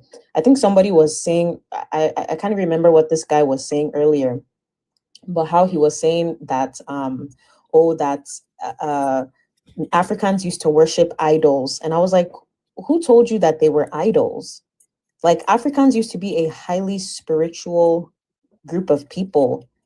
And I feel like I had to tell him, man, that Jesus is the biggest idol. Idol, right? Jesus is the biggest idol. How dare you? Idol. So it's just like a huge contradiction. We kind of have to like rewire our mind, like now, like I do, like there's this whole misconception of, oh, you guys worship your ancestors, you're demonic. No, I do honor and like I'm grateful for, the choices that my people made. I'm just grateful for them because they are our family. Because it's like we Africans, they would rather eat the body and blood of a white man than, regard their own, than honor their own ancestors. Like it makes no sense. Like the amount of damage that colonialism has done to our minds as a people is insane. So kudos to Akinkoju for saying that he doesn't teach his kids none of that. Congratulations, because like I wish that I grew up without, the bondage of the bondage of religion. Your children you're teaching your children to be leaders, you're teaching them to be critical thinkers, to have their own mind, to not follow the crowd, right? That's why a pastor can come and tell us that he drank tea with God and nobody questions it. He can come and tell us, Adeboye has said it time and time again, how there was a woman who he healed, and the woman had a peculiar sickness that if you turn on the fan, instead of the fan to be spinning, she's the one who will be spinning. If you turn on the freezer, instead of the freezer to be cold, she's the one that will be cold. And we ate that up. Nobody questioned it. All these pastors who come and say, and they raised this 50 people from the dead, from being unalived. They raised 20 people. Like, where are those people? We just follow like zombies, like Fela said. It's just mind-boggling. And when we hear some of these people come and argue with Afro, no matter the amount of evidence that you show them, they refuse to see. And I will just end with this. When I was still in RCCG, I remember there was a time where I think I was like 16 or 17 at the time, and the pastor had come up on stage, and he was just like, he raised up a handkerchief and he said that, oh, that Daddy Gio gave all the main pastors in North America this handkerchief, and he told us that we should touch everybody's head with this handkerchief. And I remember, like, at 16 years old, I remember thinking to myself, like, what the heck? But they touched my head with the handkerchief. Like, I don't know, like, maybe those kind of, like, what is the essence of those kind of things? Like, I just see it as, like, diabolical. Like, I don't know if that's a reach, but I just feel like that kind of, I just feel like it's weird. Like, why are you telling them to take a handkerchief? And then what are you guys doing with the handkerchief afterwards? Right? So I don't know, like, these things are just very, very weird, but it feels like ever since I've left, it feels like do I say like a spell? Like, it feels like I was under a spell. Looking back at how I was in religion, it feels like I was under some kind of spell. And like, I didn't know what I was doing. I was just giving money. Even though I was working, I was always broke, like, because all my money was going to the church. So it's too many things to count. But yeah, like, Akin Koju has, like, really said everything. So I just really appreciate this panel. Thank you so much, Rain. Please, can I quickly add something for Rain? Afro it, if you don't mind. I just want to quickly add something to context of what she said. Can I go on? Go on, please. Okay, yeah. There's another thing that has come to my understanding, and it has to do with the kind of education we are even being taught. When people use this word, you worship trees, you worship stones, your ancestors do this, blah, blah, blah. It came to my understanding that they demonized the actual intelligence of our ancestors. Because let me give one simple example. Photosynthesis that they are teaching us in school. I've come to find out that my ancestors knew about these things. Because when you see our ancestors talking to a tree, it's because they understand that tree has life. So this idea of teaching us non-living and living things that now excludes plants as non-living things to the white man is not our knowledge. The kind of science that we should be learning is supposed to be different from the kind of knowledge our ancestors had, because they understood that they provide something in exchange for that tree, which is, if we look at it logically, when we are unalive, we are buried. Our body becomes nutrient for those trees. I'm just using that as an example. And that tree also provides us oxygen. But even aside from being unalive, that same tree needs our carbon that we bring out of our nose. What we breathe out is needed by that tree. And that tree gives us back oxygen. Your ancestors knew that. They didn't need, because the white man had to write it in a book or because they used their language to describe it, does not mean that knowledge was vague in the heads of our ancestors. So to them, the water is a living body. The stone is a living body. Now, in the modern era, 2026, let me use that as a benchmark. Somebody is now telling you that water carries memories, proving it scientifically, and you go and be clapping somewhere. Oh, invention, wonderful knowledge. But when your ancestors were telling you, in Yoruba, you will say they are demonic. You think they don't know what they are doing. Or when they talk, there's a whole lot of things that I've come to find out that they are knowledge that we have thrown away in the name of demonizing. Because what you call witchcraft is just a craft, but they have to put witch in front of it to demonize it. Your doctor has become witch doctor. But guess what? The alternative medicine that we have been thrown away from is what is actually healing. I'll give my own practical example and I'll keep quiet. That's just all I want to add.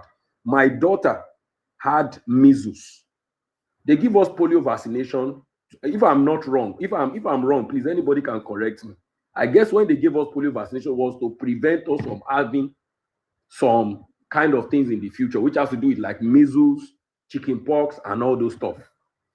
But I found out that even with the polio vaccination, people still have this measles. They still have this chickenpox. So what is the need of that polio vaccination? But my daughter had measles. We went to the hospital. I spent 84,000 CFA, which is equivalent to presently as I'm speaking to you now in Nigeria, that's over close to 200,000 naira. for drugs, for nothing. It didn't work. Only for an old woman to see my child and look at my child's eyes and say, Kini Lon Shomoy now, you know, in their language over there in the country where I live, which is the Francophone region, was saying it in their local language, which is called Dendi or something like that. She gave us one leaf, which that leaf is equivalent to using bitter leaf, ewuro in Nigeria, for those who understand bitter leaf. But that place, they call that leaf gishiki, is a crawling plant. Put it in ogogoro, ordinary ogogoro. Let the child drink just some few drops in the morning and night. Use it to bath the child. My daughter was ill after 2 weeks. But Oyinbo medication no work. But your ancestors were foolish. I'll keep quiet for now. Thank you. And if you, I'll finish with this as well, just to respond. Like, another thing that I noticed is that they told us, because I remember being in church, like they would tell us that, like, oh, our ancestors used to worship. They would unalive animals for, you know, for sacrifices and stuff like that. So our ancestors are evil. We need to pray against. Joshua Selman always does that prayer, like prayers against ancestry. Like, anyways, I don't even want to go there, but like prayers against ancestry and stuff like that. But if you read the Old Testament, like Yahweh literally loves the smell of burning flesh. Like, was he not unaliving animals too? Like, were they not unaliving animals? And to go as far as that, Yahweh was even accepting humans being unalived for him. Like, I don't remember whoever remembers this story in the Bible where I think this guy had won a war or something, and he told Yahweh that the first person who he sees is what he's gonna give to Yahweh. And it was his daughter that he saw.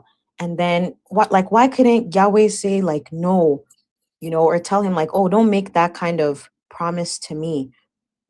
Like, and then the guy ended up like unaliving his daughter as a sacrifice to Yahweh. But Christians don't see that, and they don't think like this is actually evil. Like Yahweh is evil. Yeah, Yahweh, somebody said in the comments, Yahweh didn't stop it. He loves unaliving. He loves unaliving for fun. Any small thing like this, Oma Binuni, and he will unalive. Like, it's just crazy. Meanwhile, Satan, who's supposed to be the bad guy, that one, honestly, I'm still looking through the Bible to see what exactly he has done.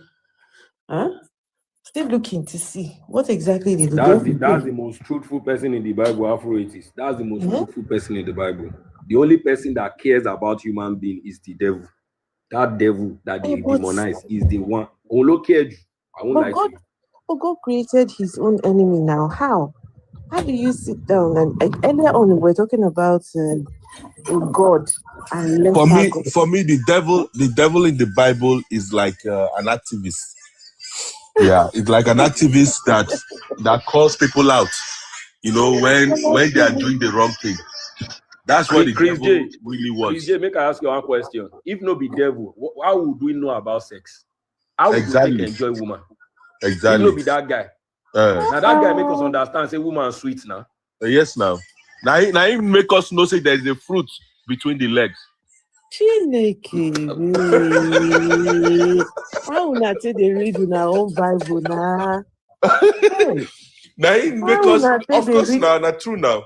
How will not they read this? But now he make the fruit.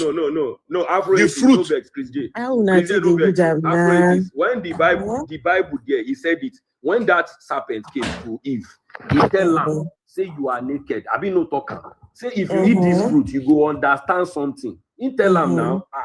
So what I know. The fruit was in the center of the garden.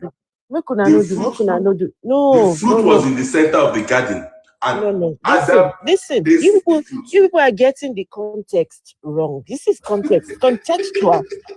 They said it was a tree. The fruit was on the tree. I don't know how you are reading your. No. Everything was figurative. Really? The fruit was a tree in the center of the garden. Ginger, do you know how many bushes? Do you know how many hair is in the? Do you know how many hair is in the woman's this thing with the center in the garden? Hey, Lord, listen, Can I tell you something? I tell you that God, the guy is a mofo. That one, I tell you, So Adam and Eve, this is the story. They say Adam and Eve were naked, Abby.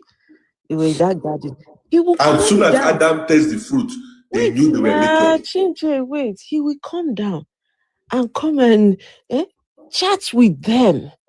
He would do things with them. I don't know, right?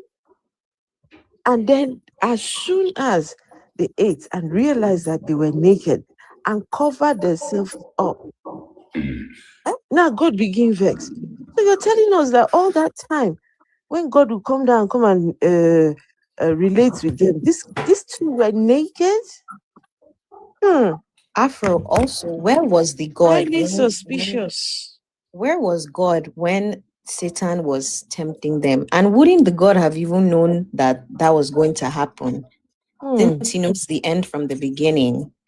Like, where was he? And then he comes down. Wait, Yeah, can I ask just one second? Diversity Advance, are you there? Yes, I am. Diversity Advance, you're there? Okay. Yes, yes. Good evening. All right. Go on, finish what you're saying, and then we can hear from. Oh, I was done, but I was just saying that, like, where was God? And then he comes down from heaven, and then he's asking Adam, where are you? Well, my pastor then told us that the reason he was asking where are you is not because he didn't know where Adam actually was. It's because Adam left his spiritual high seat. So that's why God was asking, where are you? It's craziness. Do you know some people have actually managed to squeeze in tithing doctrine into Adam and Eve's story? That Adam did not give his tithe. That Adam did not give his tithe. Yeah, that's what Adeboye said. He said that it's because they ate the fruits. They ate what was meant for God, and then God now kicked them out. Wicked man. They ate God's own. He said, go and tell your pastors. Anyway, never mind. Let's hear from Diversity. Oh, thank you I so don't know much. if is ASDF still there? Because I think Hassan was trying to come up. I am, but I can just leave and then you No, can. it's okay. It's okay. You're still there. Let's see. Who else? Arthur is still there, right? Okay, just hold on, Hassan. I'll bring you up. All right, go on. Diversity. Okay. Good evening, everyone. Nice to be here. I was just so moved by the boldness and the conviction at which many or a few people I listened to spoke, and of course, some people didn't like the direction of the conversation. I mean, I was once like them, and many times I think sometimes for those that have been able to take the journey to have a better, or I'll say higher understanding of the way things work, I would say sometimes we have to be less aggressive on those that are still locked in this cage of religion. You know, I pastored for so many years. I was, I'll call myself a fanatic. I started for churches, a few campus fellowships at that time, and I was, looking back now, I don't know what got into me at that time. So I can imagine if I came across this kind of group, I would just believe these are a bunch of people going to hell. In fact, I may not sleep tonight. I'll just be praying and fasting and just feel, oh my God, what just happened? So so many people, it's not easy to get out. Even for me, I would say many years before this tight thing became big and public. I remember once I sat down with my ex-wife, and we were doing Bible study, and I was convinced that what the Bible was talking about wasn't what we were preaching in church. So I decided to study the Bible and to preach and to communicate something different, not in church, but just in the house. And that affected the way ex-wife was able to give tithe because she felt I was teaching her something different. And after a week or two, even she couldn't, it wasn't easy for us as a marriage to even be able to survive, because the moment I started looking at things differently, and even though I wasn't wrong, even though there was no evidence I was wrong, it just can't work, So, so I've seen things from a different world, and to see people boldly talking and being, I feel very, I would say, encouraged that at least, even though it may be a small group, and when I say small group, I'm not talking of this particular chat group. I'm talking of, movement of people that are, asking, let me say, asking the right questions, asking the wrong questions. There's nothing wrong, even if the question is not the right question or the language. The point is at least thinking out of the box. I was someone, I remember many years ago when I was newly born again, and I listened to Fela, one of his songs that was saying, was, insulting bishops and all these things. I was so mad. I destroyed the CD and all those things. But today, everything is said in those songs. Everything, they're 100% true.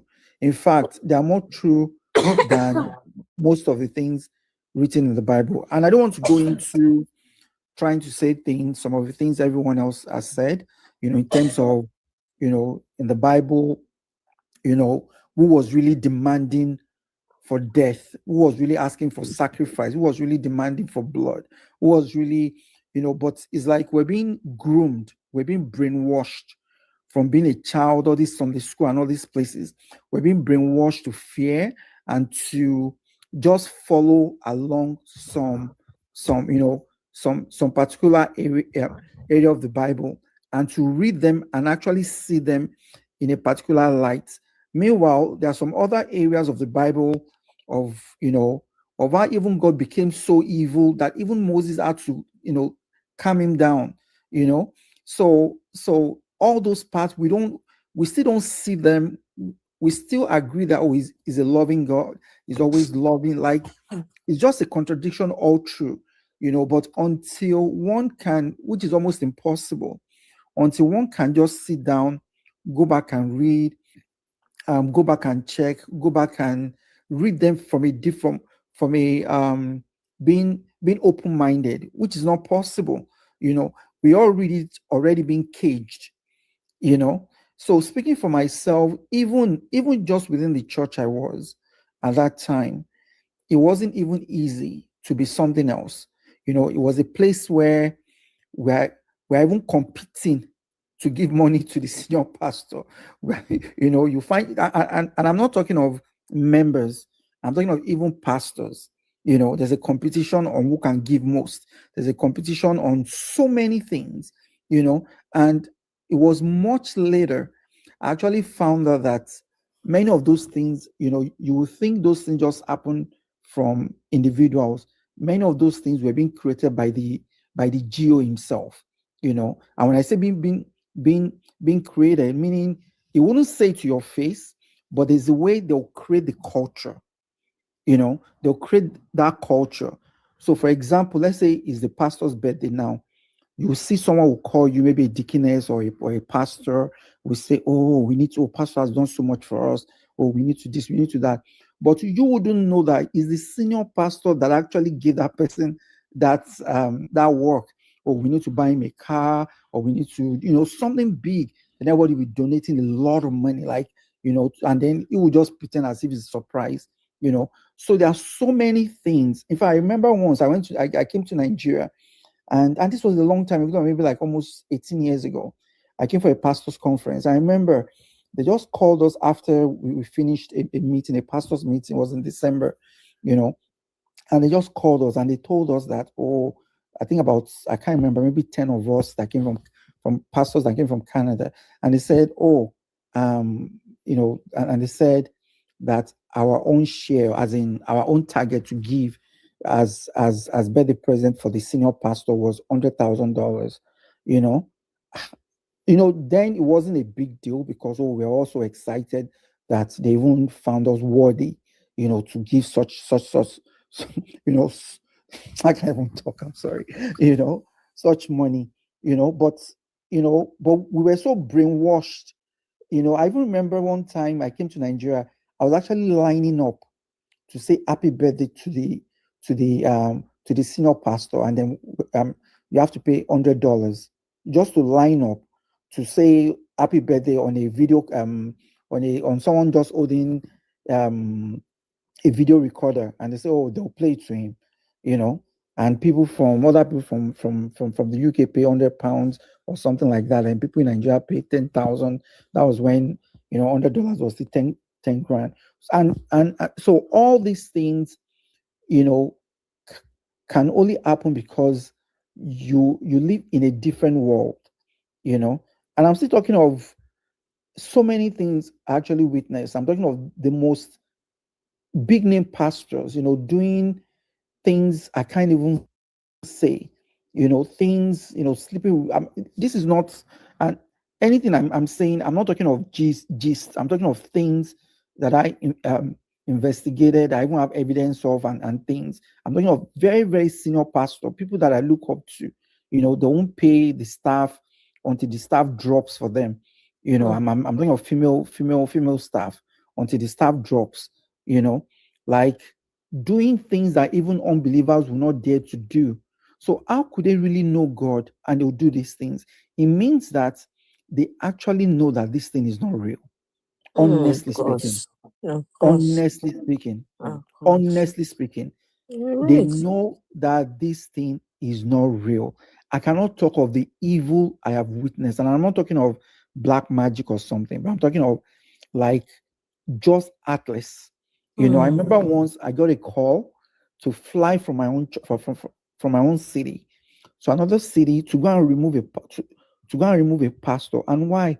Because the general overseer in Nigeria was not pleased at the kind of money coming into that pastor's church.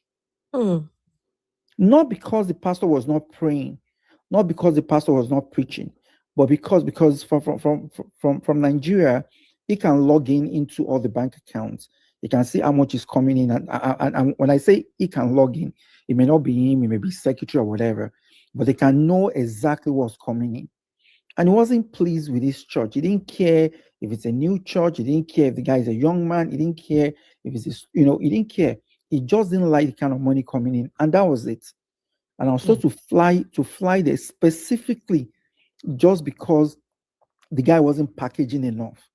Packaging meaning they'll make you a pastor, they won't give you much, so you have to have like a nice car, expensive suit, and all these things. So that packaging will actually bring people with the same, people that people want to drop money because they believe that God is working, is actually blessing you. So if you're not packaging well, people will not really see the light in you. Anyways, let me just Rain put in the comments there that they came together and gave a pastor $50,000 for his birthday. Yes, I think it was for his 50th birthday. And everybody in that church, you know how like all these churches, they're kind of segregated. So this was a church where like it was like for like the wealthy people, like doctors, lawyers, engineers. So imagine how much money they were contributing. And I was a teenager then. So I'm just like how much money? Sounds like the Redeemed Christian Church of God, City of David, that the City of David Church where a lot of the rich people go. Yes. I think it's something they do every birthday of Pastor Chris. They donate up to the tune of millions of dollars for Pastor Chris' birthday every year. I've been opportune for one. Sometimes he doesn't even get some of the things people give him. Some people will come and give him his car, give him a car. Some will even bring fridge. Some will bring money and all that. But the pastors were more interested in the money. And the other ones, of course, they would sell it and convert it to money as well. You know. But every year, and you see, they are very strategic when it comes to when they want to make money off people. That's why they have sales and sales and different units. You No, know, this is the reason why pastors have churches all over. Yeah. They want to open church. Look, I've got a video that I was watching just recently. I was watching Johnson Suleiman, right? Last Sunday in his church. So Johnson Suleiman has now churches in different countries in the world, right? And he was streaming when he was live on a Sunday. They were streaming the service to all the other churches. But you should see these churches. The one in France, the one in the US, there was hardly anyone in those churches, but they're still streaming the thing to those places. Why does a pastor need a church in New Jersey? Why does a Nigerian pastor? It's all for the money. Of course. That And you is see, all it is. it's beyond that. It's just beyond that too. It's to keep them steadily as sheeps. You know, a sheep does nothing. Even a sheep might not even eat if the shepherd has not decided yet if it's time for the sheep to eat. You know, and the sheep will wait on the shepherd to do anything, literally anything. The sheep will wait for the shepherd. You know, that the shepherd decides what the sheep will do about its own life. You know, and you see, one thing people need to understand is that the pastors are atheists. All pastors are atheists, except for the ones that don't know, that still believe that there's a God or there's a miracle working. You know, but for the ones that have come to know that it's all fairy tale, they are all atheists. They know that there's no God in heaven. They know that there's no heaven. They know that they know the history, how the Bible came to Africa.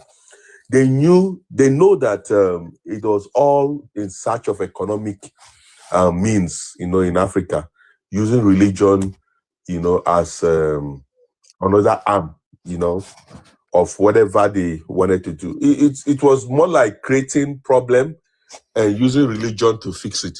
Creating a problem, using religion to fix it, and make the religion look like not part of us. But meanwhile, religion was part of colonialism.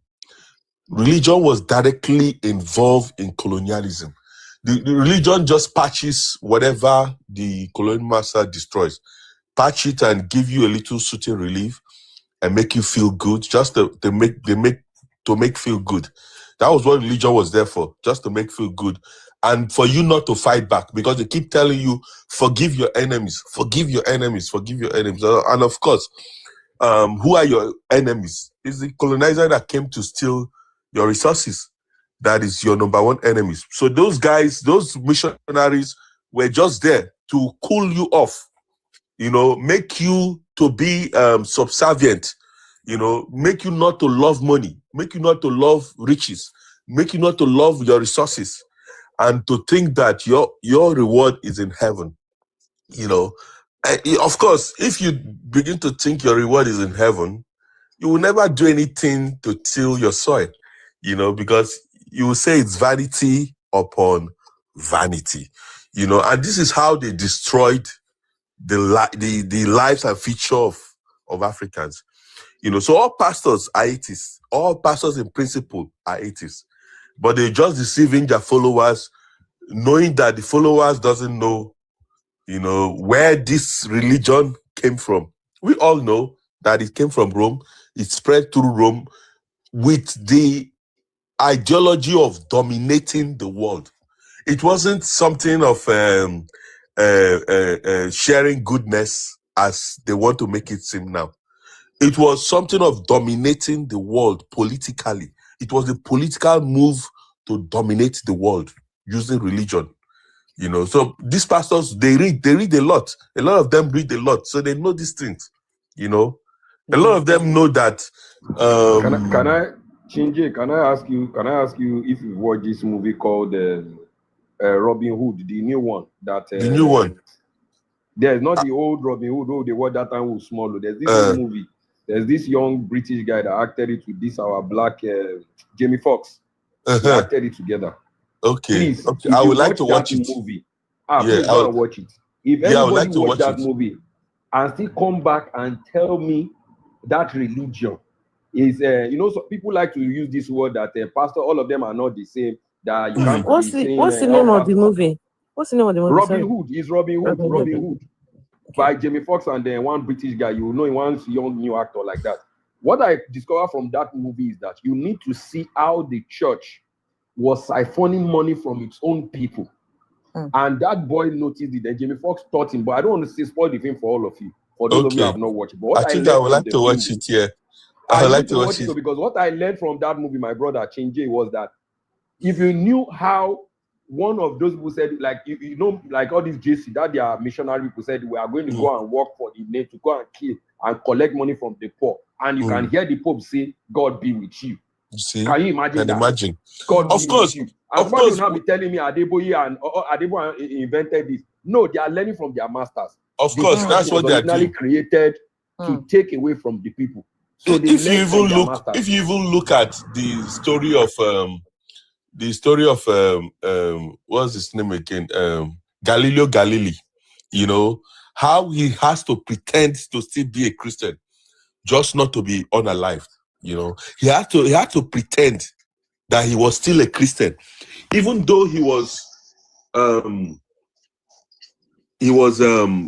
into discoveries, invention, right, which was science.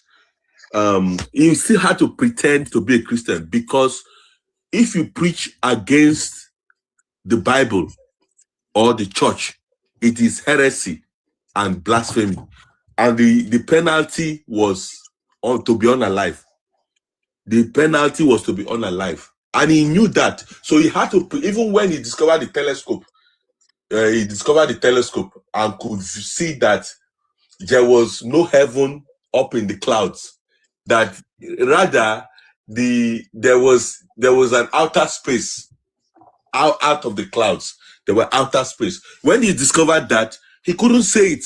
He couldn't say it because he would be unalive. So he had to come up with a dialogue, one supporting the church idea and one supporting his idea. And that still didn't help him. But although it helped him not to be unalive immediately, it only helped him to be incarcerated, and all that. But his work led to what other people use to do the telescope and the other inventions that has helped us now to understand the space better. But these pastors know these things. They know these things, and they know that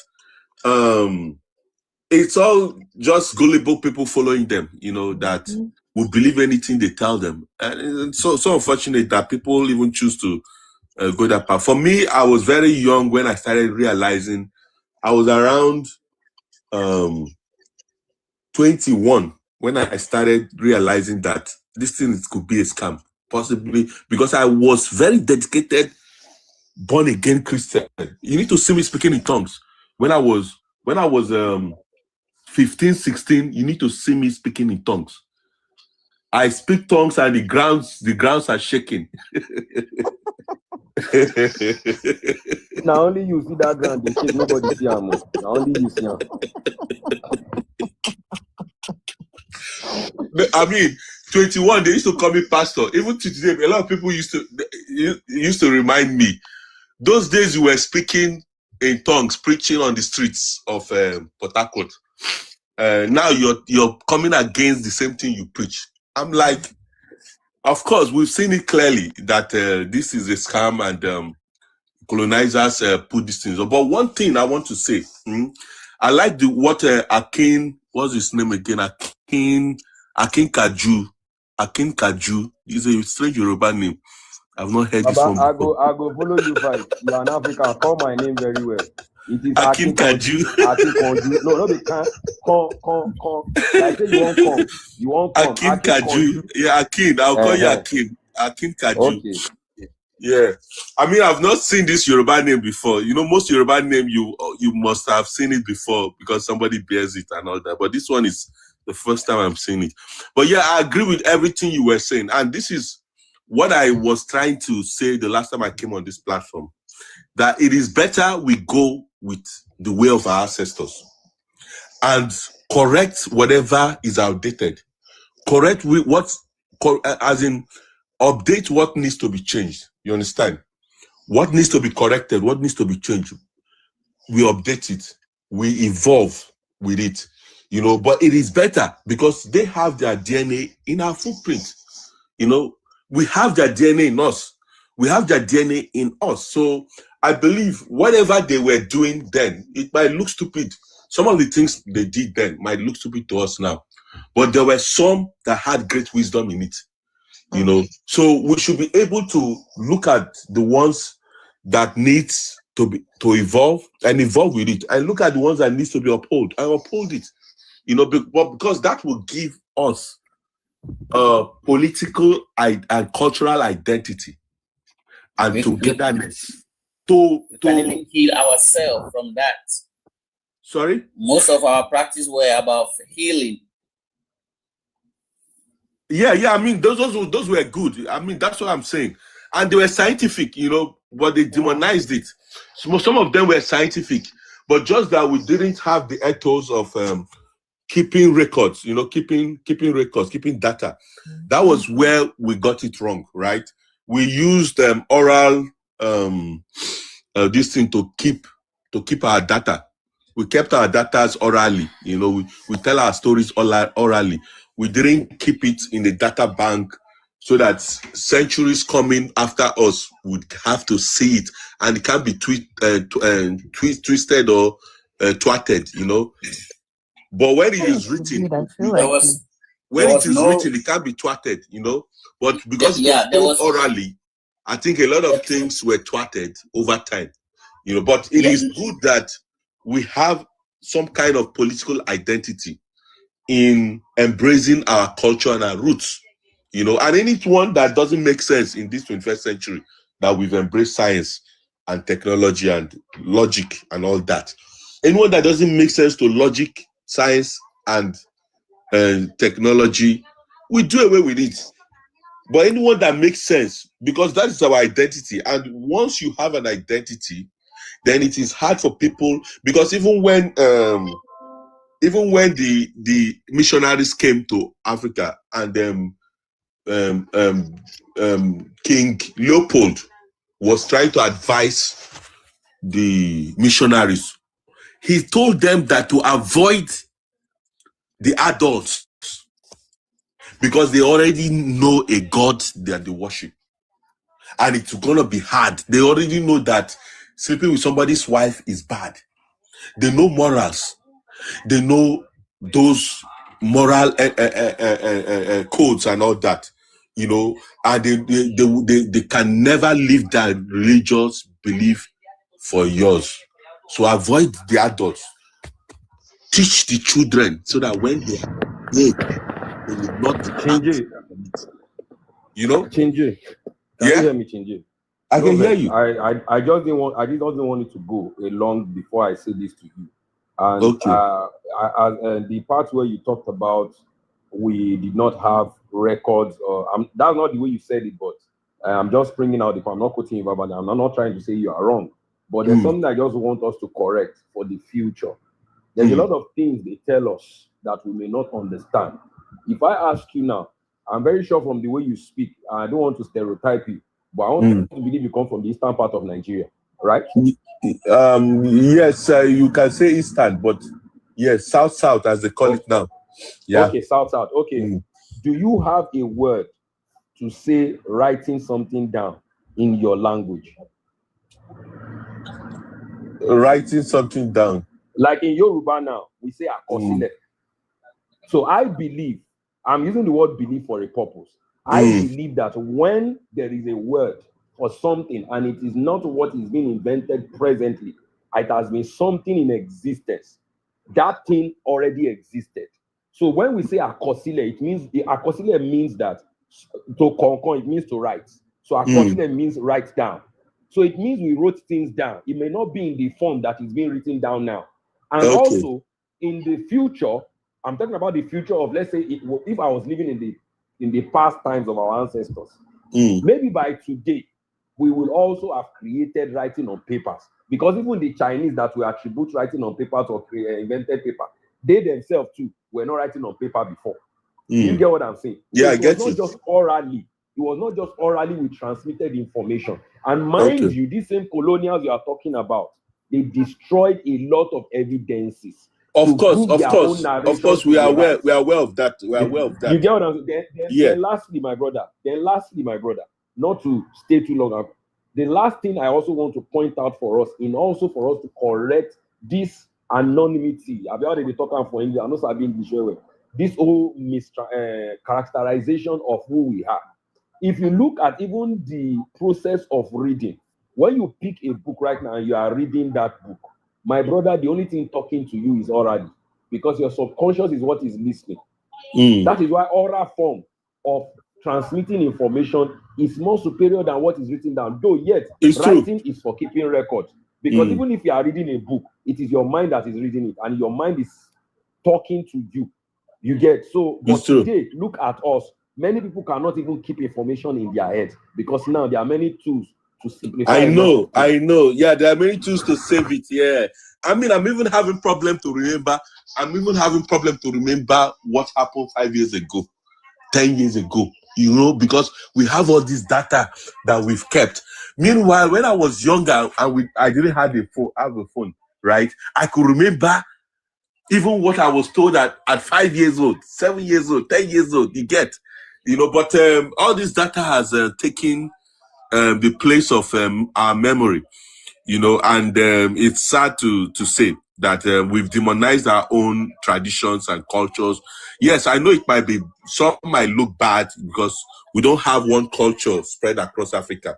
And when you look at some, you wonder, why do people even still believe in these practices and all that? Yes, but when you look at some also, you will appreciate the wisdom of our ancestors, especially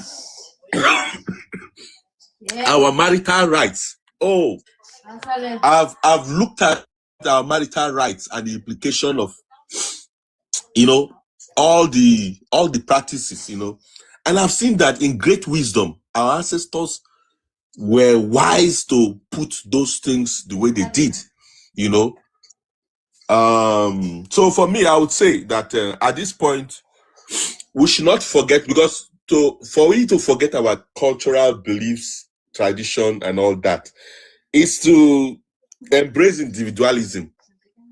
And when I say individualism, not literally how people think about individualism. I'm trying to say that it leaves every individual to think for themselves. And no two persons think alike the same. No two persons think alike the same. So it means their actions will differ. And imagine millions of people acting different from each other. No cohesion. They will never have that cohesion, to bring about any achievement. They will never have cohesion to bring about results.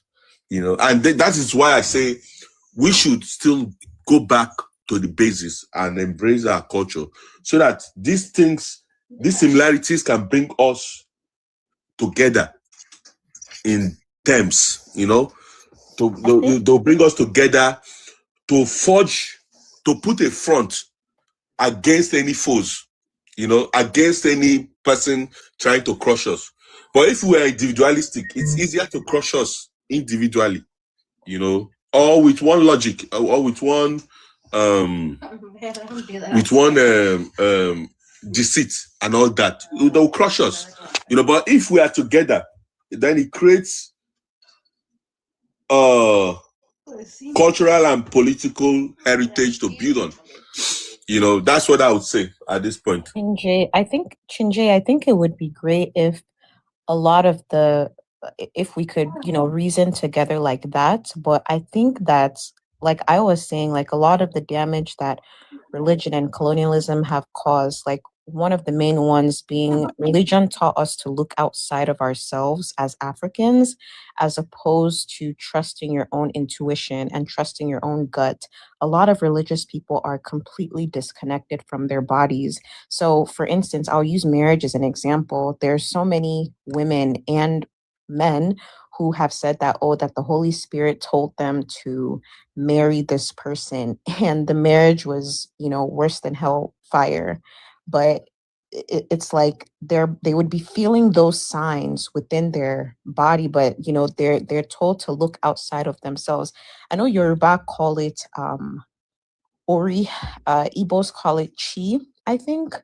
And so, like, it's just now that me personally, I'm trying to get back in touch with listening to my own intuition. And I don't really think intuition really has anything to necessarily do with spirituality. I think everybody has an intuition and a gut, like if something doesn't feel right.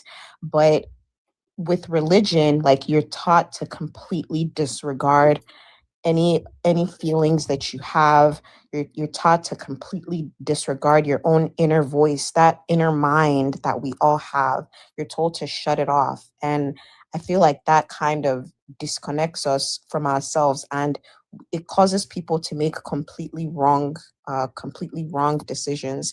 So I think that there needs to be, even like before we can even like come together as a people, there has to be like so much unlearning and undemonizing a lot of the things that we were told were wrong. Because even the Bible, I think it's the Bible that says like the heart is deceitful amongst And all desperately wicked. Yeah, like how can my own heart, is it not the God that creates, how could the God create the hearts like And that? it's desperately wicked, I know. Yeah. So like we need to just like go back within. Like there's nothing You see, on you there's see, nothing on the Rain, outside. there's even something very dangerous. Reading the Bible, there's something very dangerous reading the Bible. You're trying to live a cake like the people that live those times. I don't know if you understand me. The way they live those times, the way they reason, the way they acted, that is what you are trying to, like you're trying to neglect science and technology. You're trying to neglect logic.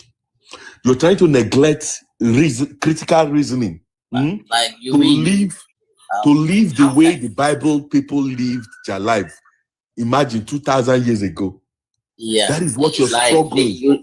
they don't want to live like Elon Musk. They don't want to live like Dangote. Yeah, no, they don't want They don't to. want to No, live they like don't want to. Bill Gates. Yes, They want to live like their life Jesus the or way. Muhammad. Yeah, exactly. They That's want to live crazy. their life the way Muhammad lived his life in a dark age. You can imagine. Then you can unalive 100 people and no law to punish you for that. Except maybe somebody that is stronger than you decides to invade your land, and unalive you back. But that's how they live. Dark age.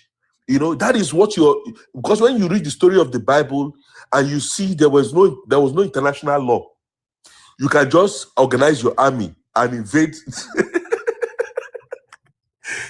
somebody's territory unannounced. No international law, no nothing, no respect for international law. All of them use the No value. escapism. There was no value for human beings. No value for human being, no respect for women. No respect. They use the, yes. Just wake up and do whatever you want, And this is what you're escapism trying to of the inculcate divine. into your brain, Indeed, on a daily, you reading hear the what I'm Bible. saying? And that Can is you hear why, what I'm saying? because I've stayed around a lot of Western people. They hardly get jealous. You see, I've stayed around a lot of Western people. They hardly get this. You see, this jealousy, this jealous spirit. Most white people don't have it. Then I began to ask why. Why don't they have it? It's because from childhood they've always been given everything that basically they want in life. They've gotten everything basically they want in life. So what's the point of being jealous when you've gotten everything basically you want in life? Basically, or not everything you want. Basically, everything you want, you got it. Why would you be jealous of what you already have? Growing up. So, but because there is lack in a lot of our growing up, there was a lot of lack that we had to pray to God. We always want to be better than the other person. So this competition and prayer lifestyle creates jealousy. This testimony lifestyle and competition, always better than your neighbor. I passed my neighbor generator. It created competition, and that gave birth to jealousy. Because once you come give testimony, and I find out that this same God I'm serving is not helping me the way he's helping you, is not coming for me the way he's coming for you, that creates some kind of panic inside of me, right? I kind And jealous. disagree. I Yeah, have to disagree that white people don't really get jealous because they are the ones who were the colonial masters and came and enslaved our people. I mean now they've They put still that get aside. jealous. Many of them are evil, and not just let's not even just because we don't want to be racist or whatnot, but everybody gets jealous. It's like a natural human emotion. You can't really say that white people don't get jealous. Everybody gets jealous. But how many times? Okay. How many times have you seen? How many times have you seen a white person fighting a white person? Is it because they don't? Just because they don't do it in front of you? You guys should let Hassan say something, please. Hassan. Oh, okay. All right. No, we're discussing together. Anyway. Yeah. How many times have you seen a white person physically assaulting a white person publicly? How many times have you seen that? Wait. Before we go further, so that Hassan can talk as he talk. But Chinje, let me just tell you this: these same white people, if you look at their history, now they kill themselves pass. Yes, now, because they were practicing what they've given to us now. Because they were practicing then what they've given to us now. So now the madness they were practicing then, they've thrown it to us now. We are the one doing that madness now. They've left. They've left Baba, us. why they talk say they know they jealous? See, wait, what do you think is happening in Europe presently right now? This same present era we are. What do you think is happening with all this? Syria is this bombing this, they are bombing this, Israel is doing that. What do you think is causing it? It's about greed, it's about jealousy, it's about wanting another person's property, it's about wanting another person's land, it's about takeover, putting an escapism of it's a divine. Let me say that this. This is your land. That's what it's all about. Let me say this. Greed has always been the white man thing. You understand that? See, one thing you have to understand, that is their political consciousness, greed, because of their nature. They are natural scavengers. You understand? And you cannot take that away from them. When you're born in a cold where seeds don't grow for 6 to 9 months stretch, seeds don't grow, and you still have to feed. There is how you come up with a strategy to feed. And greed was one of it. You understand? Scavenging was another one. So they will always scavenge for resources anywhere they find one. That's different from what I'm saying. I'm saying the way they raise their kids. That's what I'm just saying. You can't use their political economic ideology to now add to what I was saying. No, I was saying the way they raise their kids is different from how we are raising our kids now in religion. You understand? They are not raising their kids in competition with themselves.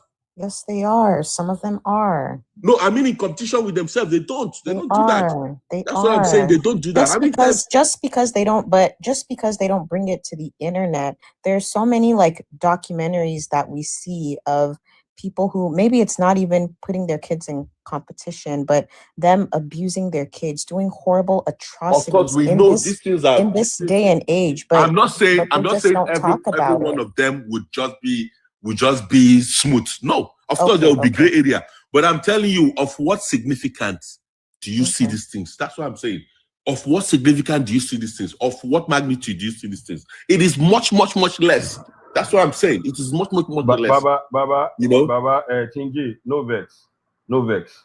I get what you are saying, but do you know why? The only place I disagree with you is that I don't agree they have a better morality right now.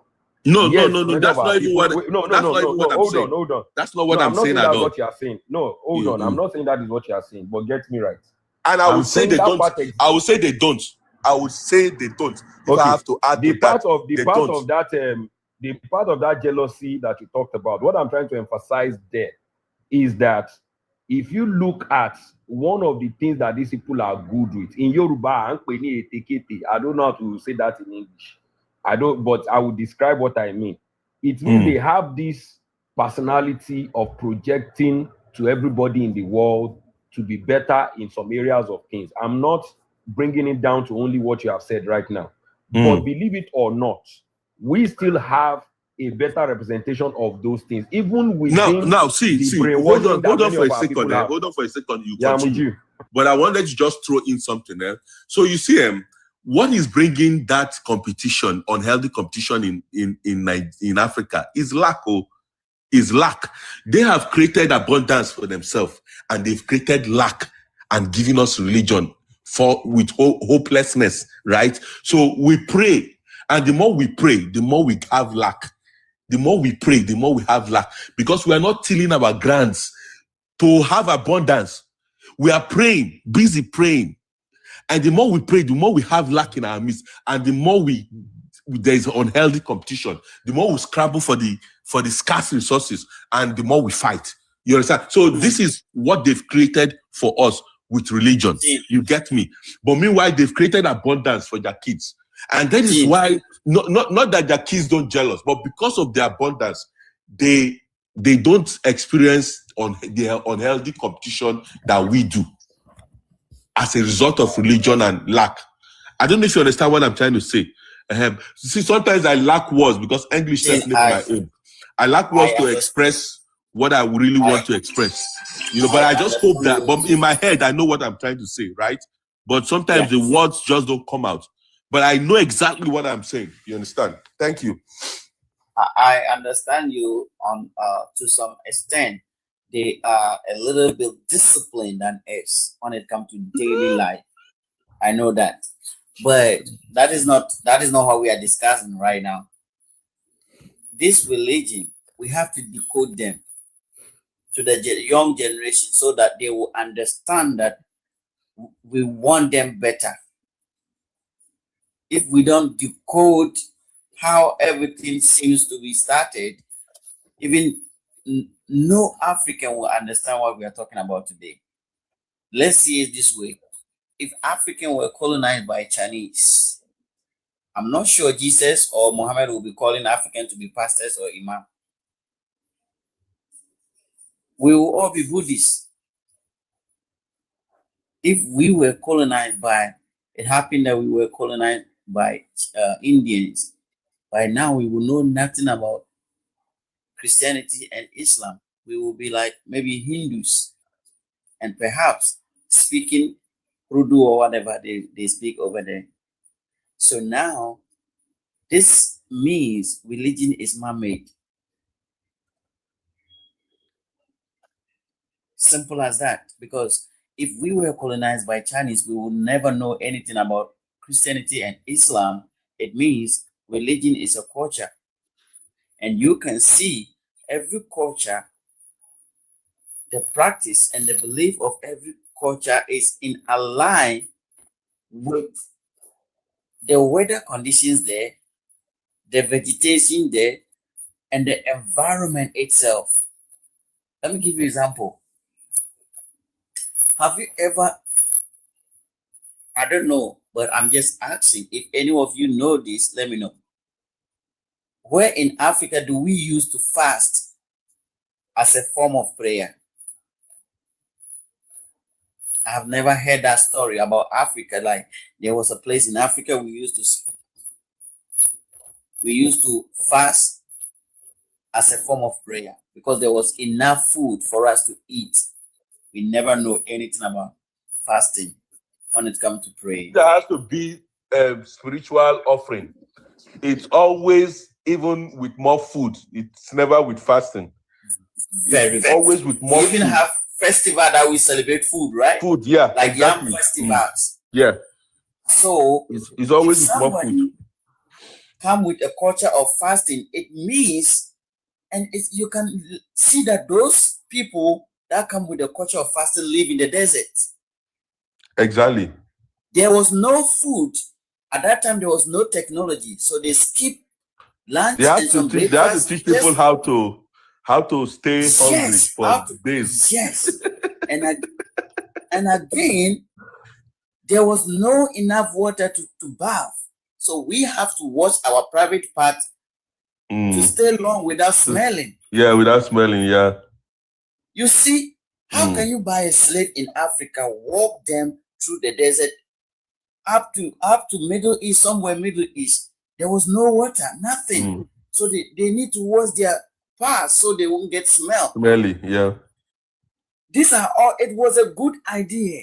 Okay? It was a good idea. And then they practiced it for a long time and it became a culture over there. So God did not tell me and you to watch our private parts. He did not tell me and you to fast in a form of prayer. I know. Again, he did not tell me and you to cover all over our bodies, because we don't live in a look at it this way. If Muhammad had seen shower, he would not be washing his private part the way he did.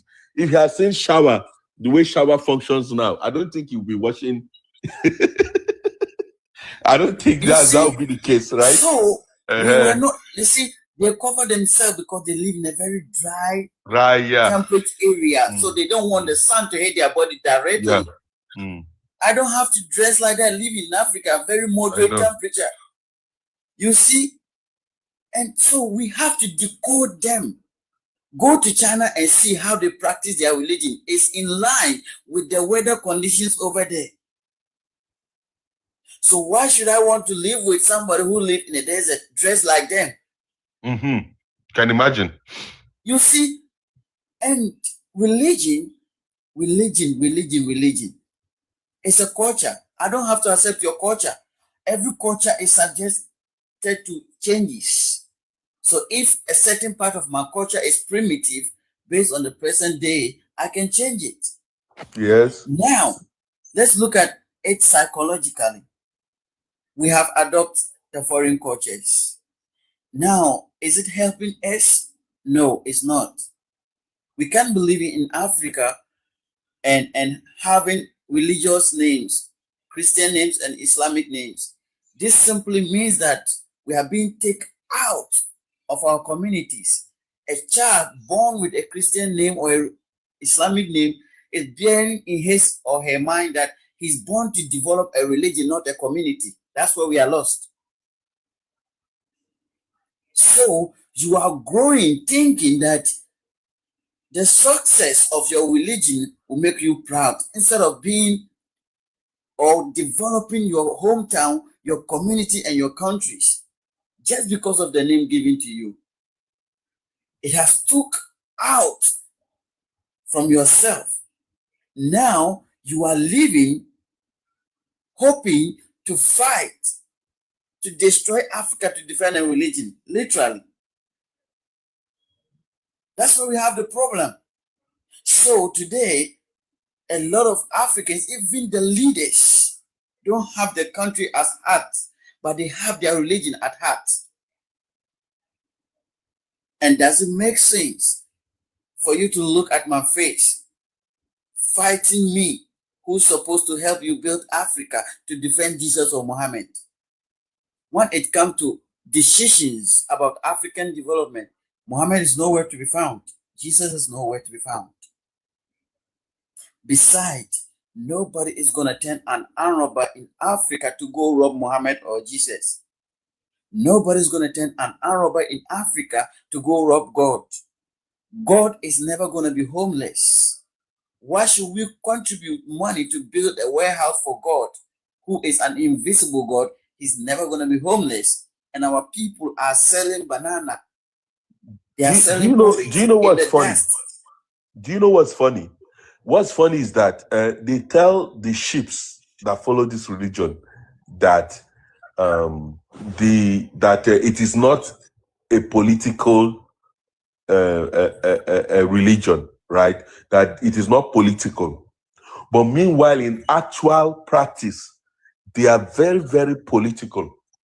Just that they are gullible, they are novice, they are ignorant of a whole lot, right? But they are very political in their construct, in their way of approach, because it's either they don't participate in politics enough to chart their own cause. None of them participate in politics enough to chart their own cause. But their leaders, their leaders do engage politically from time to time, for their selfish interest. So in a way, it is still a political tool, because what Islam has done in North Africa, in West Africa, and in Asia. Sorry, is it Asia? Yeah. It's political, but they tell us, oh, it's not a political, it's religious and all that. But they've been able to make us ignorant and stagnant, in a way that we've not been able to chart our political cause, and we've not also been able to chart our political economy. So now they believe that, oh, religion has brought to Africa this and that. There's nothing that was thrown from the sky because of religion. Whatever benefit you think you are getting from religion is coming from the people. It's coming from the community. So Yes. without religion, you will still get those benefits. Even more. Because without religion, we're going to have warehouse and factories, not churches and mosques. There was no money throwing from the sky like, oh, Allah said, take this and build the mosque. It's come from the community. So without religion, we can still have those benefits. But people like, oh, because of religion, we have this. No, it's never true. Think about it critically. Whatever you think you are getting from religion comes from the community you live in. It comes from the people around you. So without religion, we will still get whatever we are getting today. You have to think. We are not born to build a religion. We are born to build our communities. You are born to build your family. You are born to build your country. So now, why should you in Africa destroying Africa to defend Jesus or Muhammad? How sensible are you? Now, why is it that God is not calling engineers in Africa? I beg, make somebody tell on our God. So we are tired of pastors. Pastors are full all over in Africa. Now we need engineers. We need constructors. He should start calling them for us. We need businessmen. God should start calling business people. We are tired of. So you see. I think what we need now is to be interested in politics. I tell every African, no matter where you are, be interested. Do your own little for the political culture. Whether it's protest, whether it's a social media post to comment, whether it's sponsoring, please, whether it's supporting, can you let this hold on? Can you let this guy in? Roti, he said, I need to be educated. Bro, just say you want to brainwash me and you can't. Just FYI, she's a she, not a he. Oh, I'm sorry. Hi, What kind of everyone. education do you mean? Are you going to educate me about how to develop All right, Africa? you've been speaking. Can you let me speak, please? Okay, thank you. All right. Hi, guys. There was a guy that was speaking earlier. I can't remember who he was. And his statement, honestly, I couldn't but make comments. Okay?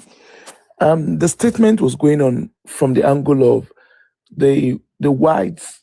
Let me use Caucasian because they are Caucasians. The Caucasians are not jealous. They don't raise their kids to be jealous because they have basic needs and stuff like that. That is far, far from the truth. No, that's not what Okay? I said. That's not what I don't. I did not say the Caucasians Can you are not repeat what jealous. you said and let me respond I to said you? they don't raise their kids to be jealous because they have abundance, but we are raising our kids with religion and lack. Okay, and that has created an unhealthy competition. Yeah, Can I that's what I respond? said. Thank you for that. Yeah. That statement that they don't raise their kids to be jealous, I hate to say that's not true. Okay? And I'll tell you straight on why I said it's not true. I live, work, and breathe with them. Okay? Now, the system of the Caucasian is built on nothing but jealousy, greed, selfishness, all the ideology that brought about even the invasion of Africa. Okay? And when you look at civilization did not start from the West. It actually started from Africa. As a matter of fact, Africa was well civilized and still is civilized. Okay?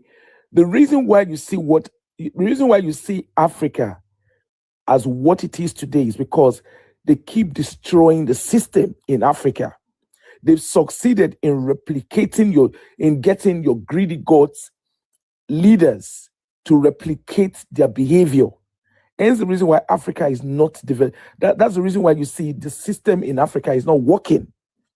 The moment we have people who are not greedy, the moment we have people who are not selfish, like what they've replicated in the aims of affair in Africa, the West will never be what they are. Okay? Now, when it comes to like basic need, do you know that poverty in the West is even worse than poverty in Africa? Do you know that? And I'll tell you what I mean. I work and practice as a social worker. Okay? When I go to poor homes, I'm originally from Nigeria. When I walk into poor homes, honestly, the level of poverty I've seen, I have never experienced that in Africa. But you know what they've done? They've succeeded in labeling their poverty, whereby they have names for everything and anything. So instead of saying these areas are poor or underdeveloped, they have a way of managing that. And if you're looking for people that know how to control their data, you will be amazed. And I hate to burst your bubble, is the Caucasians. Do you know that the rate of maternal mortality and child mortality, do you know is higher than what you have in Africa? Do you know that? When you hear about ordering and all this behavior, that is poverty. Do you know there are even people in the West, some people to have 1 square meal is a problem. Do you know that? And do you know that the margin between the rich and the poor is very evident in the West? The fact that you have light, water, and all of that, it doesn't define what the length, it doesn't define the reality of poverty. And you see, I agree with you a lot. Okay, let me finish. You've been speaking all along, so let me finish, please. No, of course, I will let you now, speak. When you talk about basic needs, where I live currently, I've lived there for 19 years.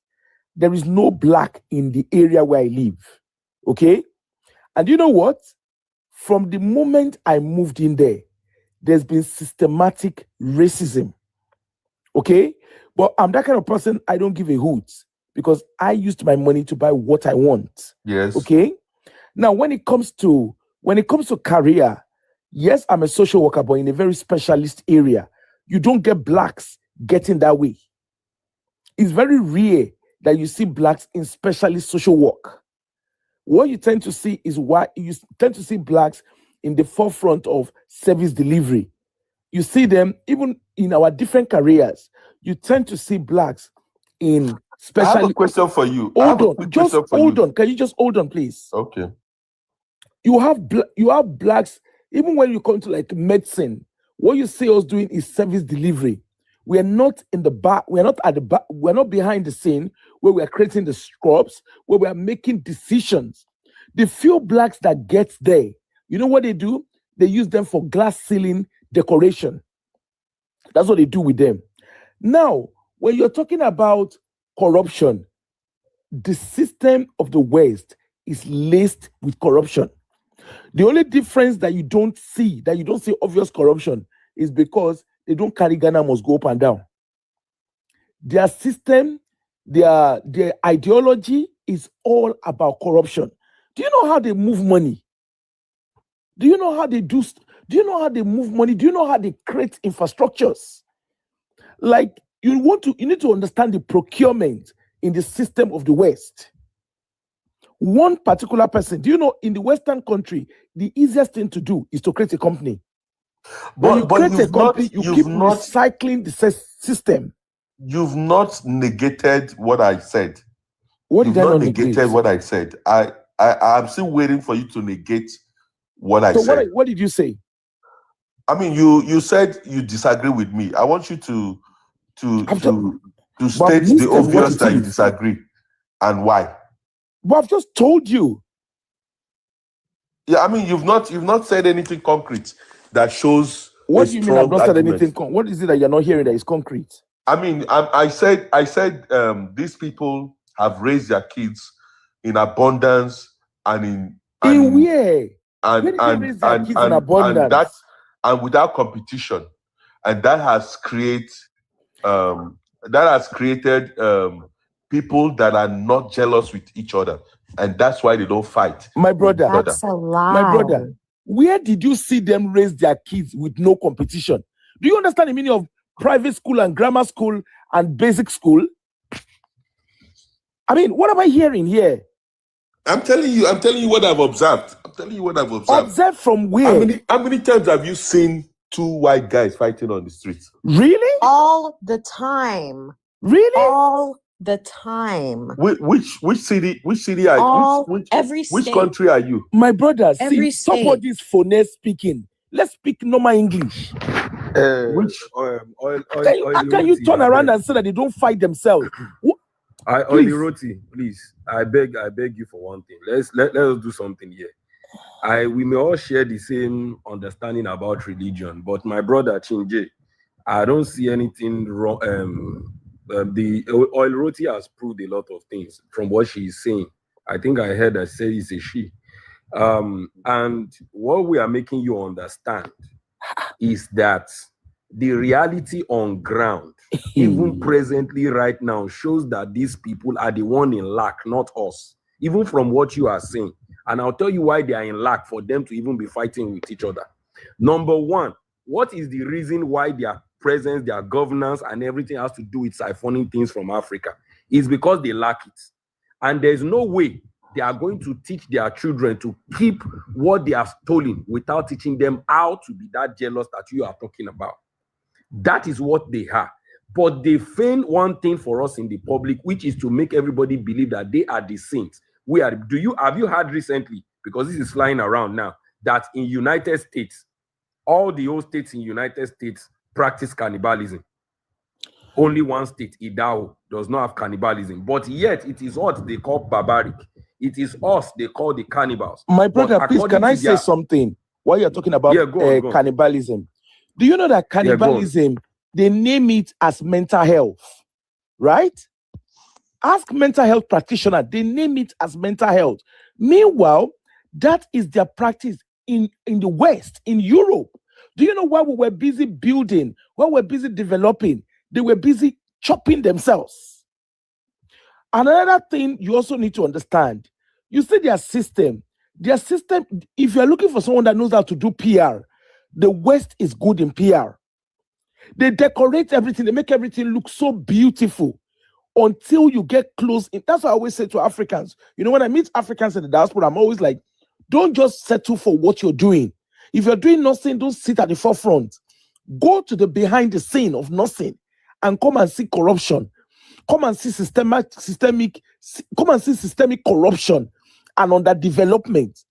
Did you know another thing that is somebody was saying about water and rationing? Do you know why they have baths? You saw this bath and shower that you see in the Western country. Do you know in the United Kingdom, just as early as the 80s, they have that, as early as the 80s, they were still rationing water on the soil of United Kingdom. My parents, both my parents, they studied here in the UK. My mom studied at University of Edinburgh. My father went to King's College University. I think you might not be reacting to me. I don't think you're reacting to me, what I said. You see what the truth is. You see, they I've always water. wait, let me just throw this in so that you know that I'm in support of some of the things you're saying. No, you're not in support, my brother. Yeah. You are far away from African education. Remember, I also said that these people were raised as scavengers. You remember when I said that? They are not raised as scavengers because there was never scavenging in their lifestyle. They were just grabbers. What do you understand by scavenging? I don't understand. I don't understand English in the morning. I mean, if someone goes to take gold in your ground, is that not scavenging? Even in their own country, it's like, come, do you know? Wait, can I ask a question? You are equally saying the same thing. But please, can I ask a question? But I'm not maybe saying you should have asked a question, way. To get. Can I ask a question, but not in a rude way? Do you understand your African history, your undiluted African history, away from studying Google? Do you understand it? Of course, I do. If you understand your raw, undiluted African history, you wouldn't be speaking like, because you are glorifying bad behavior. I'm fully aware that Africa do not lack anything. No, you're not fully aware. By the I'm fully aware that Africa do not lack anything. The only thing we lack is leadership. And it's because the West have orchestrated. No. Africa never lacked leadership. We have right leaders. now, that's what we lack. That's what we lack right now. Excuse me. We have leaders that worked for us. Right now, we lack the leadership. Yeah, because you have puppets. And because that's what I'm saying. That's what I'm saying. Is greedy. That's what I'm saying. I said we don't lack anything. The only thing we lack right now is leadership to put the puzzle together. So the thing is that while I'm saying, if you guys look deeply, you guys are taking a holistic picture of what I'm not saying. You understand? I'm not saying anything ambiguous here. I'm saying that the way these people have raised their kids, which I have witnessed, they don't fight each other. I'm not. Except you're talking about those ones on the streets. Probably. Please, you know what? That don't have a home. Maybe we should just. I don't want to be rude. But I'm telling you that the ones that have a home, they don't fight. Please, they don't fight themselves because they were raised in abundance. NJ, yeah. Do you live in Nigeria? Sorry? What country do you live in? Canada. Can I come in? You live in Canada? Yeah. And you're speaking like this? Yes. Oh my goodness! You know what? Let me giving come out. Uncle Ruckus. Chinjay, do you know who guy Uncle is gonna make me Ruckus say is? things I shouldn't be saying. Let me come out. It's giving Uncle Ruckus. Like what the heck? I'd like to come in, please. Who's Uncle Ruckus? You live in Canada. You're talking like this. I'd like to come in. So Canada. Sorry, Mr. I've been listening. Where do I've you been live in listening to Chinjay. Yeah. And yeah, I've been listening to you, and I'm gonna tell you right now that everything you know about white people, they're still doing it now. Like they're still greedy, they still fight amongst themselves. It's not reported as much. You know, the media propaganda, they like to make black on black crime, more prominent. Look more big, but you gotta understand that the people that are perpetuating crime and inflicting political violence against our people are white people. They're the reason why we have so much chaos in this world today. Of course, we know that. And I also, words matter as well. So you're saying scavenging, but they didn't scavenge. They came in and they literally stole. They were stealing. They were unaliving people. They were very violent, and they're still doing it till now. Scavenging involves stealing too. Scavenging involves stealing. If you know how scavengers move, it involves stealing too. It involves everything. Cannibalism, you can stealing. You can scavenge and not be a thief.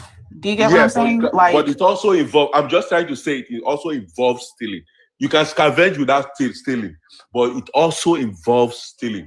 right? Kinje, you don't talk Scavenging. one thing. You don't, Kinje, wait, you don't talk one thing before. And I would love you listen to Olu and Oero. I don't think they're even against you. You said there are some words you might use that may not express your thoughts in your head. And I think I get where you are coming from. But you see, scavenging, that there's no way you can scavenge that you may not steal.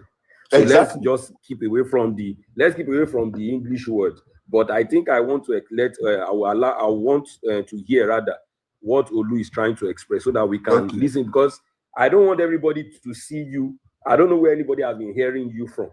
And I don't want anybody to see you as against the ideology of the lot of things we have been speaking on this stage already. Do you get what I'm saying? So I don't want to get you wrong. But let's us just listen to ourselves. But I know that what they are expressing to even a white kid will make you understand that when you talk about the crimes perpetrated in this war, it is not us. Our ancestors never left any footprint of any of these things that they accuse of us. They are the ones who carry guns. Their children can go and kill unalive several children in classes. Yep. They are the ones who are not teaching their children proper morality, and they have problems with their child talking to them anyhow at the age of 18. Even me, as I hold like this, yes, sometimes when we say, no matter I take adult reach, I talk in front of my papa. If my papa say, hey, I will keep quiet, no matter what. But I think I'm only just that narrative, that particular narrative was just to juxtapose it with what these religious leaders are doing in Africa. It's not the generality of the well-being of Africa. No, I was speaking about. No, I'm just juxtaposing the damage these religious leaders have done and juxtapose it with what these white people are doing right for their people, not outside the shores of their land, because we know how evil they are. If I want to speak on the subject of how evil these Oyibo people are, even today will not even end for me to talk about it. But I'm just only picking one particular good thing I've observed. Doesn't mean I don't know a million of evil things they are and they've done. You understand? So that's why, and I don't want you guys to put me in that bracket of thinking that I'm supporting them in any way or shape or form. I understand that, but but at the same time, you also got to understand, like, even the comparisons that you try to make, it's still like, it's false in a way, because Europeans still uphold religion till now, and they teach it in their families till now. Like, there are a lot of religious white people, and that's the reason why they commit so many atrocities against humanity, because of religion as well. That's another thing. They do teach religion. They grow up in churches, they create their culture around churches, and that's how they're able to uphold all these violent ideologies, and they go out into society and they unleash all of their entitlement, greed, everything bad, and it's because of religion. So white people still very much today uphold religion.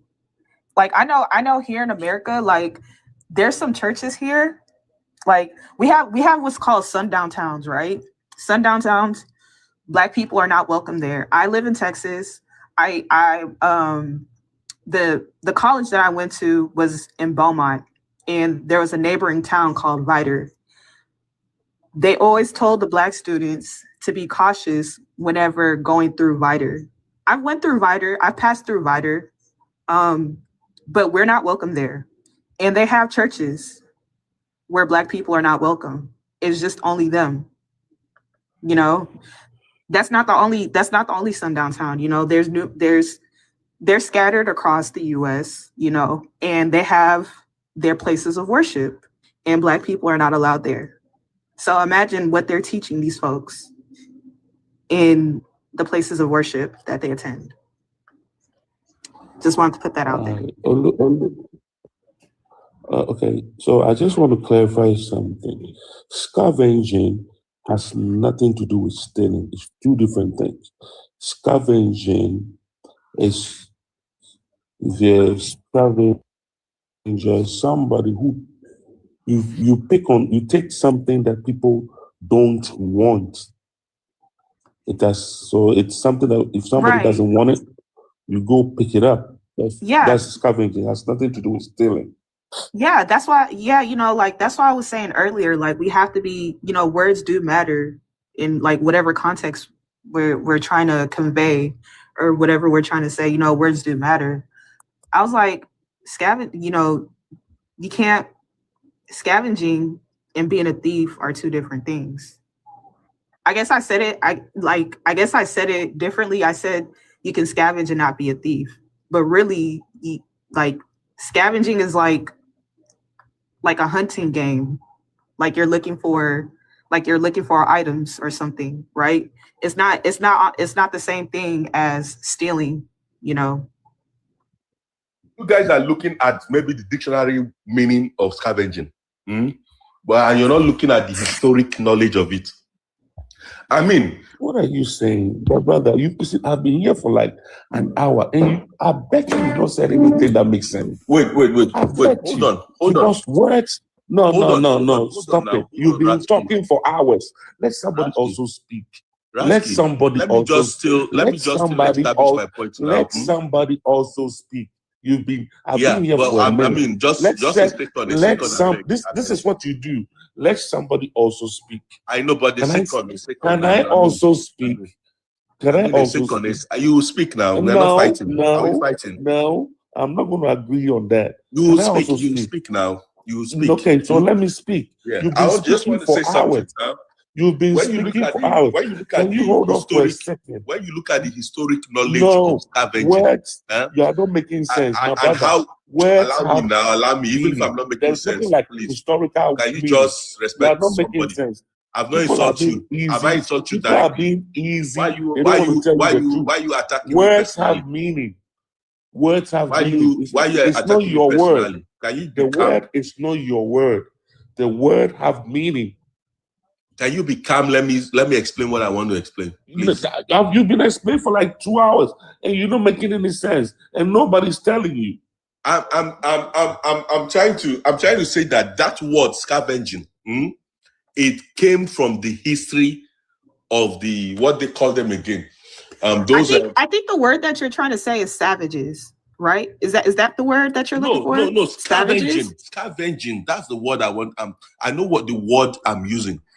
It has been the practice of these Oyibo people.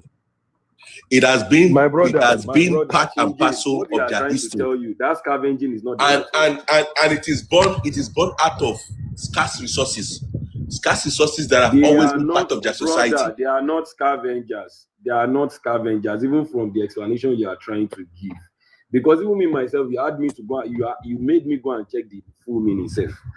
If scavenging has nothing to do with these people, because scavenging has to do with materials that are useful, that are not being used by somebody else again. They have not come to anywhere in the world to actually deal with what people are not using anymore. They are actually coming to take what belongs to you and steal. So I've tried to defend the fact that you might be trying to say something else, and people should understand. I want to ask you one question. But if you are when the white came to take your oil, who was using oil in Africa? I want to ask you that question. Who was using? You will not make sense to anybody. I want to ask you this question. When the white came to take your oil in Africa, who was using oil in Africa? Tell me one person one country that was using it. What is this guy? I'll keep quiet. You still don't understand you still don't get it.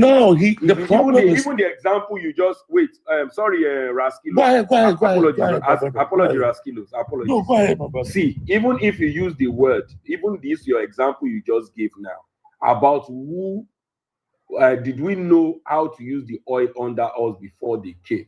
Guess what? I can actually even tell you some things that because we did not use them is not an absence of the fact that we did not know that it existed.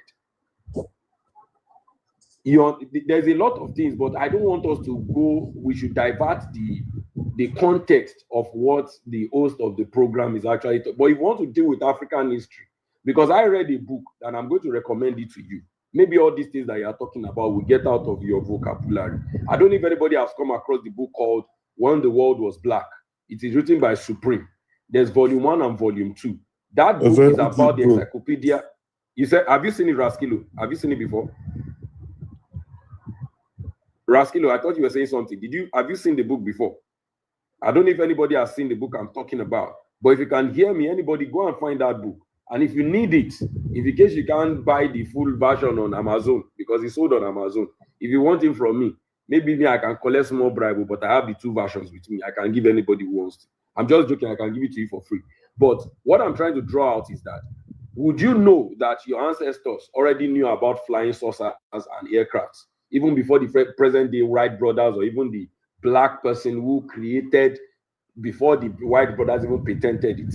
Because if you look at something, every pyramid in the world, even the ones in Sudan, the ones in Egypt, the top that you see that looks like a perfect cone on the top that is pointed is not pointed. It has a flat surface. It has a flat surface that has things landing on it.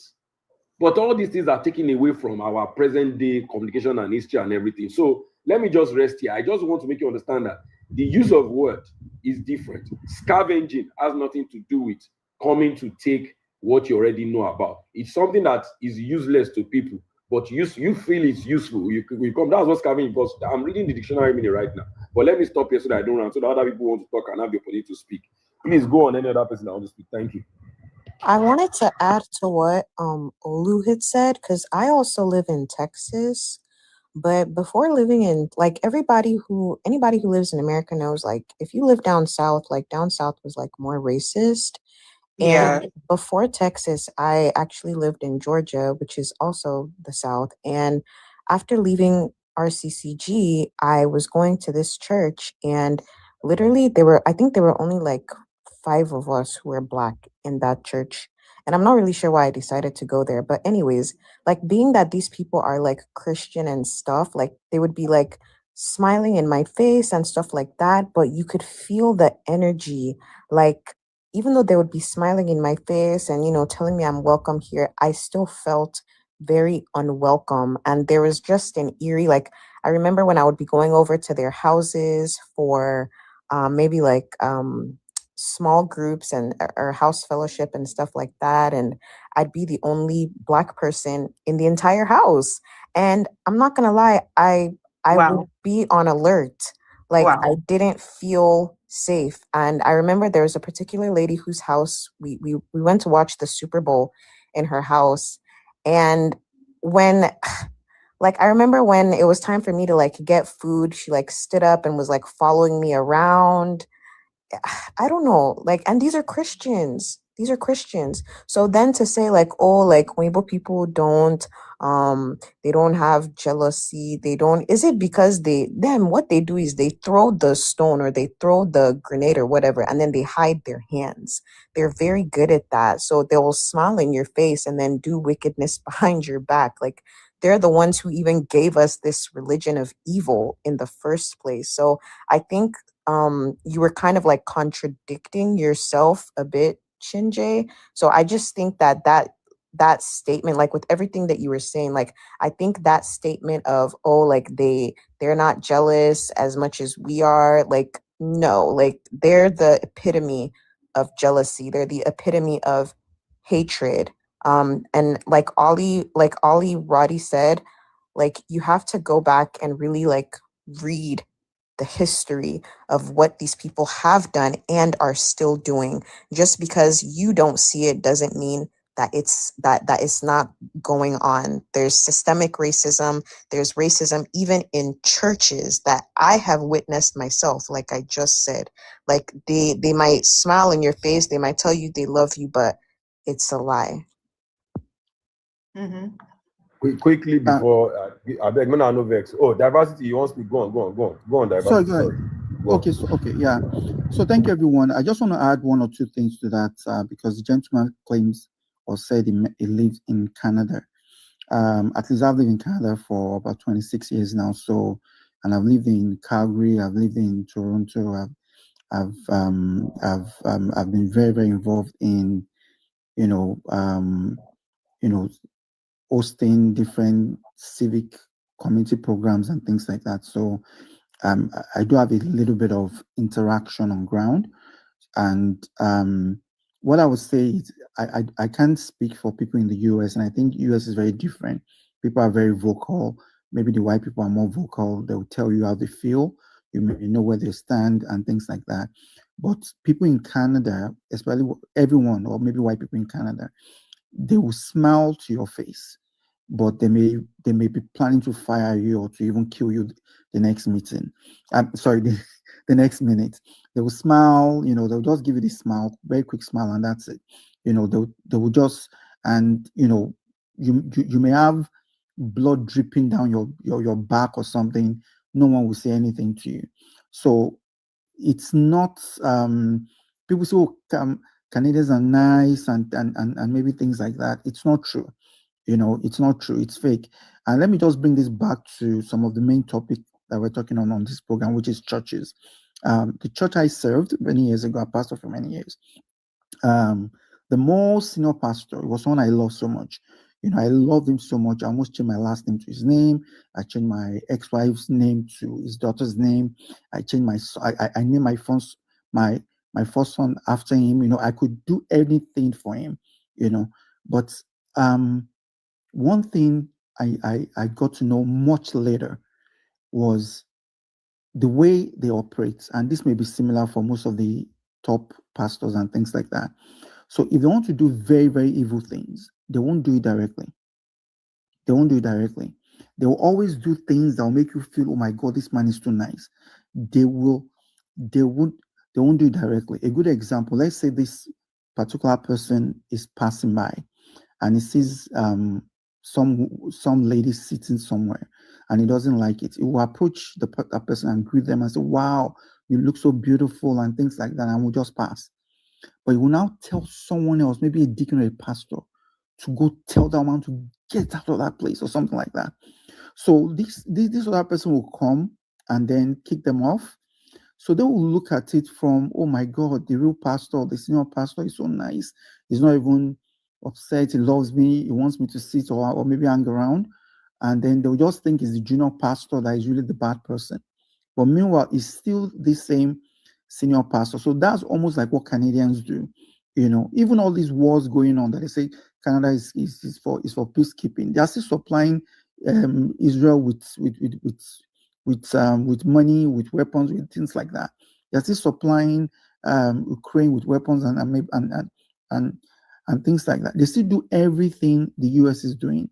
They just pretend like they're not involved, or maybe they're just neutral. It's not true. They're equally as evil. When it comes to slavery and all these things, they show us everything about the US on TV. The difference is Canada has actually buried theirs. They also enslaved people. They also did everything. They did the same thing to the Aboriginals here too. So we shouldn't be fooled and just follow what we are being taught, or maybe what we are being told, or the new packaging, I would say, that maybe Canada is now portraying now. I know someone that claimed she's not a judge. She claimed that in the 80s or maybe late 70s, when she moved from Montreal to Toronto, she said you can never see a black woman or black man working in any office. That then if they want to come to work, they have to go to the back. They have to go to the back and they have to, the kind of jobs available to black people at that time was things like maybe typewriting and maybe carrying mails or maybe things like that. So the new image of Canada, for maybe those of us that just came 25 years ago and things like that, we will think, oh my God, this place has been fantastic, or this place is not like America. They do everything they do in America. The police also beat up black people. They also frame black people. They also do a lot of things. It's just that it's not as projected on the big screens. Anyways, thank you. Yeah, please. Thank you very much for what you just said. People are misconstruing my words, and they are reacting to the things I am not saying. And they are taking. I mean, what I'm saying, you can't go look at a dictionary and want to use dictionary meaning to explain what I'm saying. When I say scavenger, I'm talking about a historical, political, economic context. Well, if it's not in the dictionary, then we can't use that as a you can't definition. just go take. You're just making stuff if up. I say white people come from an historic scavenging mentality, I'm not talking about just the word, the English meaning of scavenging. I'm talking about Okay, but there are words. There are I'm words talking for that about the context, political for that and definition. economic. Wait now. I'm Scavenging is talking not about one the of them. political and economic context to scavenging. You understand? So you can't just go and look at a dictionary meaning of scavenging and then respond to me. That's wrong. No, it's not wrong. That's the most meaningful thing anybody. That's can wrong. do. Now Let me I've gone back to do a little research. Hold on, Chinje, please. Let me speak. You I don't have to interrupt do this. others when they speak. I don't know why you choose to interrupt me. Okay, let me I'll just keep quiet express for you, myself. You are okay? doing this. You are overflogging this whole scavenging thing. I know, but let me just say something. So let me say something, and then you can respond if you want to. So I've gone to do more little research on that political and economic scavenging, and it is not. It involves stealing. It involves stealing, and I wonder where you guys got your own meaning from. You understand? It involves a lot of stealing. This is what he says here, that when people say political and economic scavengers, they are usually pointing to actors who don't create new value, but extract, exploit, and feed off weakened system, especially during crisis transitions of power vacuums that pattern in very old. Here is some historical walkthrough from ancient times to today.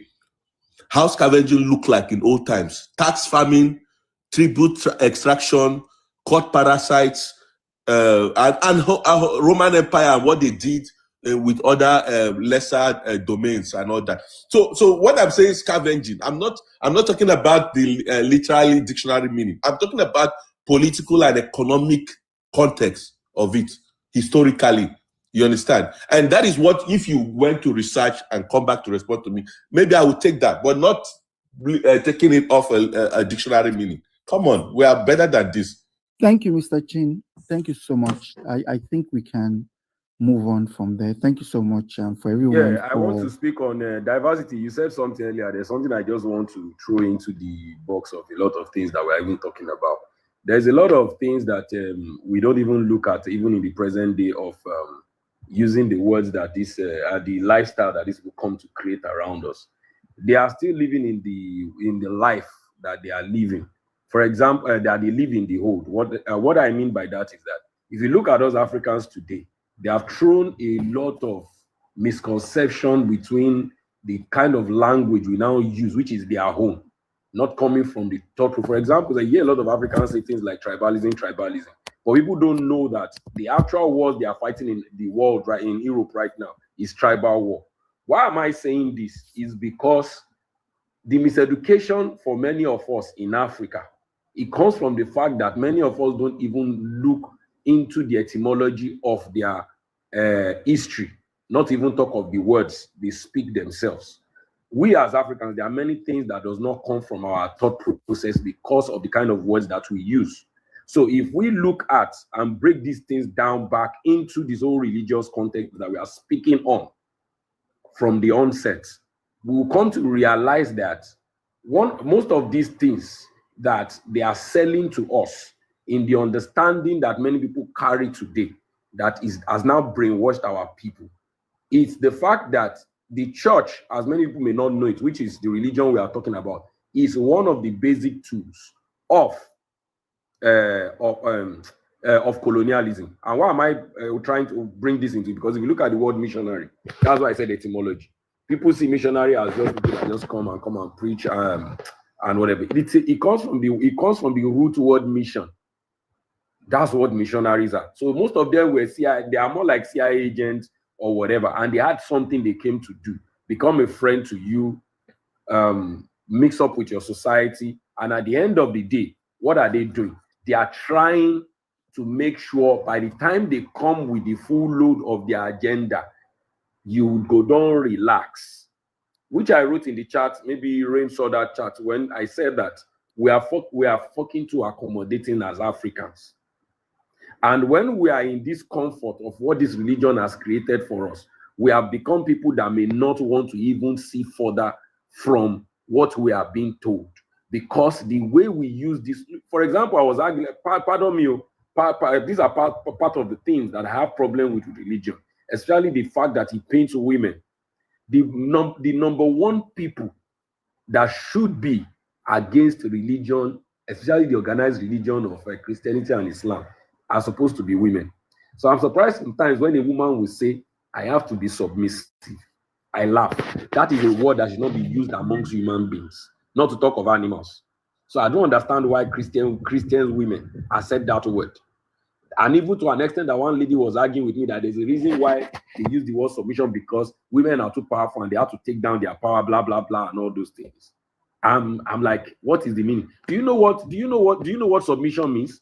Submission actually means that if I tell you as a woman today, if I'm married to you as a Christian and I say, start barking like a dog, you should bark like a dog.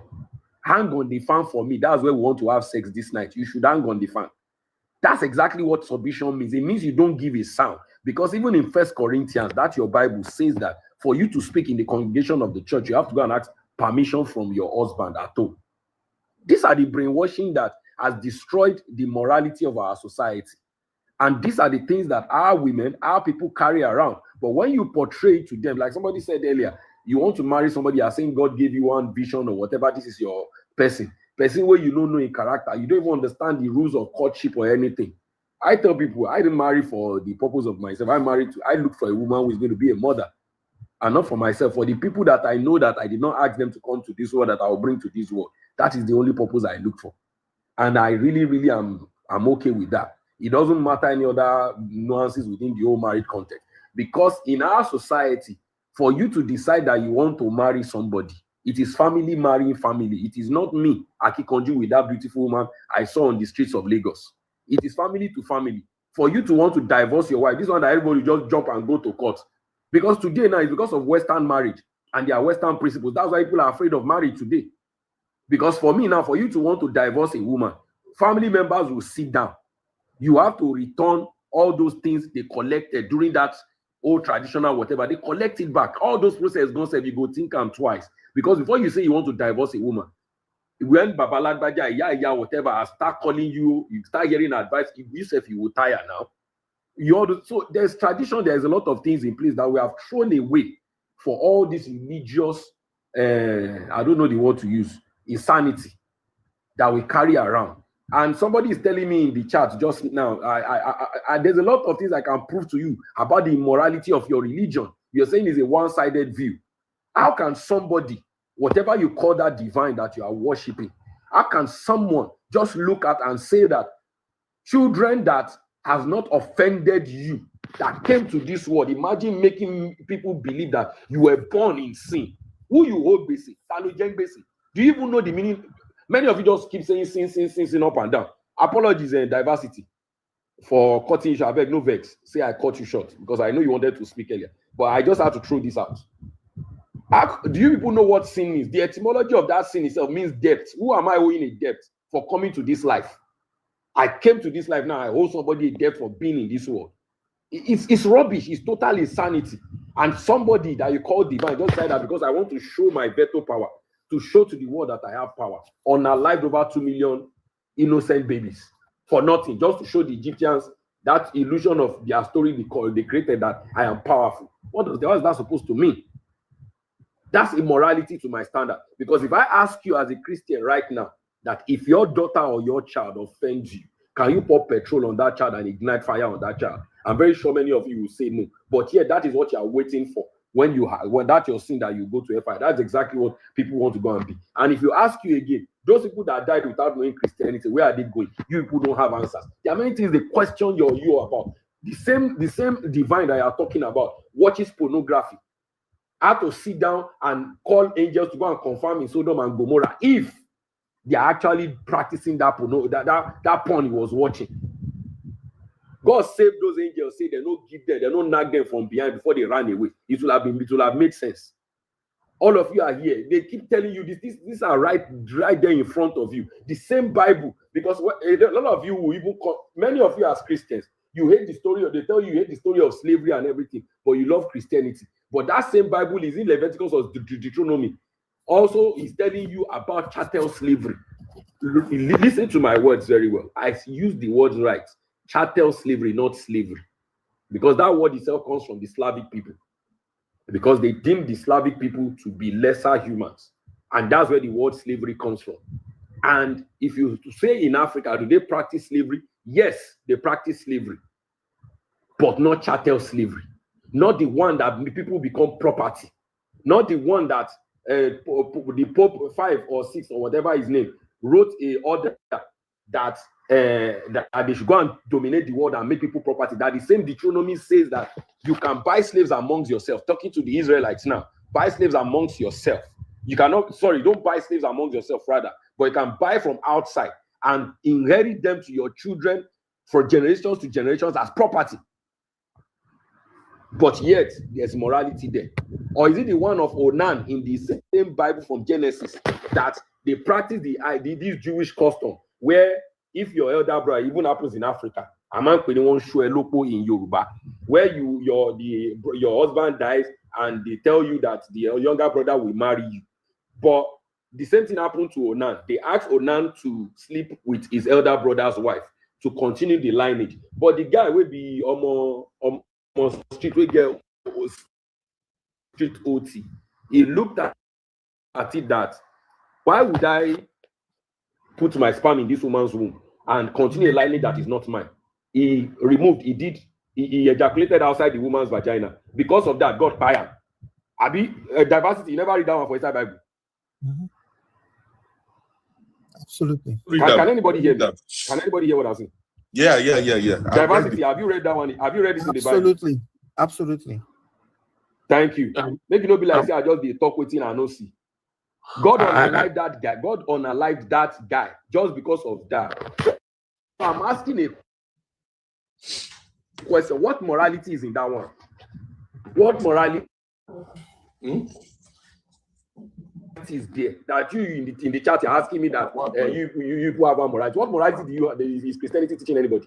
Forgiveness, the one that teaches you to unalive people in the name of a harmless and a mysterious being that is not powerful. You people go to church, you are afraid of the juju in your village, but you say your God is powerful. What is wrong with all of you? Why are you praying against the juju in your village if you are not afraid of it?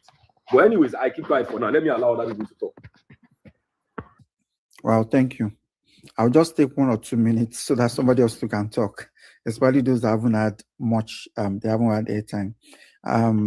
Just very quickly, I just wanted to touch on how I believe Christianity prepares us to be